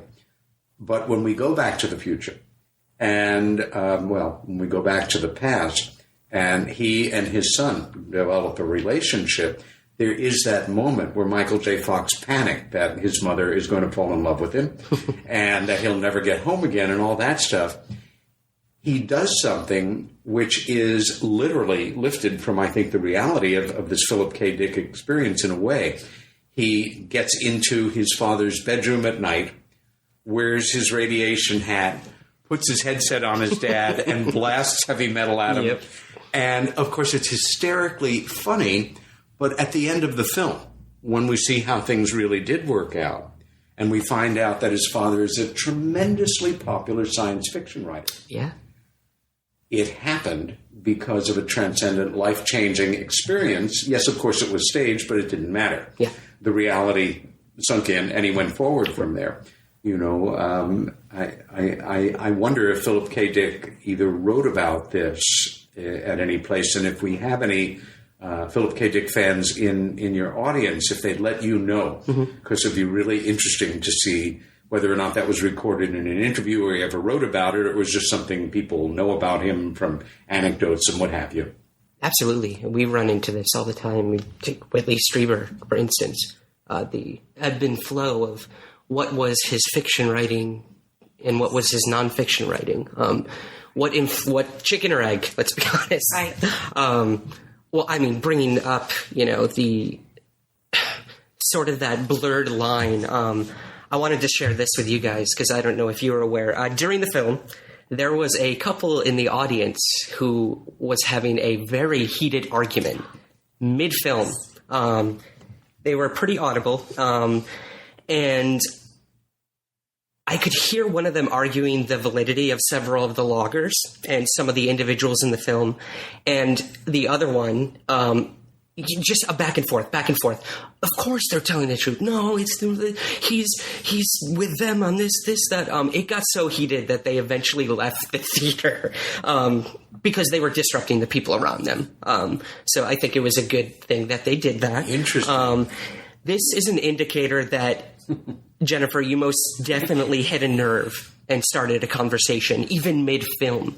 I have to commend you on that. Thank you. Most of these conversations take place after the film or during a panel, but you've done your job when it's mid-film. So I definitely had to bring that up. Thank you. I heard them, and I wondered what was going on. Funny. I didn't. Yeah. I thought, why are they talking through the film? Yeah. They were obviously annoying the people around. I was like 10 rows back, and I saw them leave, and I went, well, that's two we've lost. What an offhand compliment. That's so interesting. Yes, I thought, either they really hate it or they have to be somewhere. Right. Or they're, exactly. But again, a testament to the film.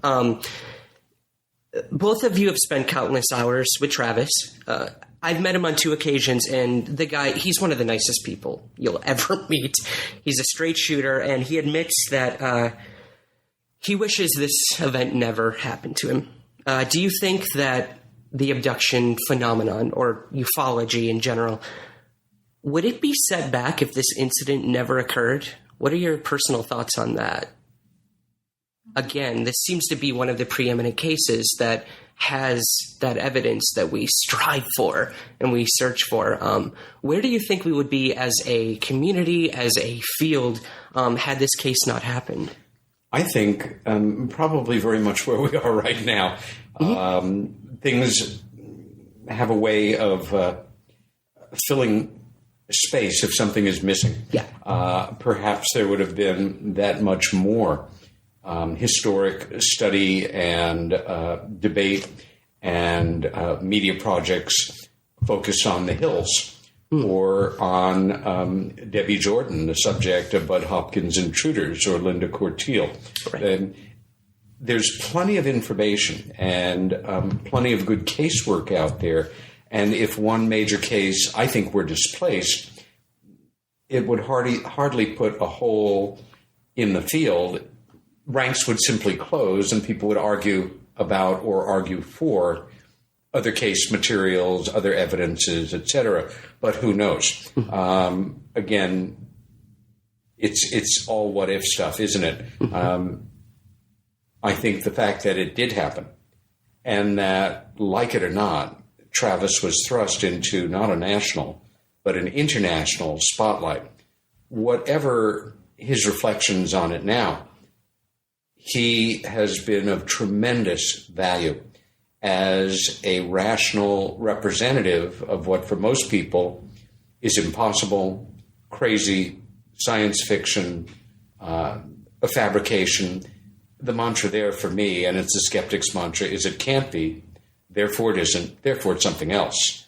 And the job that I've chosen in life is to explain to you, you poor deluded person who actually believes this nonsense, what it is in the real world that you were misunderstanding.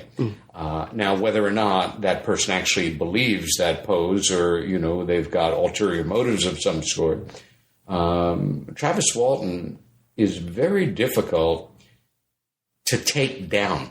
He literally radiates a certain integrity.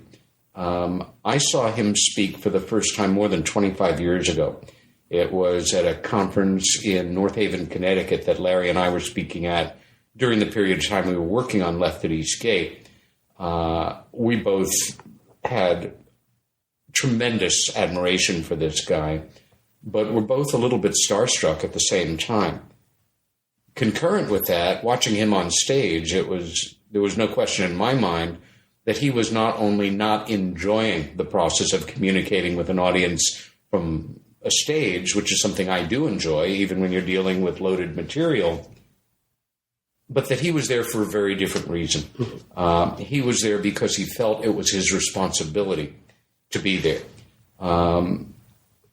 The other thing about Travis, which I try always to remember, is from the get-go, it's not like this arced up over a period of time. He walked into an absolute international storm of controversy, dehydrated, in shock, hadn't eaten in 5 days, completely, as he said, borderline catatonic at first.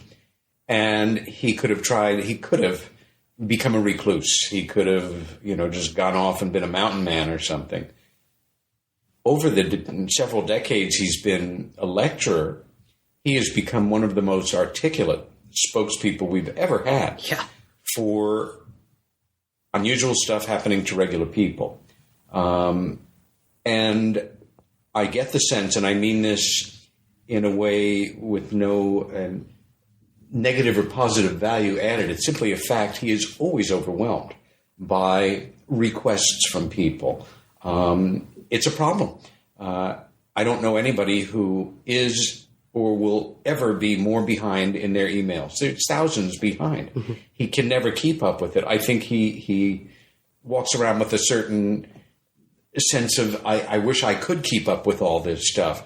And it still happens with him. I mean, bless his heart, he is a hard guy to get hold of and confirm. And I think it's deeply conditioned going back 40 years now of people wanting a piece of him.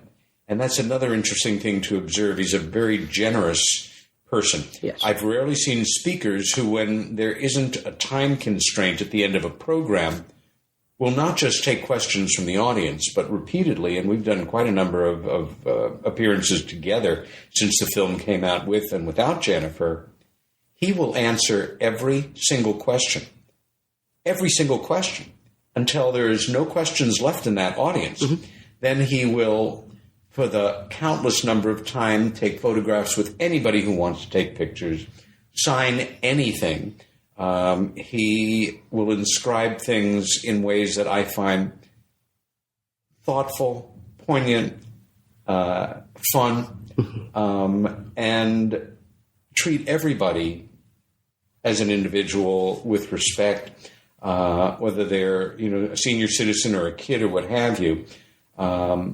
That's really worthy of respect in itself. Right. I don't know if he's ever going to get out from under this sort of psychic load. It may just be part of his destiny.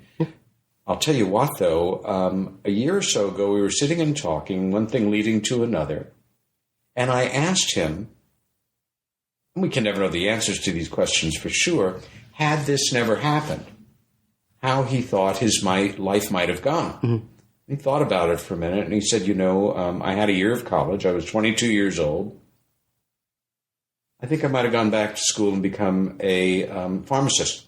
Mm. I went, what? He said, well, it's a profession. It's, a good living. My intentions were to stay in my hometown. Mm-hmm.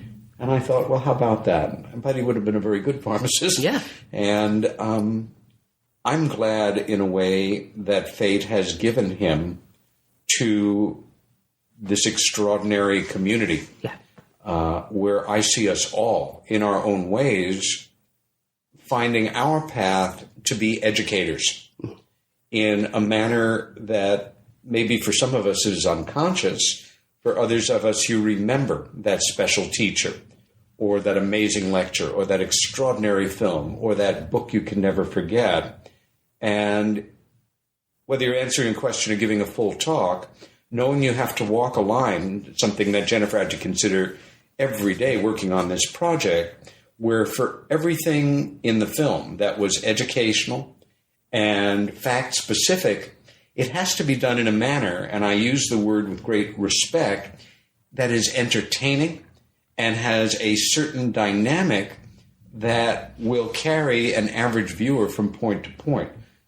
It seems every year, overall, people have lower and lower attention spans. And like you said, there is this plague of people reading less and less for pleasure or, if possible, even for business, and listening and watching more and more. It's not bad and good, but, well, it is in a way. Reading, especially for book lovers like us, is integral to our lives. And, well, I mean, I could go on, but that's the basic thought. I'm not glad this happened to him. I would have much preferred, in an abstract kind of reality, that I never heard of him, that there was somebody somewhere else in the United States living a life where they were enjoying themselves and not feeling terribly pressured and, playing with their kids and being a good part of their community. Right. But the fact that things happened the way they did. Yeah. I remember many years ago sitting with my mother and her reflecting on the impact that my sister and my UFO sighting as kids had on us. And just wistfully, almost thinking out loud to me, I wonder if your lives would have turned out tremendously different if you'd been playing in the backyard rather than the front yard. And I thought about that on and off for years, I think because Helen had experiences, and that was one of them. They would have found her in the backyard just fine. And at the same time, I can see how both of our lives would have been very different had this subject not entered into it. Right. I overwhelmingly would have stayed on my track as a gallery painter and a professional photographer. I might have ended up, with a PhD in fine art and teaching at a university or something. My sister could have easily become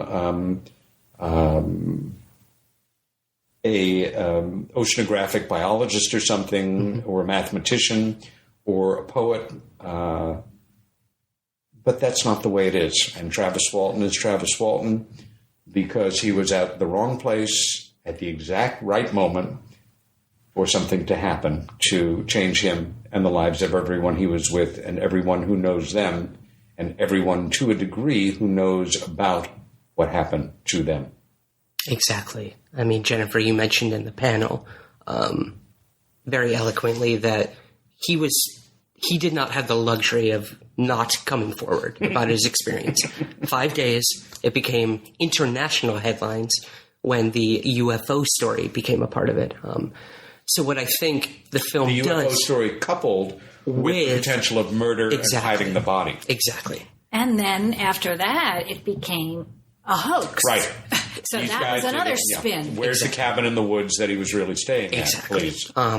So what I think the film did, and I heard this word specifically afterwards from someone. Not only was the production quality good, but it had heart. And I think what you did... Well said. What you did best in the later half of the film is show Travis as a person, disconnected from this incident. We do not identify ourselves because of our one experience in our lives, whether it's a sighting, paranormal, a trauma, anything. There is much more to human beings than that. And I think you focused on that and showed Travis as a person, and that although this may have shaped him into the person he is, there is more to this man than that. And the title, aptly being Travis, shows us that. So yeah, I think that was... Thanks. I will give credit to Zachary Weil and to Adam Stein, who worked with me as editors on this, really guiding me towards that kind of closure. And to making it as much, and even maybe more so, a human interest story about how this man and the logging crew that he was with dealt with this over their lives. Yes. And in actuality, I think Travis may not have actually written his book if he wasn't so angry about being accused of hoaxing this. Yes, good point. When Travis first came back, he really wasn't involved in the media or answering the media. It was his brother, Dwayne, and the crew boss, Mike Rogers. Yes. Right. Mike was the one who really dealt with most of the communications as well with Philip Glass, because Mike was accused of coming up with this elaborate scheme to get out of a logging, contract with the Forestry Service, which wasn't true, because if you didn't finish your contract, you didn't get paid. You didn't have to get out of it. Either you finished it by a certain deadline and you got your payment, and if you didn't and you missed that deadline, you had to submit a new contract. Yeah. It's just the way they worked. So I think this whole story actually ended up coming more to light with the details that it came to light with Travis finally writing his book.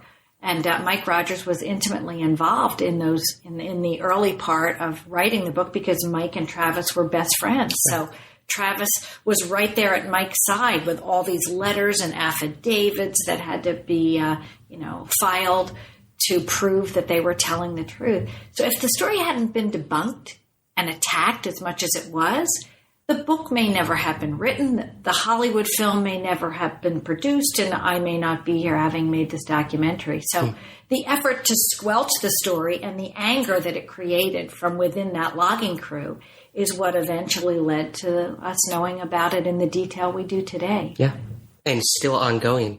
Travis is still searching for answers in his own experience. So, that being said, for the future, what's next for the film? Well, my goal is to try to find a distributor who's interested in taking the film to some networks. I think it has network potential. I'm in the process of doing some re-edits, doing a 43-minute re-edit so that I can sell it as a 1-hour television episode. And then also maybe honing it even a little more tightly. I have new interviews to add in with Mike Rogers. We have some live footage of Philip Glass, very interestingly, calling Mike goddamn liar naturally on national television on Larry King Live, which is wonderful. We have Don Walton, Travis's older brother, and I have Deputy Ellison and Leo Sprinkle to edit in. I was able to get these additional interviews. So I am reworking the film. As you saw last night, we showed a film with some CGI in it. I am making a new piece that will be exclusive for television and for possibly some art houses or what they call four-wall distribution. Yeah. I'd like to distribute it in a major way. As a business person, it's logical that I want to be able to repay myself with the outlay and the investment I put into making the film so that I can make other films in the future. So my goal is to market the film nationally, internationally, and then eventually release this newer exclusive version on probably Vimeo, Netflix, Apple TV, Hulu, and DVD as well. If that will still be around in 6 or 7 years, we'll see. Yeah. But my goal is that more and more people around the world know this story, because I think it is a human interest story, and it explains what it's like, what you go through when you have this experience. And over 50% of the world's population has seen something. So I think there's a market for it. I agree. And, the percentage probably is going up and up. It's that challenge we always have of people reporting it. Yes. Where can we find out more about the film? There's a great website, TravisWaltonTheMovie.com. You can go there. There's also the trailer is on YouTube. You can, Google TravisWaltonTheMovie.com. You'll get right to the trailer. Mm-hmm. There's a lot of inside and background information at the website, photos of our shooting. And I'm looking for testimonials as well from anyone. Of course, I'm looking for important people. I've just gotten a wonderful one from Paul Hellyer, the former defense minister of Canada, who has seen the film and really liked it and contacted me. So I'm collecting testimonials. I have a great testimonial from Edgar Mitchell as well, which is really wonderful. Oh, fantastic. And Mr. Mitchell's been a friend for many years. So I'm trying to use the social media as best I can to get the word out there, and I'm really interested in the public communicating with me and letting me know what they think. I'm interested in doing screenings. If I can, I'll drive anywhere and 50, 60, 100-mile radius of Philadelphia. I'll do a screening. I'll show up and talk. So I'm just hoping to continue to get the word out there, because it helps Travis, and it helps expand our awareness as human beings. I think it begins to open our consciousness to the seriousness and the reality. Well, what we know now, how many planets are potentially life-inhabiting planets that have suns with planets orbiting them. As we begin to grow more and more in our awareness, I think this film will only help. Awesome. And what's that website again? TravisWaltonTheMovie.com. Well, we look forward to hearing the progress of the film, and we're just so happy to see the UFO field thriving with credible, well-made films like this.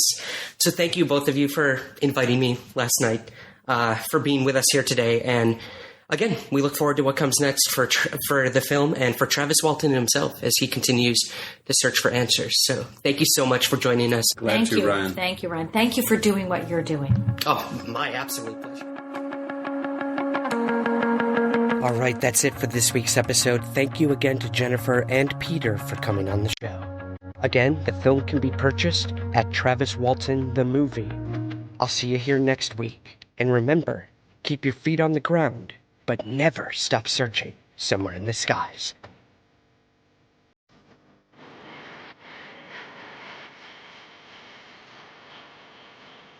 Somewhere in the Skies is produced by Third Kind Productions in association with the Entertainment One Podcast Network. To learn more, visit entertainmentonepodcast.com. Welcome to Beyond the Fray Publishing, where we take you beyond the ordinary to the extraordinary. We are a traditional publishing house that represents dozens of prestigious authors, researchers, content creators, and influencers, all of whom share one passion: exploring the unknown. From the mysteries of the paranormal, the legends of cryptids,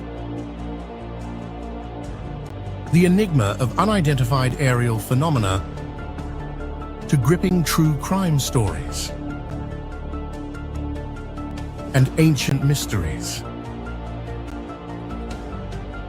Our vast catalogue of non-fiction books dives deep into subjects that captivate the imagination.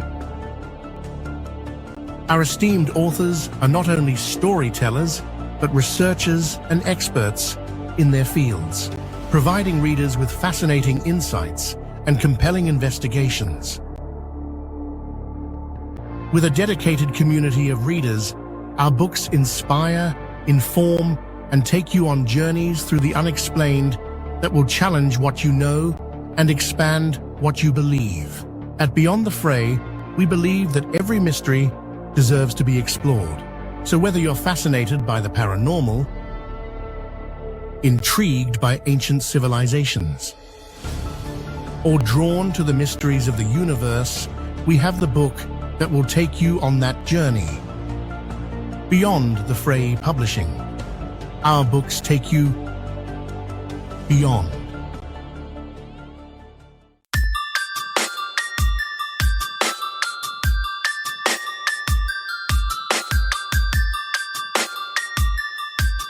This is Somewhere in the Skies with Ryan Sprague.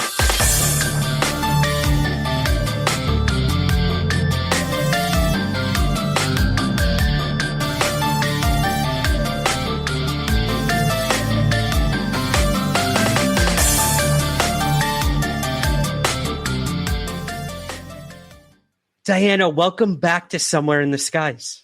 So happy to be here. Thank you. Thank you. Now, it's been a while since we actually last spoke. I had you on to talk about American Cosmic, obviously, when it first came out. And then I had the rare opportunity to have both you and Leslie Kane in conversation on the show as well. But now we are back. You are back with a brand new book, Encounters.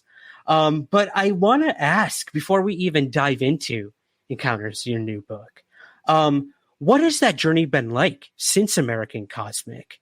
I know so much has happened since the book came out.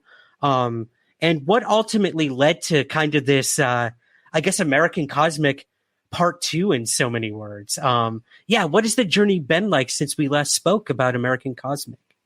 Yeah, sure. All right. So I started the research for American Cosmic in 2012.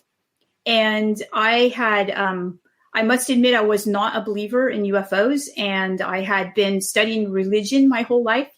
And so when I came into UFOs, I had seen some parallels between aerial phenomena that was described, like, say, in the 1500s by European Catholics, and then what people were describing today. And I thought it would be a really, very uncomplicated look at this topic today, what's been going on. The more I got into it, though, the more I recognized that people were actually seeing actual real things. And that made me reinterpret what I had been seeing in the past. And it was very shocking. And so again, also I met people that I didn't expect to meet. And these were the people that I didn't actually have language to describe them at the time. They needed to have they needed to be pseudonymously referred to, right? I couldn't use their names. One of them was Gary Nolan, and he's now out as himself, but he's James in American Cosmic, and the other is still, under a pseudonym. Although people, say they know who he is and things like that. So one of the things that I learned from American Cosmic, and that I now, when I look back on, I recognize the language that's being used today, like the legacy program language and the language of the, some of the things that were being done then, like biologics. These were things that I actually didn't know that I was studying at the time, writing American Cosmic. That's exactly what I was doing. So I was working with people in what are now called SAPs, or special access programs. And they were teaching me about biologics. And biologics now is something that is talked about at space research conferences and things like that. It's now open. But back then it wasn't. So this was prior to 2021. So now I know, because the language is all over the place, I'm like, oh, that's what I was doing back then. And so American Cosmic actually caught that. So it caught the language, it caught the I actually published some peer review articles about biologics and things like that are up on Academia EDU. And so what did I learn? I learned that there was a program and people were involved in studying this in our government through SAPs, and that they were making some headway, and that the headway they were making included this new discipline and called biologics, the working on these things. A lot of it having to do with taking stuff into space and using that zero gravity environment to conduct some experiments that then help us with biotechnologies on Earth. And so this is what I was learning about. And then after American Cosmic was published, it was still secretive. The topic of UFOs was still something that people didn't talk about openly. And it wasn't until 2021 where, as you know, the Pentagon report came out, and then boom, all of a sudden American Cosmic, everybody wanted to talk to me because they had read American Cosmic and said, well, what do you know? I guess she was telling the truth. And so that's what I learned. And so Encounters is the follow-up to that. I love that. It's kind of like your research was running parallel independently to a lot of what would eventually come out in a lot of the media post kind of 2017 and onward. That's fascinating. And the fact that like it all kind of melded together now and converged into this new ufology we've sort of seen birthed since then. Yeah. Really, really interesting. Okay, so here's something I find interesting. When your first book came out, I can't tell you how many Reddit threads or Twitter threads were out there trying to figure out who these pseudonym people were in your book, whether it was Tyler D or the other pseudonyms that you used, understandably, at the time. You have a new one in this book that I think is really going to get the conversation going again, and that is the Gray Man. And I know this is a pretty big portion of the book, actually. Is there anything you can sort of tease to us about the Gray Man and their contributions to the book, why you felt it important to really tackle it in the way that you did? Yes. Okay, so that's the only pseudonym in the book is the Gray Man. And the reason I had to do that is the exact same reason that I did that with Tyler. And okay, so if I'm using a pseudonym, it's because the person has to have one. It's not like we want that to happen, but it needs to happen. And this person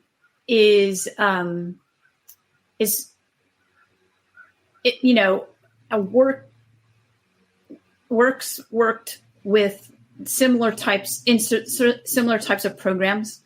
So Tyler was in.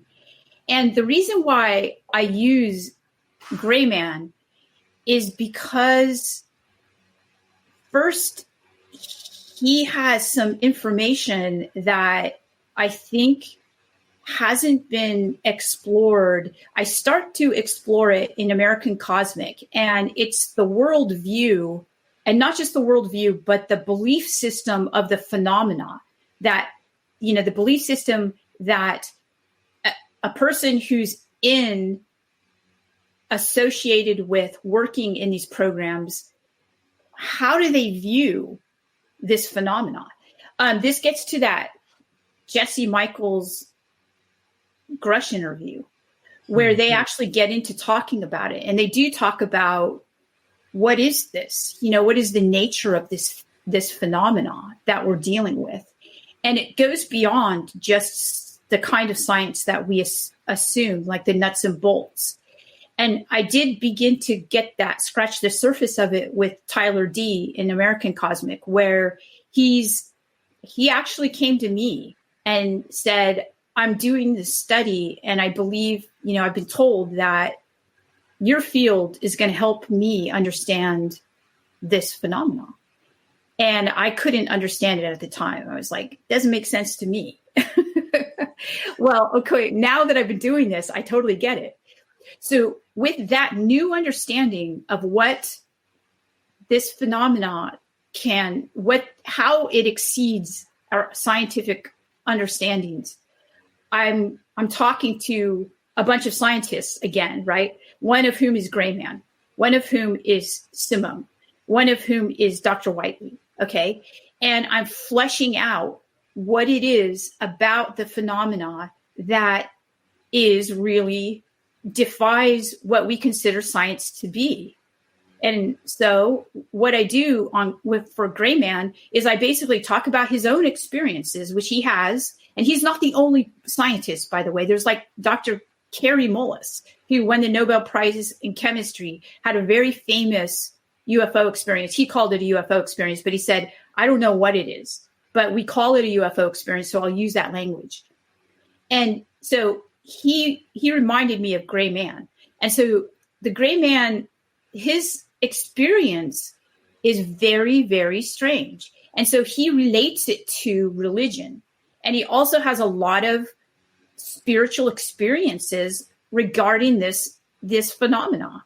And a lot of people, there's a lot of good and bad associated with the phenomena. Some people have really amazing spiritual experiences, like Tyler D. Some people have experiences where they think that this phenomena is really bad, and they don't like it. Okay.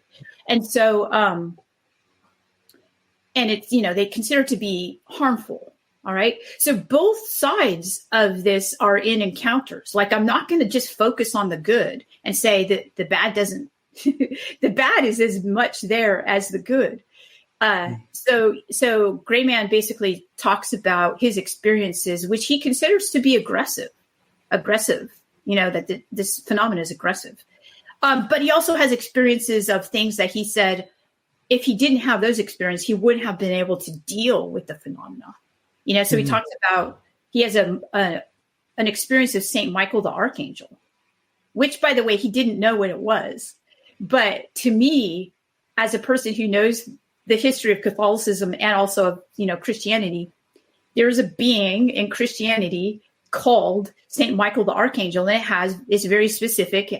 It has a sword, and it's like, it slays demons and things like that. Well, Gray Man didn't know the history of this at all, but had an experience of this that he thought wasn't a dream. And that was such an amazing experience. And the experience that associated with it, I felt like people should actually know about this. And I actually know that he's not the only one. So what I did with Encounters was I took the experiences of people whose, like, for every one experience in Encounters, I've read 200 experiences very similar to that for each one. Interesting. So it's kind of like an amalgamation of this one, I guess, theory or concept or perception of the phenomenon. Yes. That's fascinating. They're exemplary. So these are the examples, like each person's example. Yeah. Represent what? 200 other people who. Right. I was just going to say, Diana, in terms of the St. Michael thing, I interviewed a woman not too long ago who had seen some sort of crash retrieval program going into action out in the desert. Something had crashed. She never said she thought it was a extraterrestrial craft or anything like that, but something had crashed in the deserts out on the West Coast. And when the military came in, she saw several of the individuals who went off to the site where this allegedly happened, and she saw the insignias on their uniforms, and they actually had patches that had St. Michael on them. And that really stood out to me. Right then and there, I'm like, okay, what is going on with this alleged UFO crash retrieval and this insignia on a quote-unquote crash retrieval unit, I guess, using a religious symbol, as their insignia. So right then and there, I mean, there's your connection, kind of tying the religious aspect to UFOs, and that's very, just in your face with it. I know with Gray Man, it's a lot more ambiguous, but does that ring any bells? Have you ever heard anything like that of these UFO programs? Okay. Yeah. Is that something you could touch on? So I hate to be like, I don't want to do the thing that a lot of the people do who are, in this field, and they say, well, I can't talk about that. It's, I get it. Yeah. But it's true. So I'll tell you this though. Yes, absolutely. So, like I said, the reason that so this is a follow-up to American Cosmic. Encounters is like American Cosmic 2. Okay. Where I go more in depth into the people and their experiences, because I think that that's really what we need to focus on. That this kind of stuff it's not just a crash. It's something that actually impacts people, and they're having experiences. And even the people that are in the programs are having experiences. And if they're wearing Saint Michael or, something that looks like a super power with a sword, that shows that they want protection, or they're indicating protection. And I think that this is something that is interesting and important. And I don't know the full significance of it, to tell you the truth. I mean, I'm just being honest.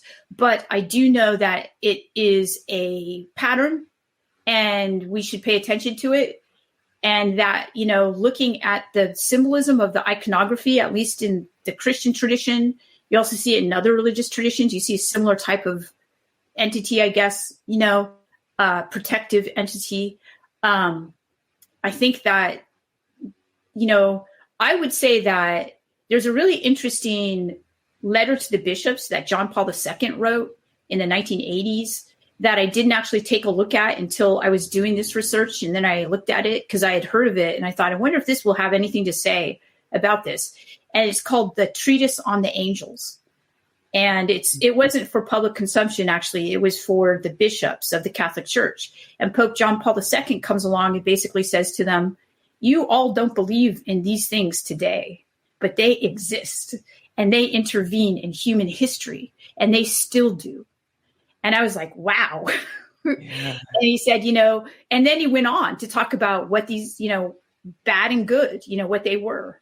And I thought that was really interesting, and does speak to, these people's experiences of things that in secular society we don't believe in. Right. Now, I spoke to this is so funny. I spoke to an astrophysicist literally yesterday about this idea of in let's say a non-human intelligence from somewhere else, another time, another dimension, what have you. There's always this, I feel it's a misconception that they would be peaceful, that they would be so highly advanced, they've moved past warfare, this, that.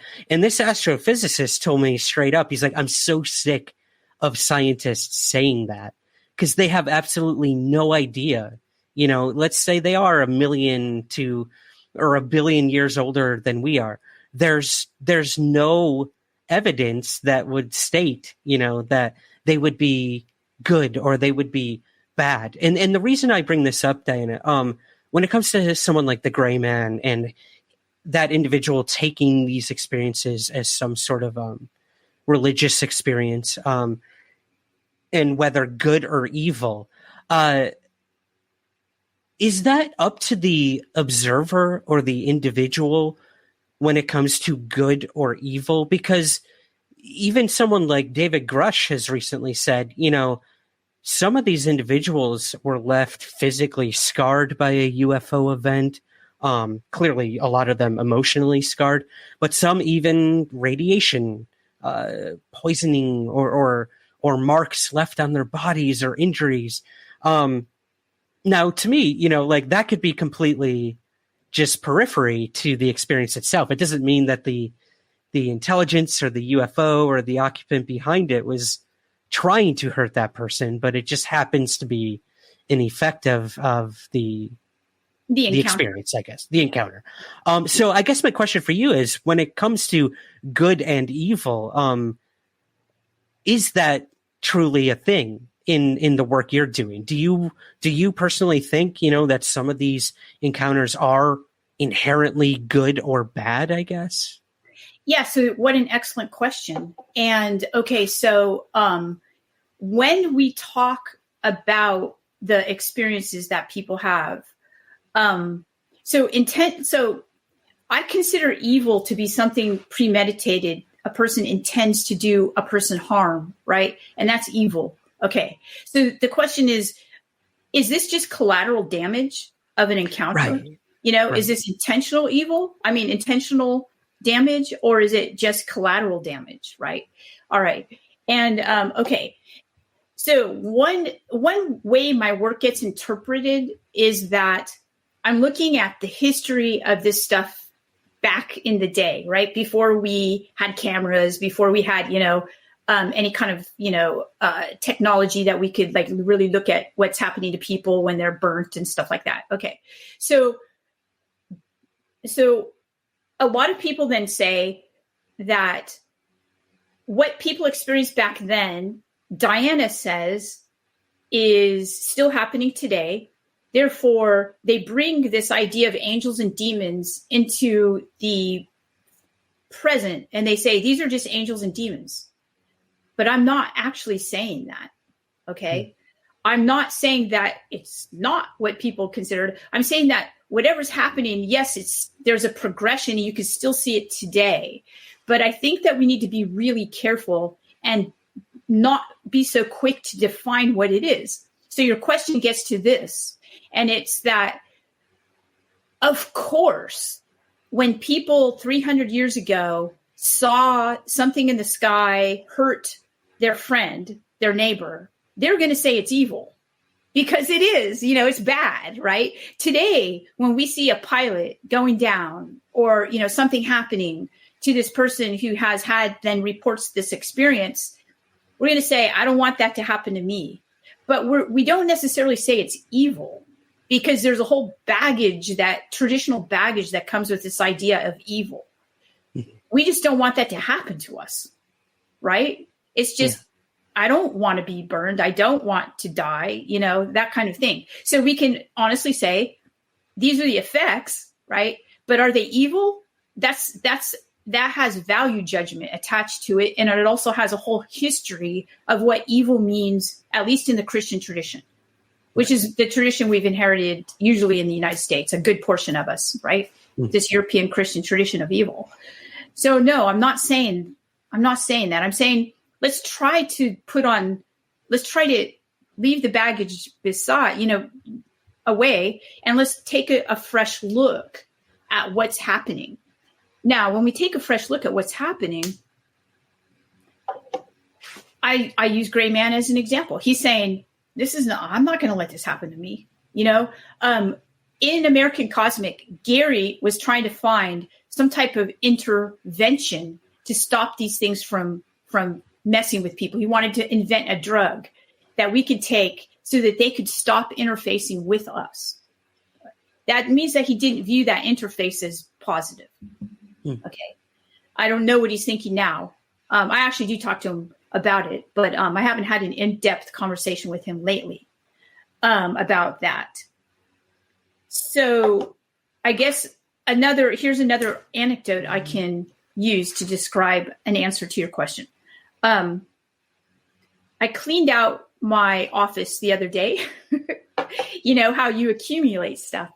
And my life is very incredibly busy. And I do try to answer emails about the topic. And I also try to, when people send me things in the mail, the hard mail, I literally do try to answer it all. But it got to the point where it was almost impossible for me to do that. And I have some mail from when the book first came out, which was, in 2019. So I have mail from 2019. And I opened it and I read it. And one was this long letter of it looks like about 10 pages of written note from a person who's most likely in their 70s, maybe 80s. And they had experiences when they were young and throughout the whole life. And they read my book and they wanted to thank me. And they said, and what struck me in the letter was they mentioned that they had been following when pilots see these things. And they said, and then one pilot was killed in an altercation with one of the, the saucers or, whatever they called it. And then I stopped paying attention because I realized how dangerous these were. And I was like, wow, So that's just one of so many, though. But, so was that altercation just us not understanding collateral damage, but it's certainly something we wouldn't want to happen. Yeah, absolutely. It is fascinating. Yeah. Again, that lens in which you look at the experience truly means everything, I think, from individual to individual. Another chapter in the book that stood out to me is in your first book, we, many of us in the UFO field knew this term from the work of Valet and whatnot, the invisible college.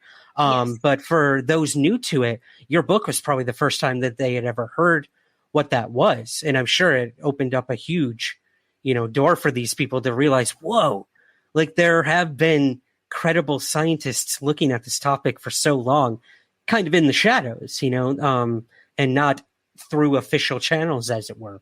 But in the new book, you take that even further. You have a chapter called The Children of the Invisibles, which I thought was such a cool term. Perfect band name, by the way. So I think someone's got to definitely get that one going. But what was this chapter, Diana? What made you decide to kind of cover the evolution, I guess, of the Invisible College? Yes. So, of course, the Invisible College are the group of scientists led by Alan Hynek, who were needed to study this in an invisible way anonymously so that they could do, so that they could keep their jobs and, their scientific affiliations and things like that. And they borrowed the term from the early modern time period when the same thing was going on, when people like Galileo and Copernicus, were being basically suppressed and their science was being suppressed. This has been the case. Okay. So it's still the case. So there's a group called the Invisible College. Everybody probably knows who they are by this time. And they've been doing this work. And so I'm lucky to know them and to observe their work and to work with some of them. But I also met extended Invisible College people. And this was the group that they were more involved with the perception management side. So there's the scientific side, which people like Jacques Vallée and Hal Puthoff, Eric Davis, right? They're doing science on this topic. And then there's the perception management side, and they are invisible, more so even. And they're not, let's put it this way, they won't be writing a book called The Invisible College about the stuff that they do. But their work is as important for our understanding of the phenomena because they are involved in the public management of the perception of it.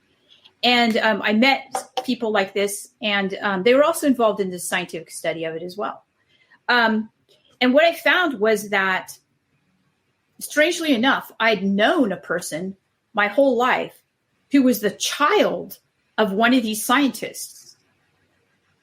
And I did not know this, although she had mentioned she didn't even know it because, you don't know it when you grow up in it. And I had met her pre-UFO study when I first became a professor at the university, where she was a professor too, a little bit ahead of me, and in philosophy.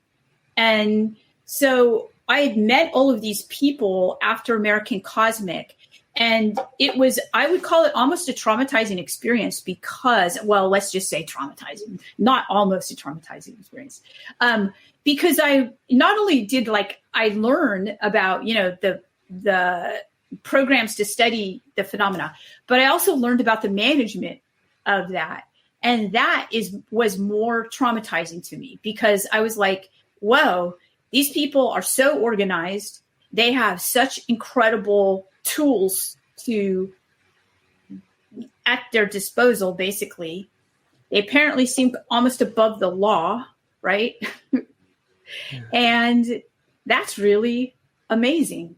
And I met the kids of the people in these programs, and the kids are either recruited into the program or they're really, what's the right word to describe it? They're really confused, okay? And because, they'd lived their whole lives constrained by their parents' clearances, constrained not to have certain friends, not to do certain things, not to go internationally, they were basically put under the similar constraints as their parents and lived a certain very interesting life.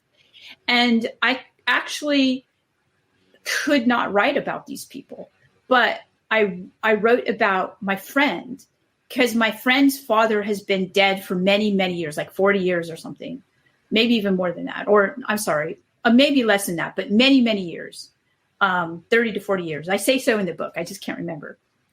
And she is retired. She was fine with having me talk about her experiences as a child of what she would call, she used to tell me it was called the secret space program. And, this was in the 50s and the 60s. And I mean, that was not what she told me because I hadn't been born yet. But she told me this when I became a professor at my university. And, we both had kids and our kids were older than mine, but we'd go out and we'd go to the strawberry patch or something like that. And then I'd take a picture of the kids and I'd send it to her. And she said, wow, this is so great. I don't have any photos from when I was a child. And I was like, what? What? And she said, yeah, my dad was in the secret space program. Never occurred to me to ask about it. I thought it was just weird. I thought, okay, that's weird. But I didn't think to say, what are you talking about? I didn't think to say that because I thought it was just a one-off weird thing, but she'd say it occasionally. And so later, as I met these people, I thought I really need to ask her about that. But I felt that I would overstep if I did. Finally, I just asked her and she said, I'll definitely tell you about it. And so what I recognized was that, there's this thing that people talk about, the secret space program, and it's absolutely a clown show, right? And it's completely ridiculous what people say about it, but I guess there's an unacknowledged part of the space program. Even the space program says so. If you go to, the historical documents on their website, they say, we leave it to future historians to discuss what is now classified because we can't. And they're really honest about that. So there's a way to talk about it without making it the clown show that it's become, but it's probably become a clown show to keep people from looking at it because who would want to be associated with looking at it? Right. So that chapter is about those children because I personally had some issues when I met these people who were, in their 30s, 40s, 50s, 60s, and had been the children of these people that were scientists in this program. They didn't have normal lives. And it just seemed like it was, to me, there was an ethical issue at stake here. And I wanted to bring that up. Interesting. So in terms of those ethics then, Diana, do you see with the individuals you interviewed for that chapter, I know it was primarily your friend, do you see that perception management playing out at all with everything that's going on in the world of UFOs right now? I mean, again, we could talk from 2017 on. A lot of people believe that there's some crazy psyop thing going on with all of this. And then you have this gentleman, David Grush, come forward and really put out in front that, yeah, there's these clandestine UFO crash retrieval programs, no government oversight, things we all have been talking about for many, many years. But here we are in front of a congressional hearing and hearing these things, literally. So do you see that perception management playing out right now? Are the children of these invisibles possibly becoming a bit more visible as Congress gets involved and, whistleblowers come forward and all of that? Yeah. So I think that we would be naive to think that it's not happening. Okay. Because it's been happening. And we would be naive to think that everything's really transparent right now. Hey, it's all transparent. We should take people at their word. That said, I also, and this is my opinion. Okay. So my opinion is that there's truth out there right now that has to be out there because of AI doing, I don't know if you saw a tweet that I tweeted the other day based on a person who is a really good researcher, identified that because a couple, 2 years ago, I taught a class on UFOs and I talked about redaction, right? And I said, when AI is able to, and it probably is now, it's going to redact all these documents. It's going to anti-redact them, right? There's going to be anti-redaction AI tools, and all the history is going to be out there. So we've got a few things going on right now, Ryan. We have not just AI, in a sense, becoming, revealing things that have been hidden. We also have other countries in space other than the Russia, United States, who have been in alliance, by the way, in space, at least, if not on the ground. And so with that, a lot of those countries won't abide by any kind of secrecy that we might want to impose upon our own population. They might say, no way, we're not going to be that way. So there's a few things that are impinging upon us, the United States, at the moment. And those two are probably the most, 1 and 2. Therefore, there has to be transparency. And I think that the hand is being, you have to show it now. And so I think that a lot of the transparency is out there. But with that said, there's still there would be a lot of misinformation as well. You also have these pushback tactics, that are happening to Grush and, some of the whistleblowers. After they see what happened to Grush, no, they're not going to be public, and who would want to? Yeah. So that's what I think is happening.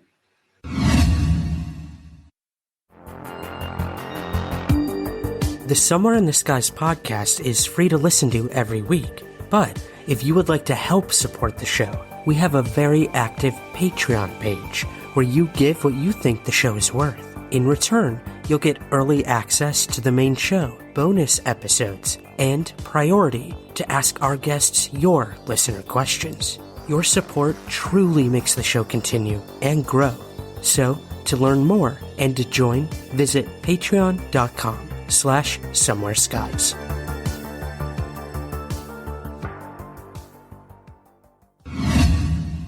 Kind of wrapping up the book, because I do, I've got some more general questions that I'd love to talk to you about, because so much is going on. With Encounters, Len Philpott, yes. Am I saying that correctly? Okay. This was interesting because this took place in an area called Brockport, which I'm sure you and I are both familiar with. You having been to Syracuse and me being from there. I had never heard about this incident, really? Which was fascinating. I remember when you first sent me the book, you were like, you need to go to this chapter and look at this case. It happened in Brockport, New York. And I was like, what? So yeah, I would love if you could touch briefly on this chapter, if you don't mind. Why you decided to include it, and a little about Len and those experiences. Yeah. So Len, so this is such a fascinating case because it has all the elements. First of all, Len is just a normal guy, right? So he doesn't have a clearance. He's not a space scientist or anything like that. He's just this normal guy who likes UFOs when he's a kid in the I think it's the 1960s. Yeah, the 1960s. He's about 16 years old when this really well-known UFO flap happens in Brockport, New York in 1967. And it's actually in Wonders in the Sky, Jacques Vallée's reference book. It's actually included in that reference book. So I was able to talk to a couple of different people who were firsthand witnesses, and it was witnessed by over 30 credible witnesses in several miles, right? Having seen this thing. And so Len is a guy who attended the Rice University conference on the Archives of the Impossible. And he had written to me prior to that conference, and he had shared with me a vision he had that he said he didn't feel like it was a vision. He's an atheist, by the way. He was an atheist. And he had this vision of Fulton Sheen, who is this really well-known, for Catholics, he's this really well-known Catholic bishop who I think he was also in New York. And he's a really well-known guy who had a TV show called Life is Worth Living before our time. Okay. But it's an amazing show. It's still being a radio show and a TV show. It's still being played in various places. Lots of people love it. My daughter watches it. She loves it. Okay. And he's just this really eccentric guy, Fulton Sheen. And he talks about how life is worth living, right? And, and life is an amazing thing. And so Len has this experience. first, when he's 16, he has this experience of the Brockport UFO. And so when you go back and you look at all the records, it had been examined by NICAP. You know, it had gone through all, because it was such a widely seen UFO, and it conformed to all of the things that happen during UFOs that are so people can't explain. Like, a lot of people saw it, but they saw different things. Okay. One person actually saw it land and little beings get out. And believe it or not, NICAP and others discounted that sighting just because it was weird, but they were all in on the sighting when it looked like the Steven Spielberg Close Encounters of the Third Kind, kind of really cool looking craft with the little thing on the end of it, you know, it's trailing behind. So it was really interesting to have all this knowledge today and to look back at that sighting and the various people's interpretations of it. Even, you know, trained ufologists looking at it and saying, that's just too weird. That guy really didn't see that. But he was actually the first one to see it. Right. And he was the first one to report it. He was a night watchman. So Len saw this when he was a kid, and he had experiences where he went to his buddy's house, and his buddy was like, something really weird was in the sky yesterday. I felt like it was watching me, you know, something really eerie. And so they all decided they were going to sleep outside of the buddy's house and try to do UFO watching. And surely a UFO showed up.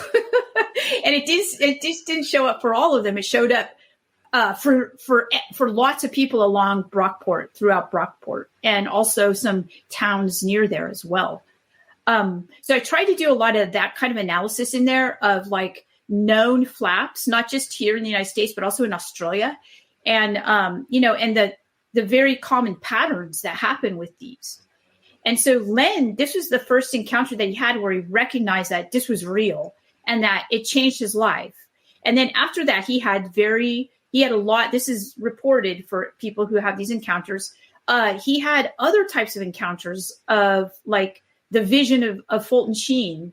And, you know, he then became spiritual. He shifted from being an atheist to believing in God, but he doesn't necessarily have a religious tradition. Like, he doesn't have a Catholic tradition, or he doesn't have a Jewish tradition or Hindu or anything like that. But now he completely believes in this other world, and that we can have communication with intelligences in that world. And he has, you know, lucid dreams and things like that. So I thought he was a really great example of a person who has this sighting and then has these experiences afterwards, but he's not religious, but he's also not an atheist. Mm. And he doesn't have a clearance, and he's not a scientist. Right. I know, which is, for, I would say, a majority of the population, the type of person we can relate to, you know. So that, I think, again, that lends a lot of credence to the vast array of individuals who seem to be having these encounters, as it were. So, yeah, it was really cool to see you highlight that. Well, I do want people to read the book, so we won't give away too many more of what's in that, Diana. But I do want to move to a few other things that you have been involved with lately, if that's cool. Awesome. The first would be the Soul Foundation, this new organization that is being spearheaded by Gary Nolan and a few other individuals.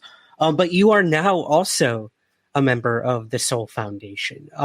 Is this something you could tell us a little about? What is the foundation, and what role will you be contributing to the Soul Foundation? Yeah, of course. Yeah. So it's a foundation that will look at the phenomena basically and try to do really amazing research with the people who are, you know, Gary obviously is doing this research and has been doing it. And now the organization will provide, you know, the means to carry on with this type of study that is unencumbered from, you know, from basically oversight. So it's not a government foundation, and it's not attached to a university. So it's basically free, you know, to explore. Gary is a well-known scientist. He has a lot of connections in the community. So he is able to recruit people who are going to be instrumental in looking at this phenomenon.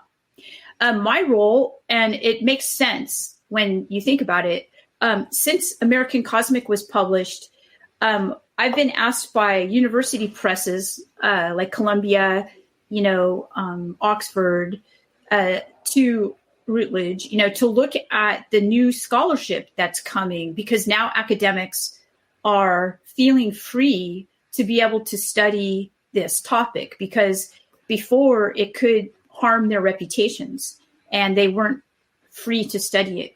Now they feel a lot more free. So there's a huge body of scholarship that's on its way to being published. And it comes to people like me who've already published in the field to look at the scholarship, and I'm actually a peer reviewer. So I look at it and I suggest to the press whether or not it should be published based on what I know.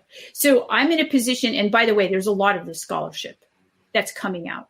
So I'm looking at it from the humanities and social science aspect, right? So like anthropology and, religious studies, political science, that type of thing. So this stuff is coming to me. So I'm already in a position to suggest people to the foundation who would be really helpful to the group that Gary's putting together, Gary and Peter are putting together to do this. So Peter Skafish and Gary, asked me months ago if I'd be interested in doing this work for them. And of course I would. So that's my position. I'm like an advisory council on, if there's, and plus I could also, add my own scholarship to that, right, where it fits. So that's my role in the foundation. I love that. Yes. And you are seeing this topic starting to show up in various university courses and even online courses as well, such as independent ones that you do, and just across the world. I mean, I know for a fact that your book and my book are currently required reading in 2 separate college courses in the United States, which still blows my mind.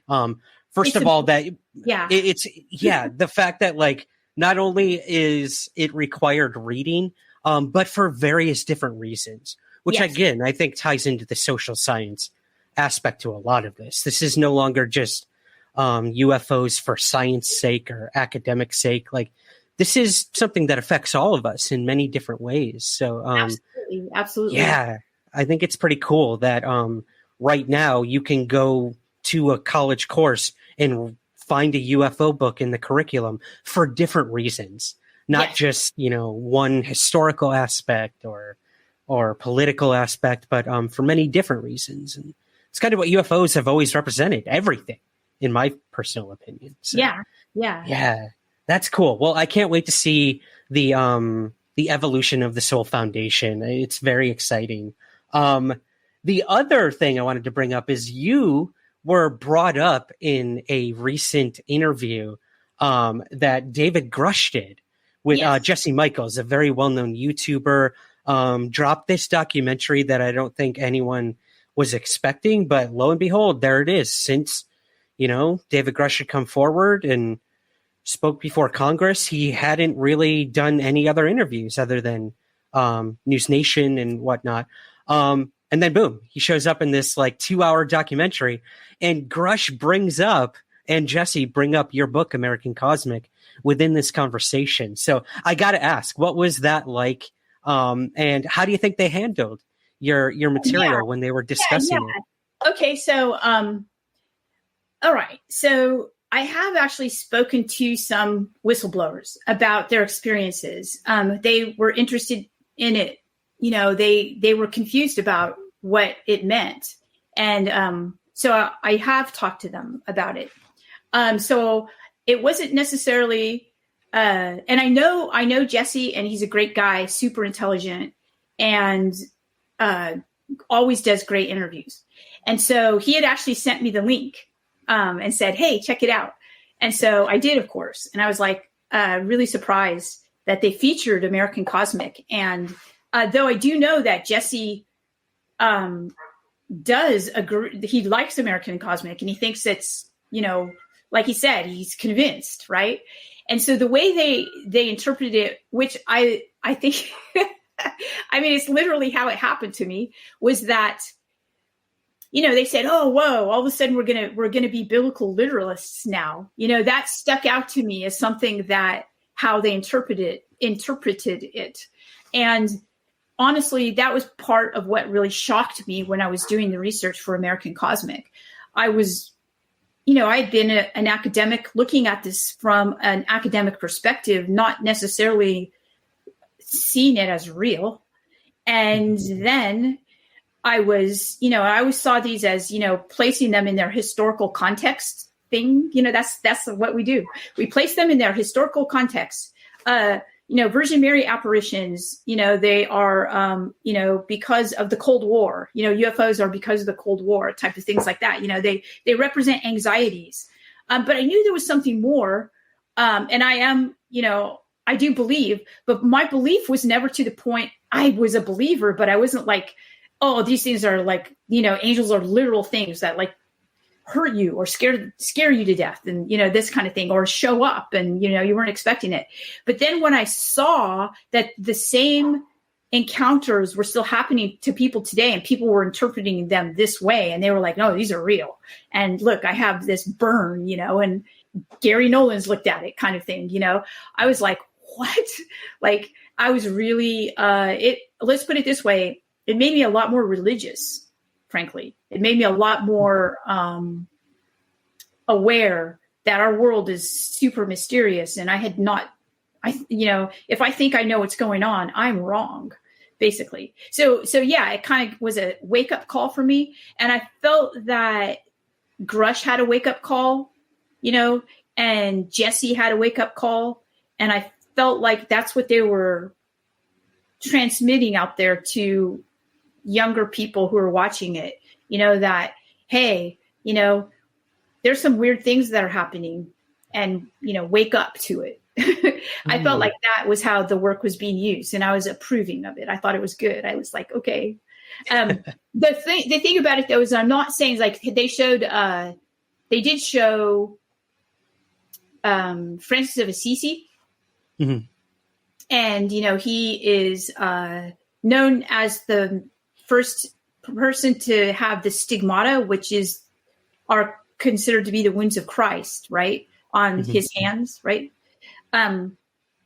So I've done the primary research for that, like looking at primary documents of that, the originating ones, and I see that there's references to how the angel dealt with him. He interpreted it as an angel, but the angel looked pretty weird when you look at the primary documents.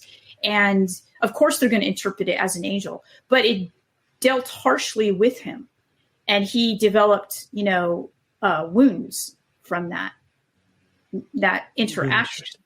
Yeah. But I'm not, it's really a difficult position for me to be in, to kind of try to analyze this from the perspective of what's actually happening there. And then basically concluding, that was just a UFO. No.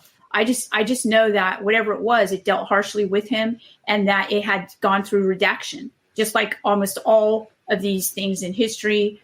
They get redacted for devotional purposes, and just like they do today, I talked about that in American Cosmic, when people have experiences like Ray Hernandez's experience, was reinterpreted by MUFON in Hangar 1.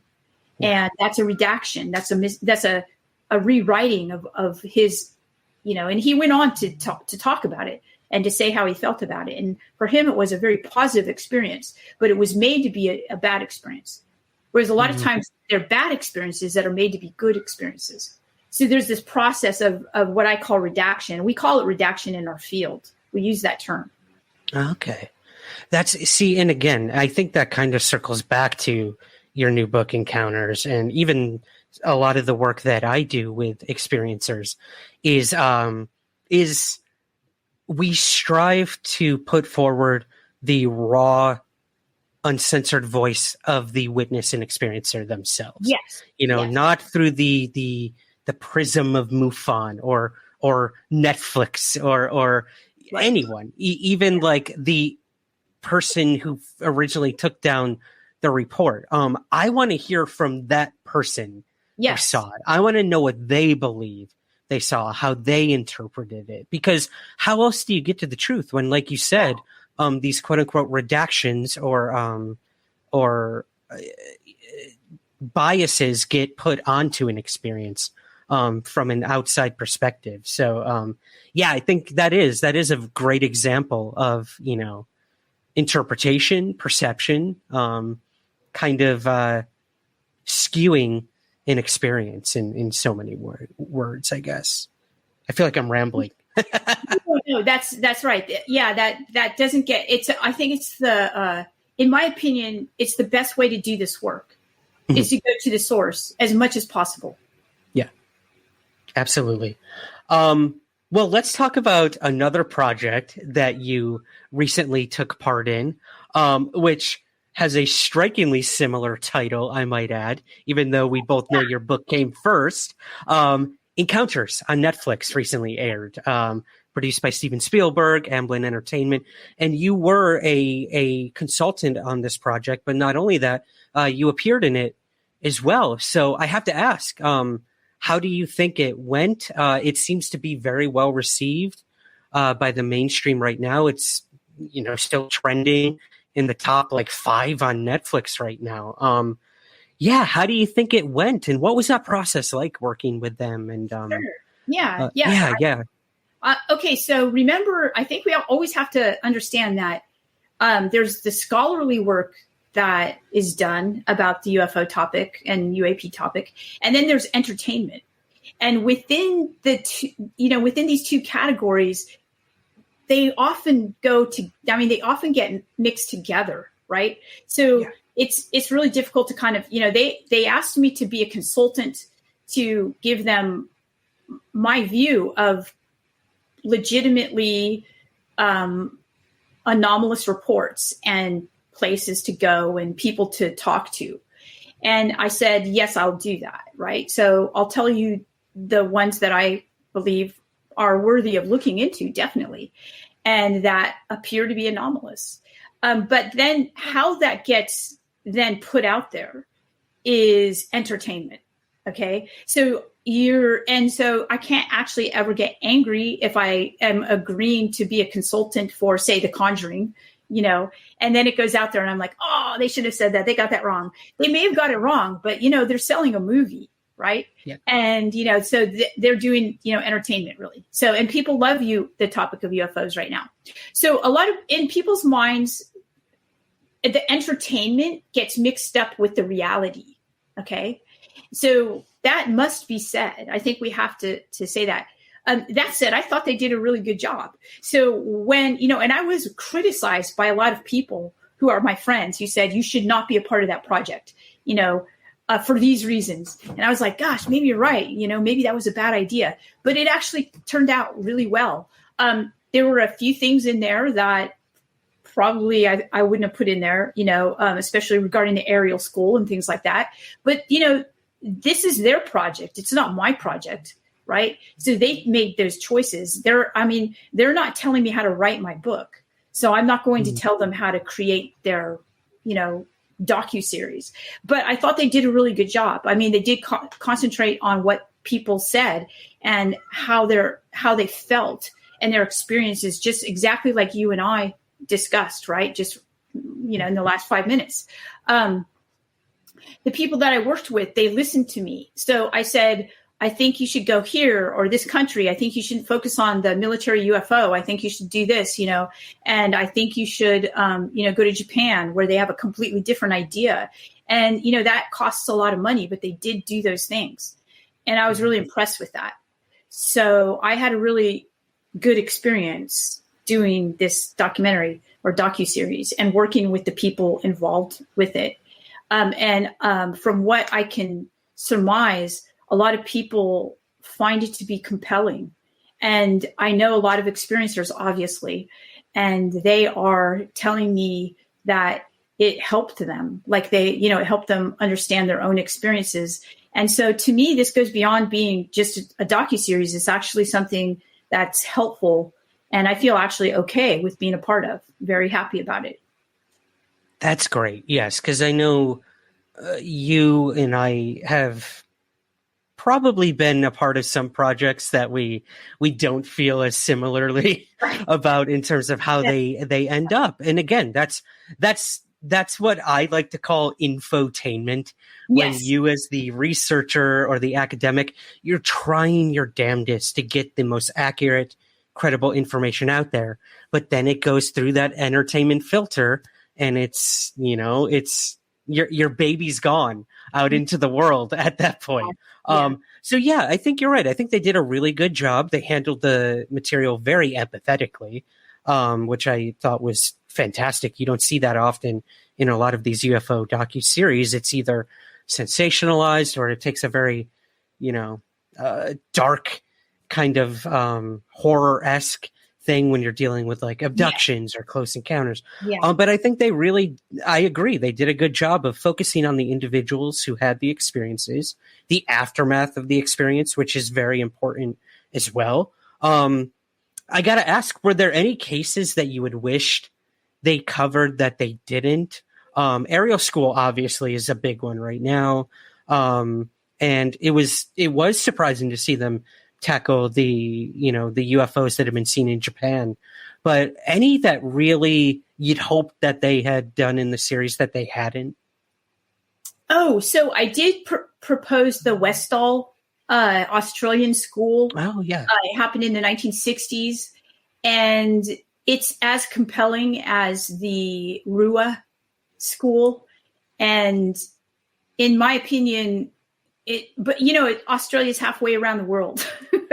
So, and of course, my focus has been there, looking at what's happened. Australia's a fascinating place, a lot of activity there. And that one was really fascinating because the people are now, I think, in their 60s, and they are adamant that it happened. And they have the same story. There were teachers involved who are still alive and are talking about it, and they go really in depth into the various aspects of it. So, they couldn't cover everything, right?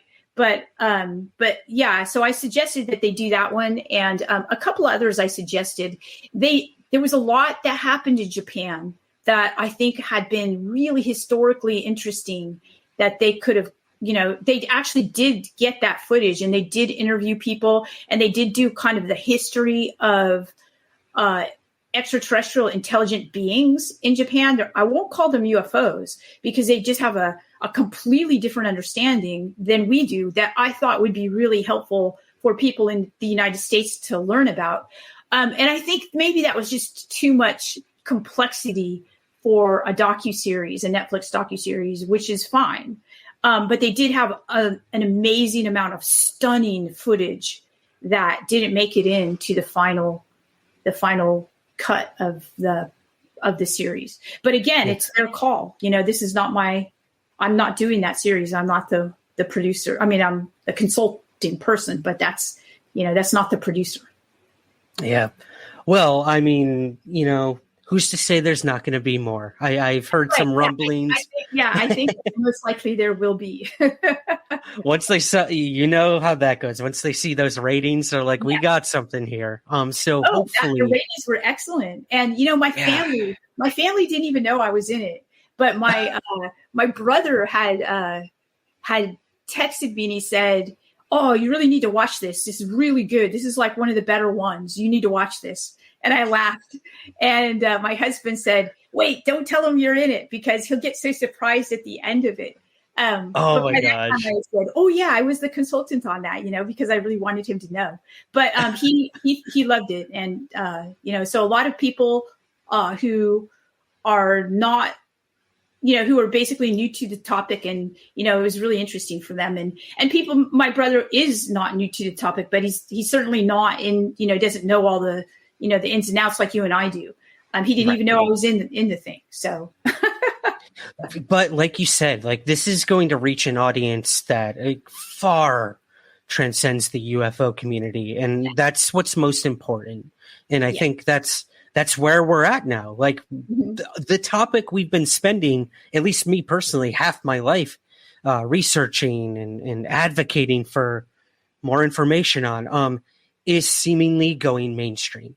And you either embrace that or you say, no, I want this to be that indie punk band that never sells out and makes it out in the world. And I think for a lot of us, seeing Steven Spielberg get involved again with the topic of UFOs in such a serious manner and just having his stamp of approval on how legitimate this topic is, I think that means a lot to a lot of people out there who have experienced these things. And it's going to open a lot of eyes.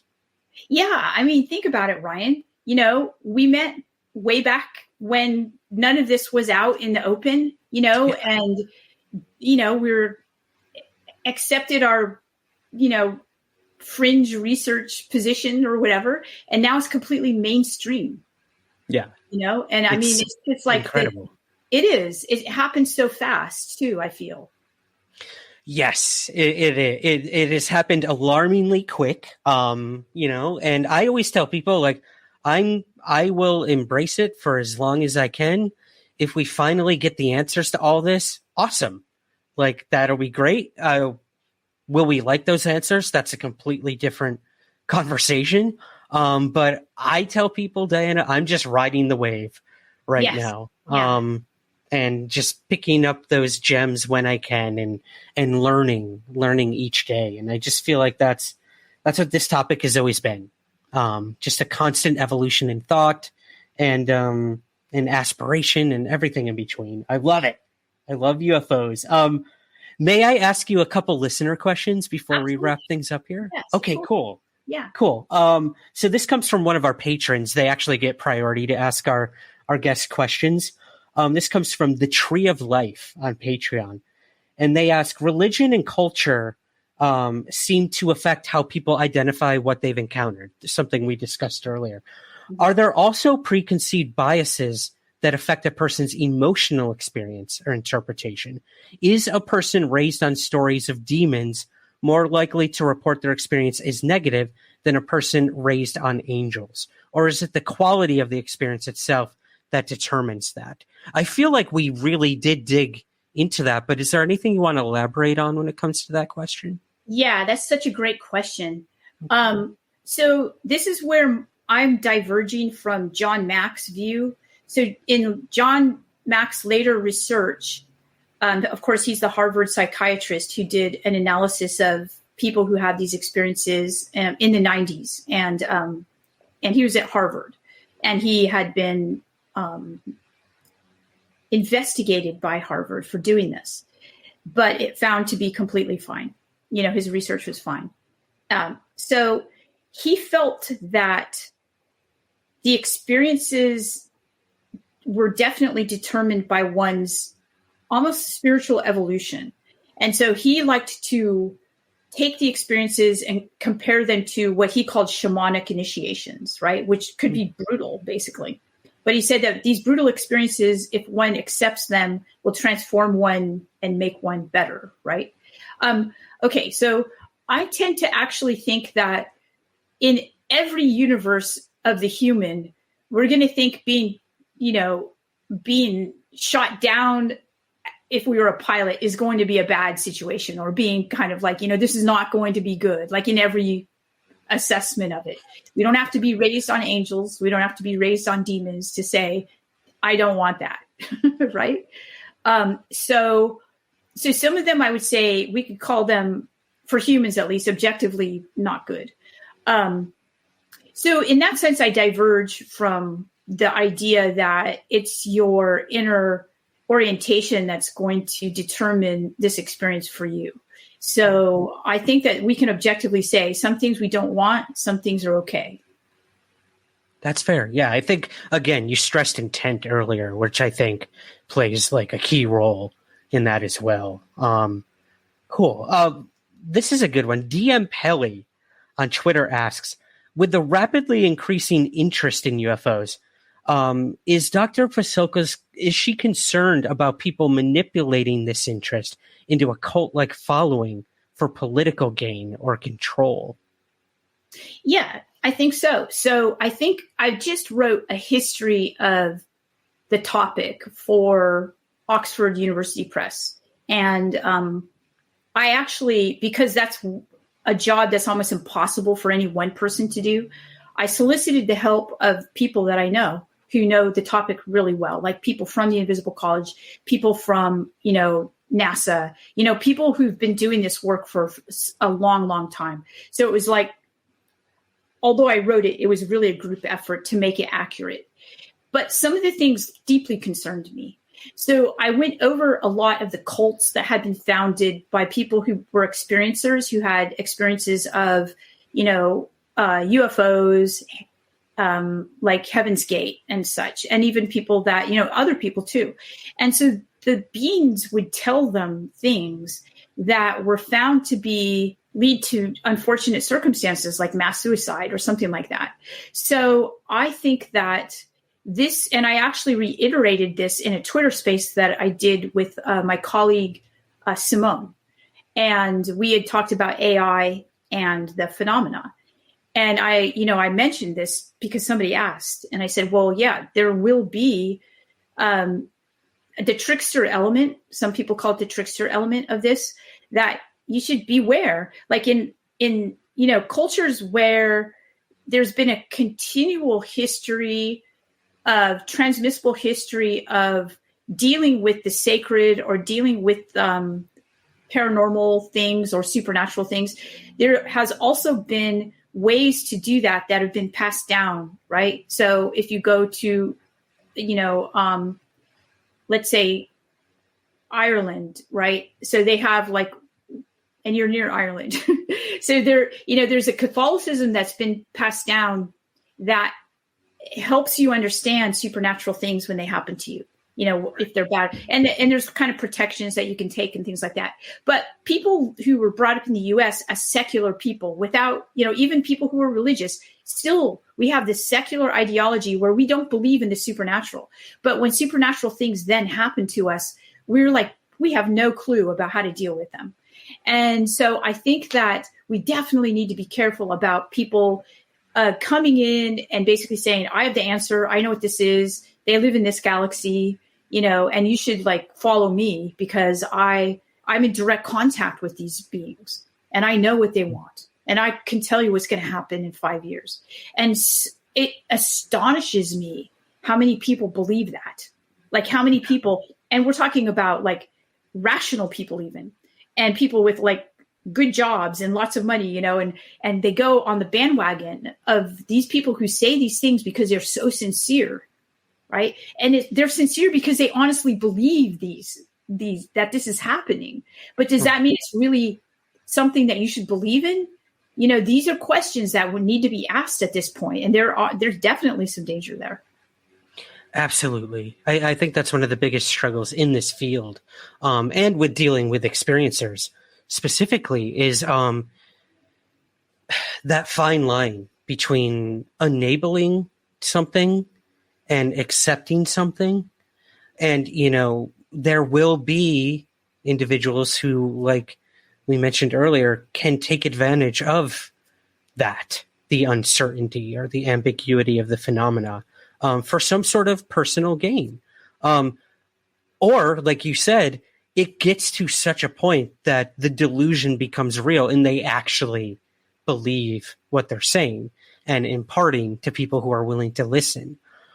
So I do always find that a huge struggle in this field, one I contend with every single day, of dealing with this topic and kind of being a voice in it. The struggle is real. I can put it that way. And there are cults, and there are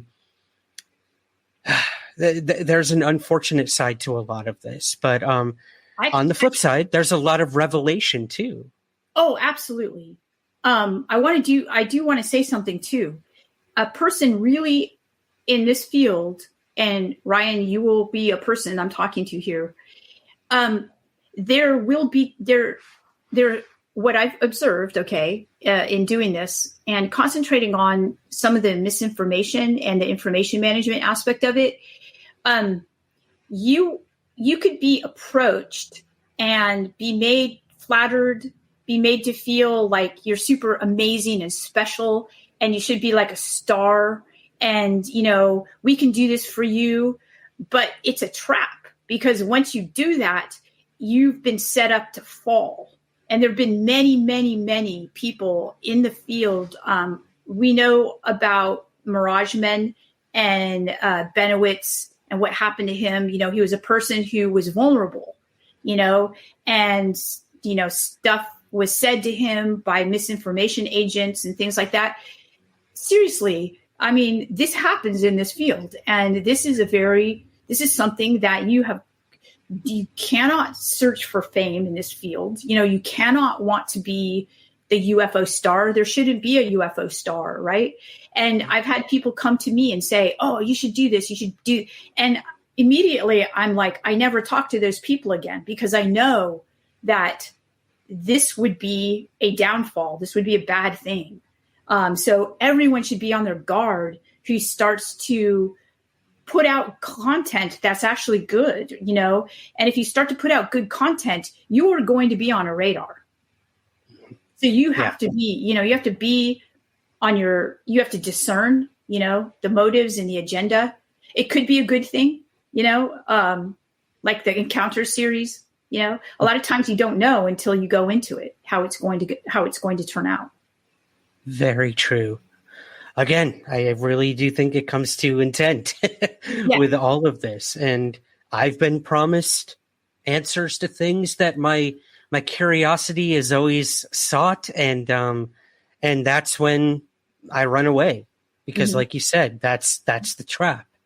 And if these phenomena wanted us to know the answers, they would make it abundantly clear, in my personal opinion. So the fact that they or it or has not done that, there's a reason for that. So I'm not going to take one person's word who promises you access to all of these answers to life's questions for reasons unknown. So yeah, I would have to agree with you. Just be careful.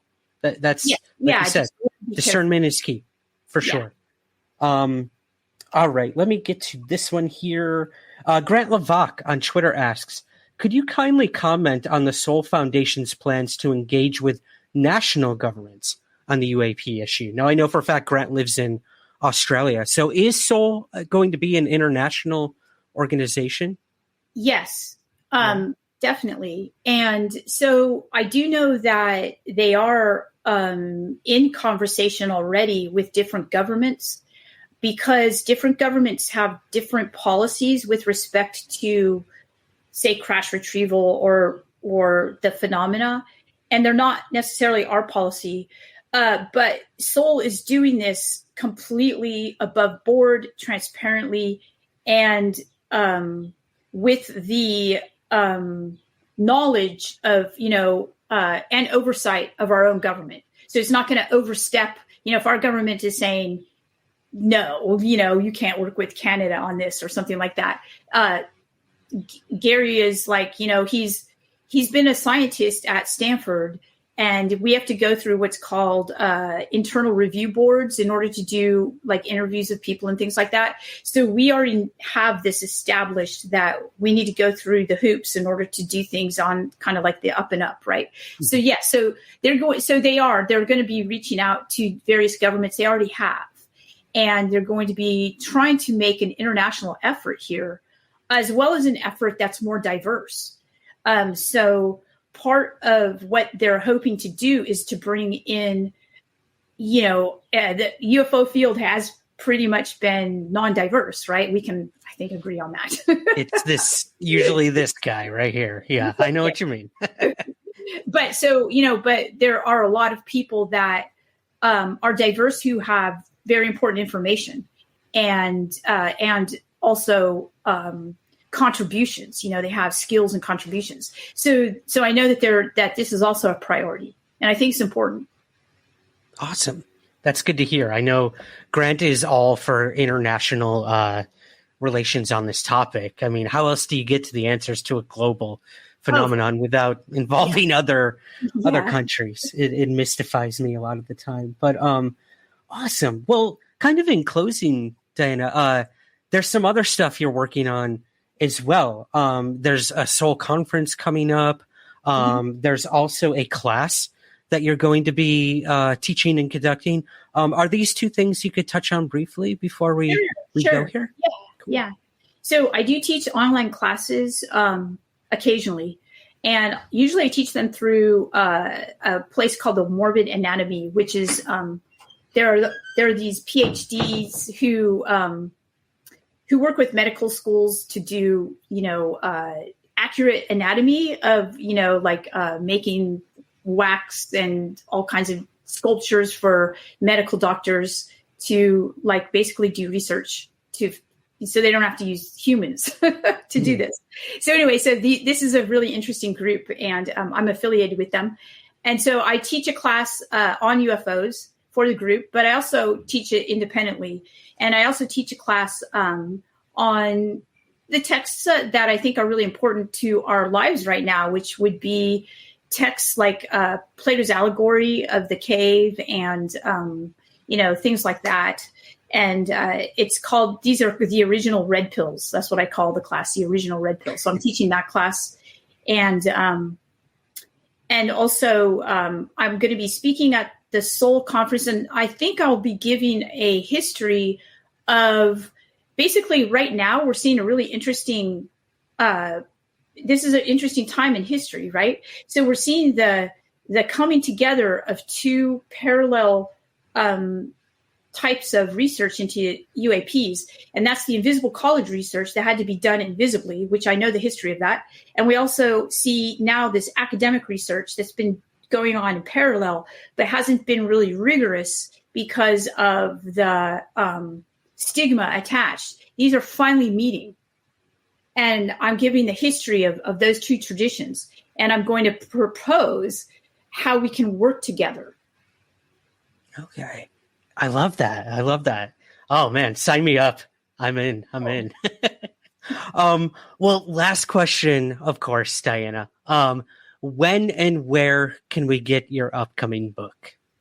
Okay, so wherever books are sold. So it's Macmillan, its imprint is St. Martin's Essentials, and it's going to be on Amazon, Barnes & Noble, bookstores, things like that.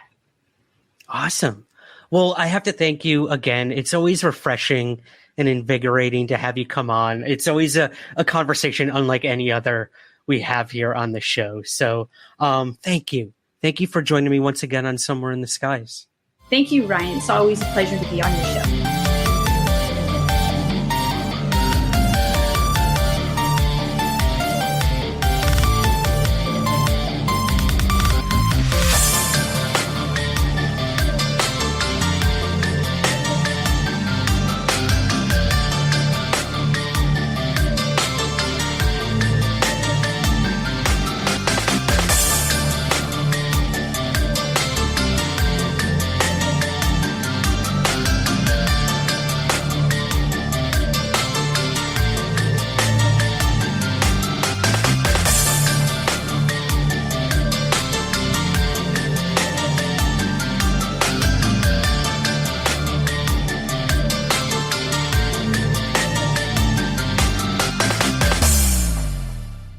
Somewhere in the Skies is part of the Somewhere podcast universe. Please take a moment to rate, review, and subscribe on Apple Podcasts and Spotify.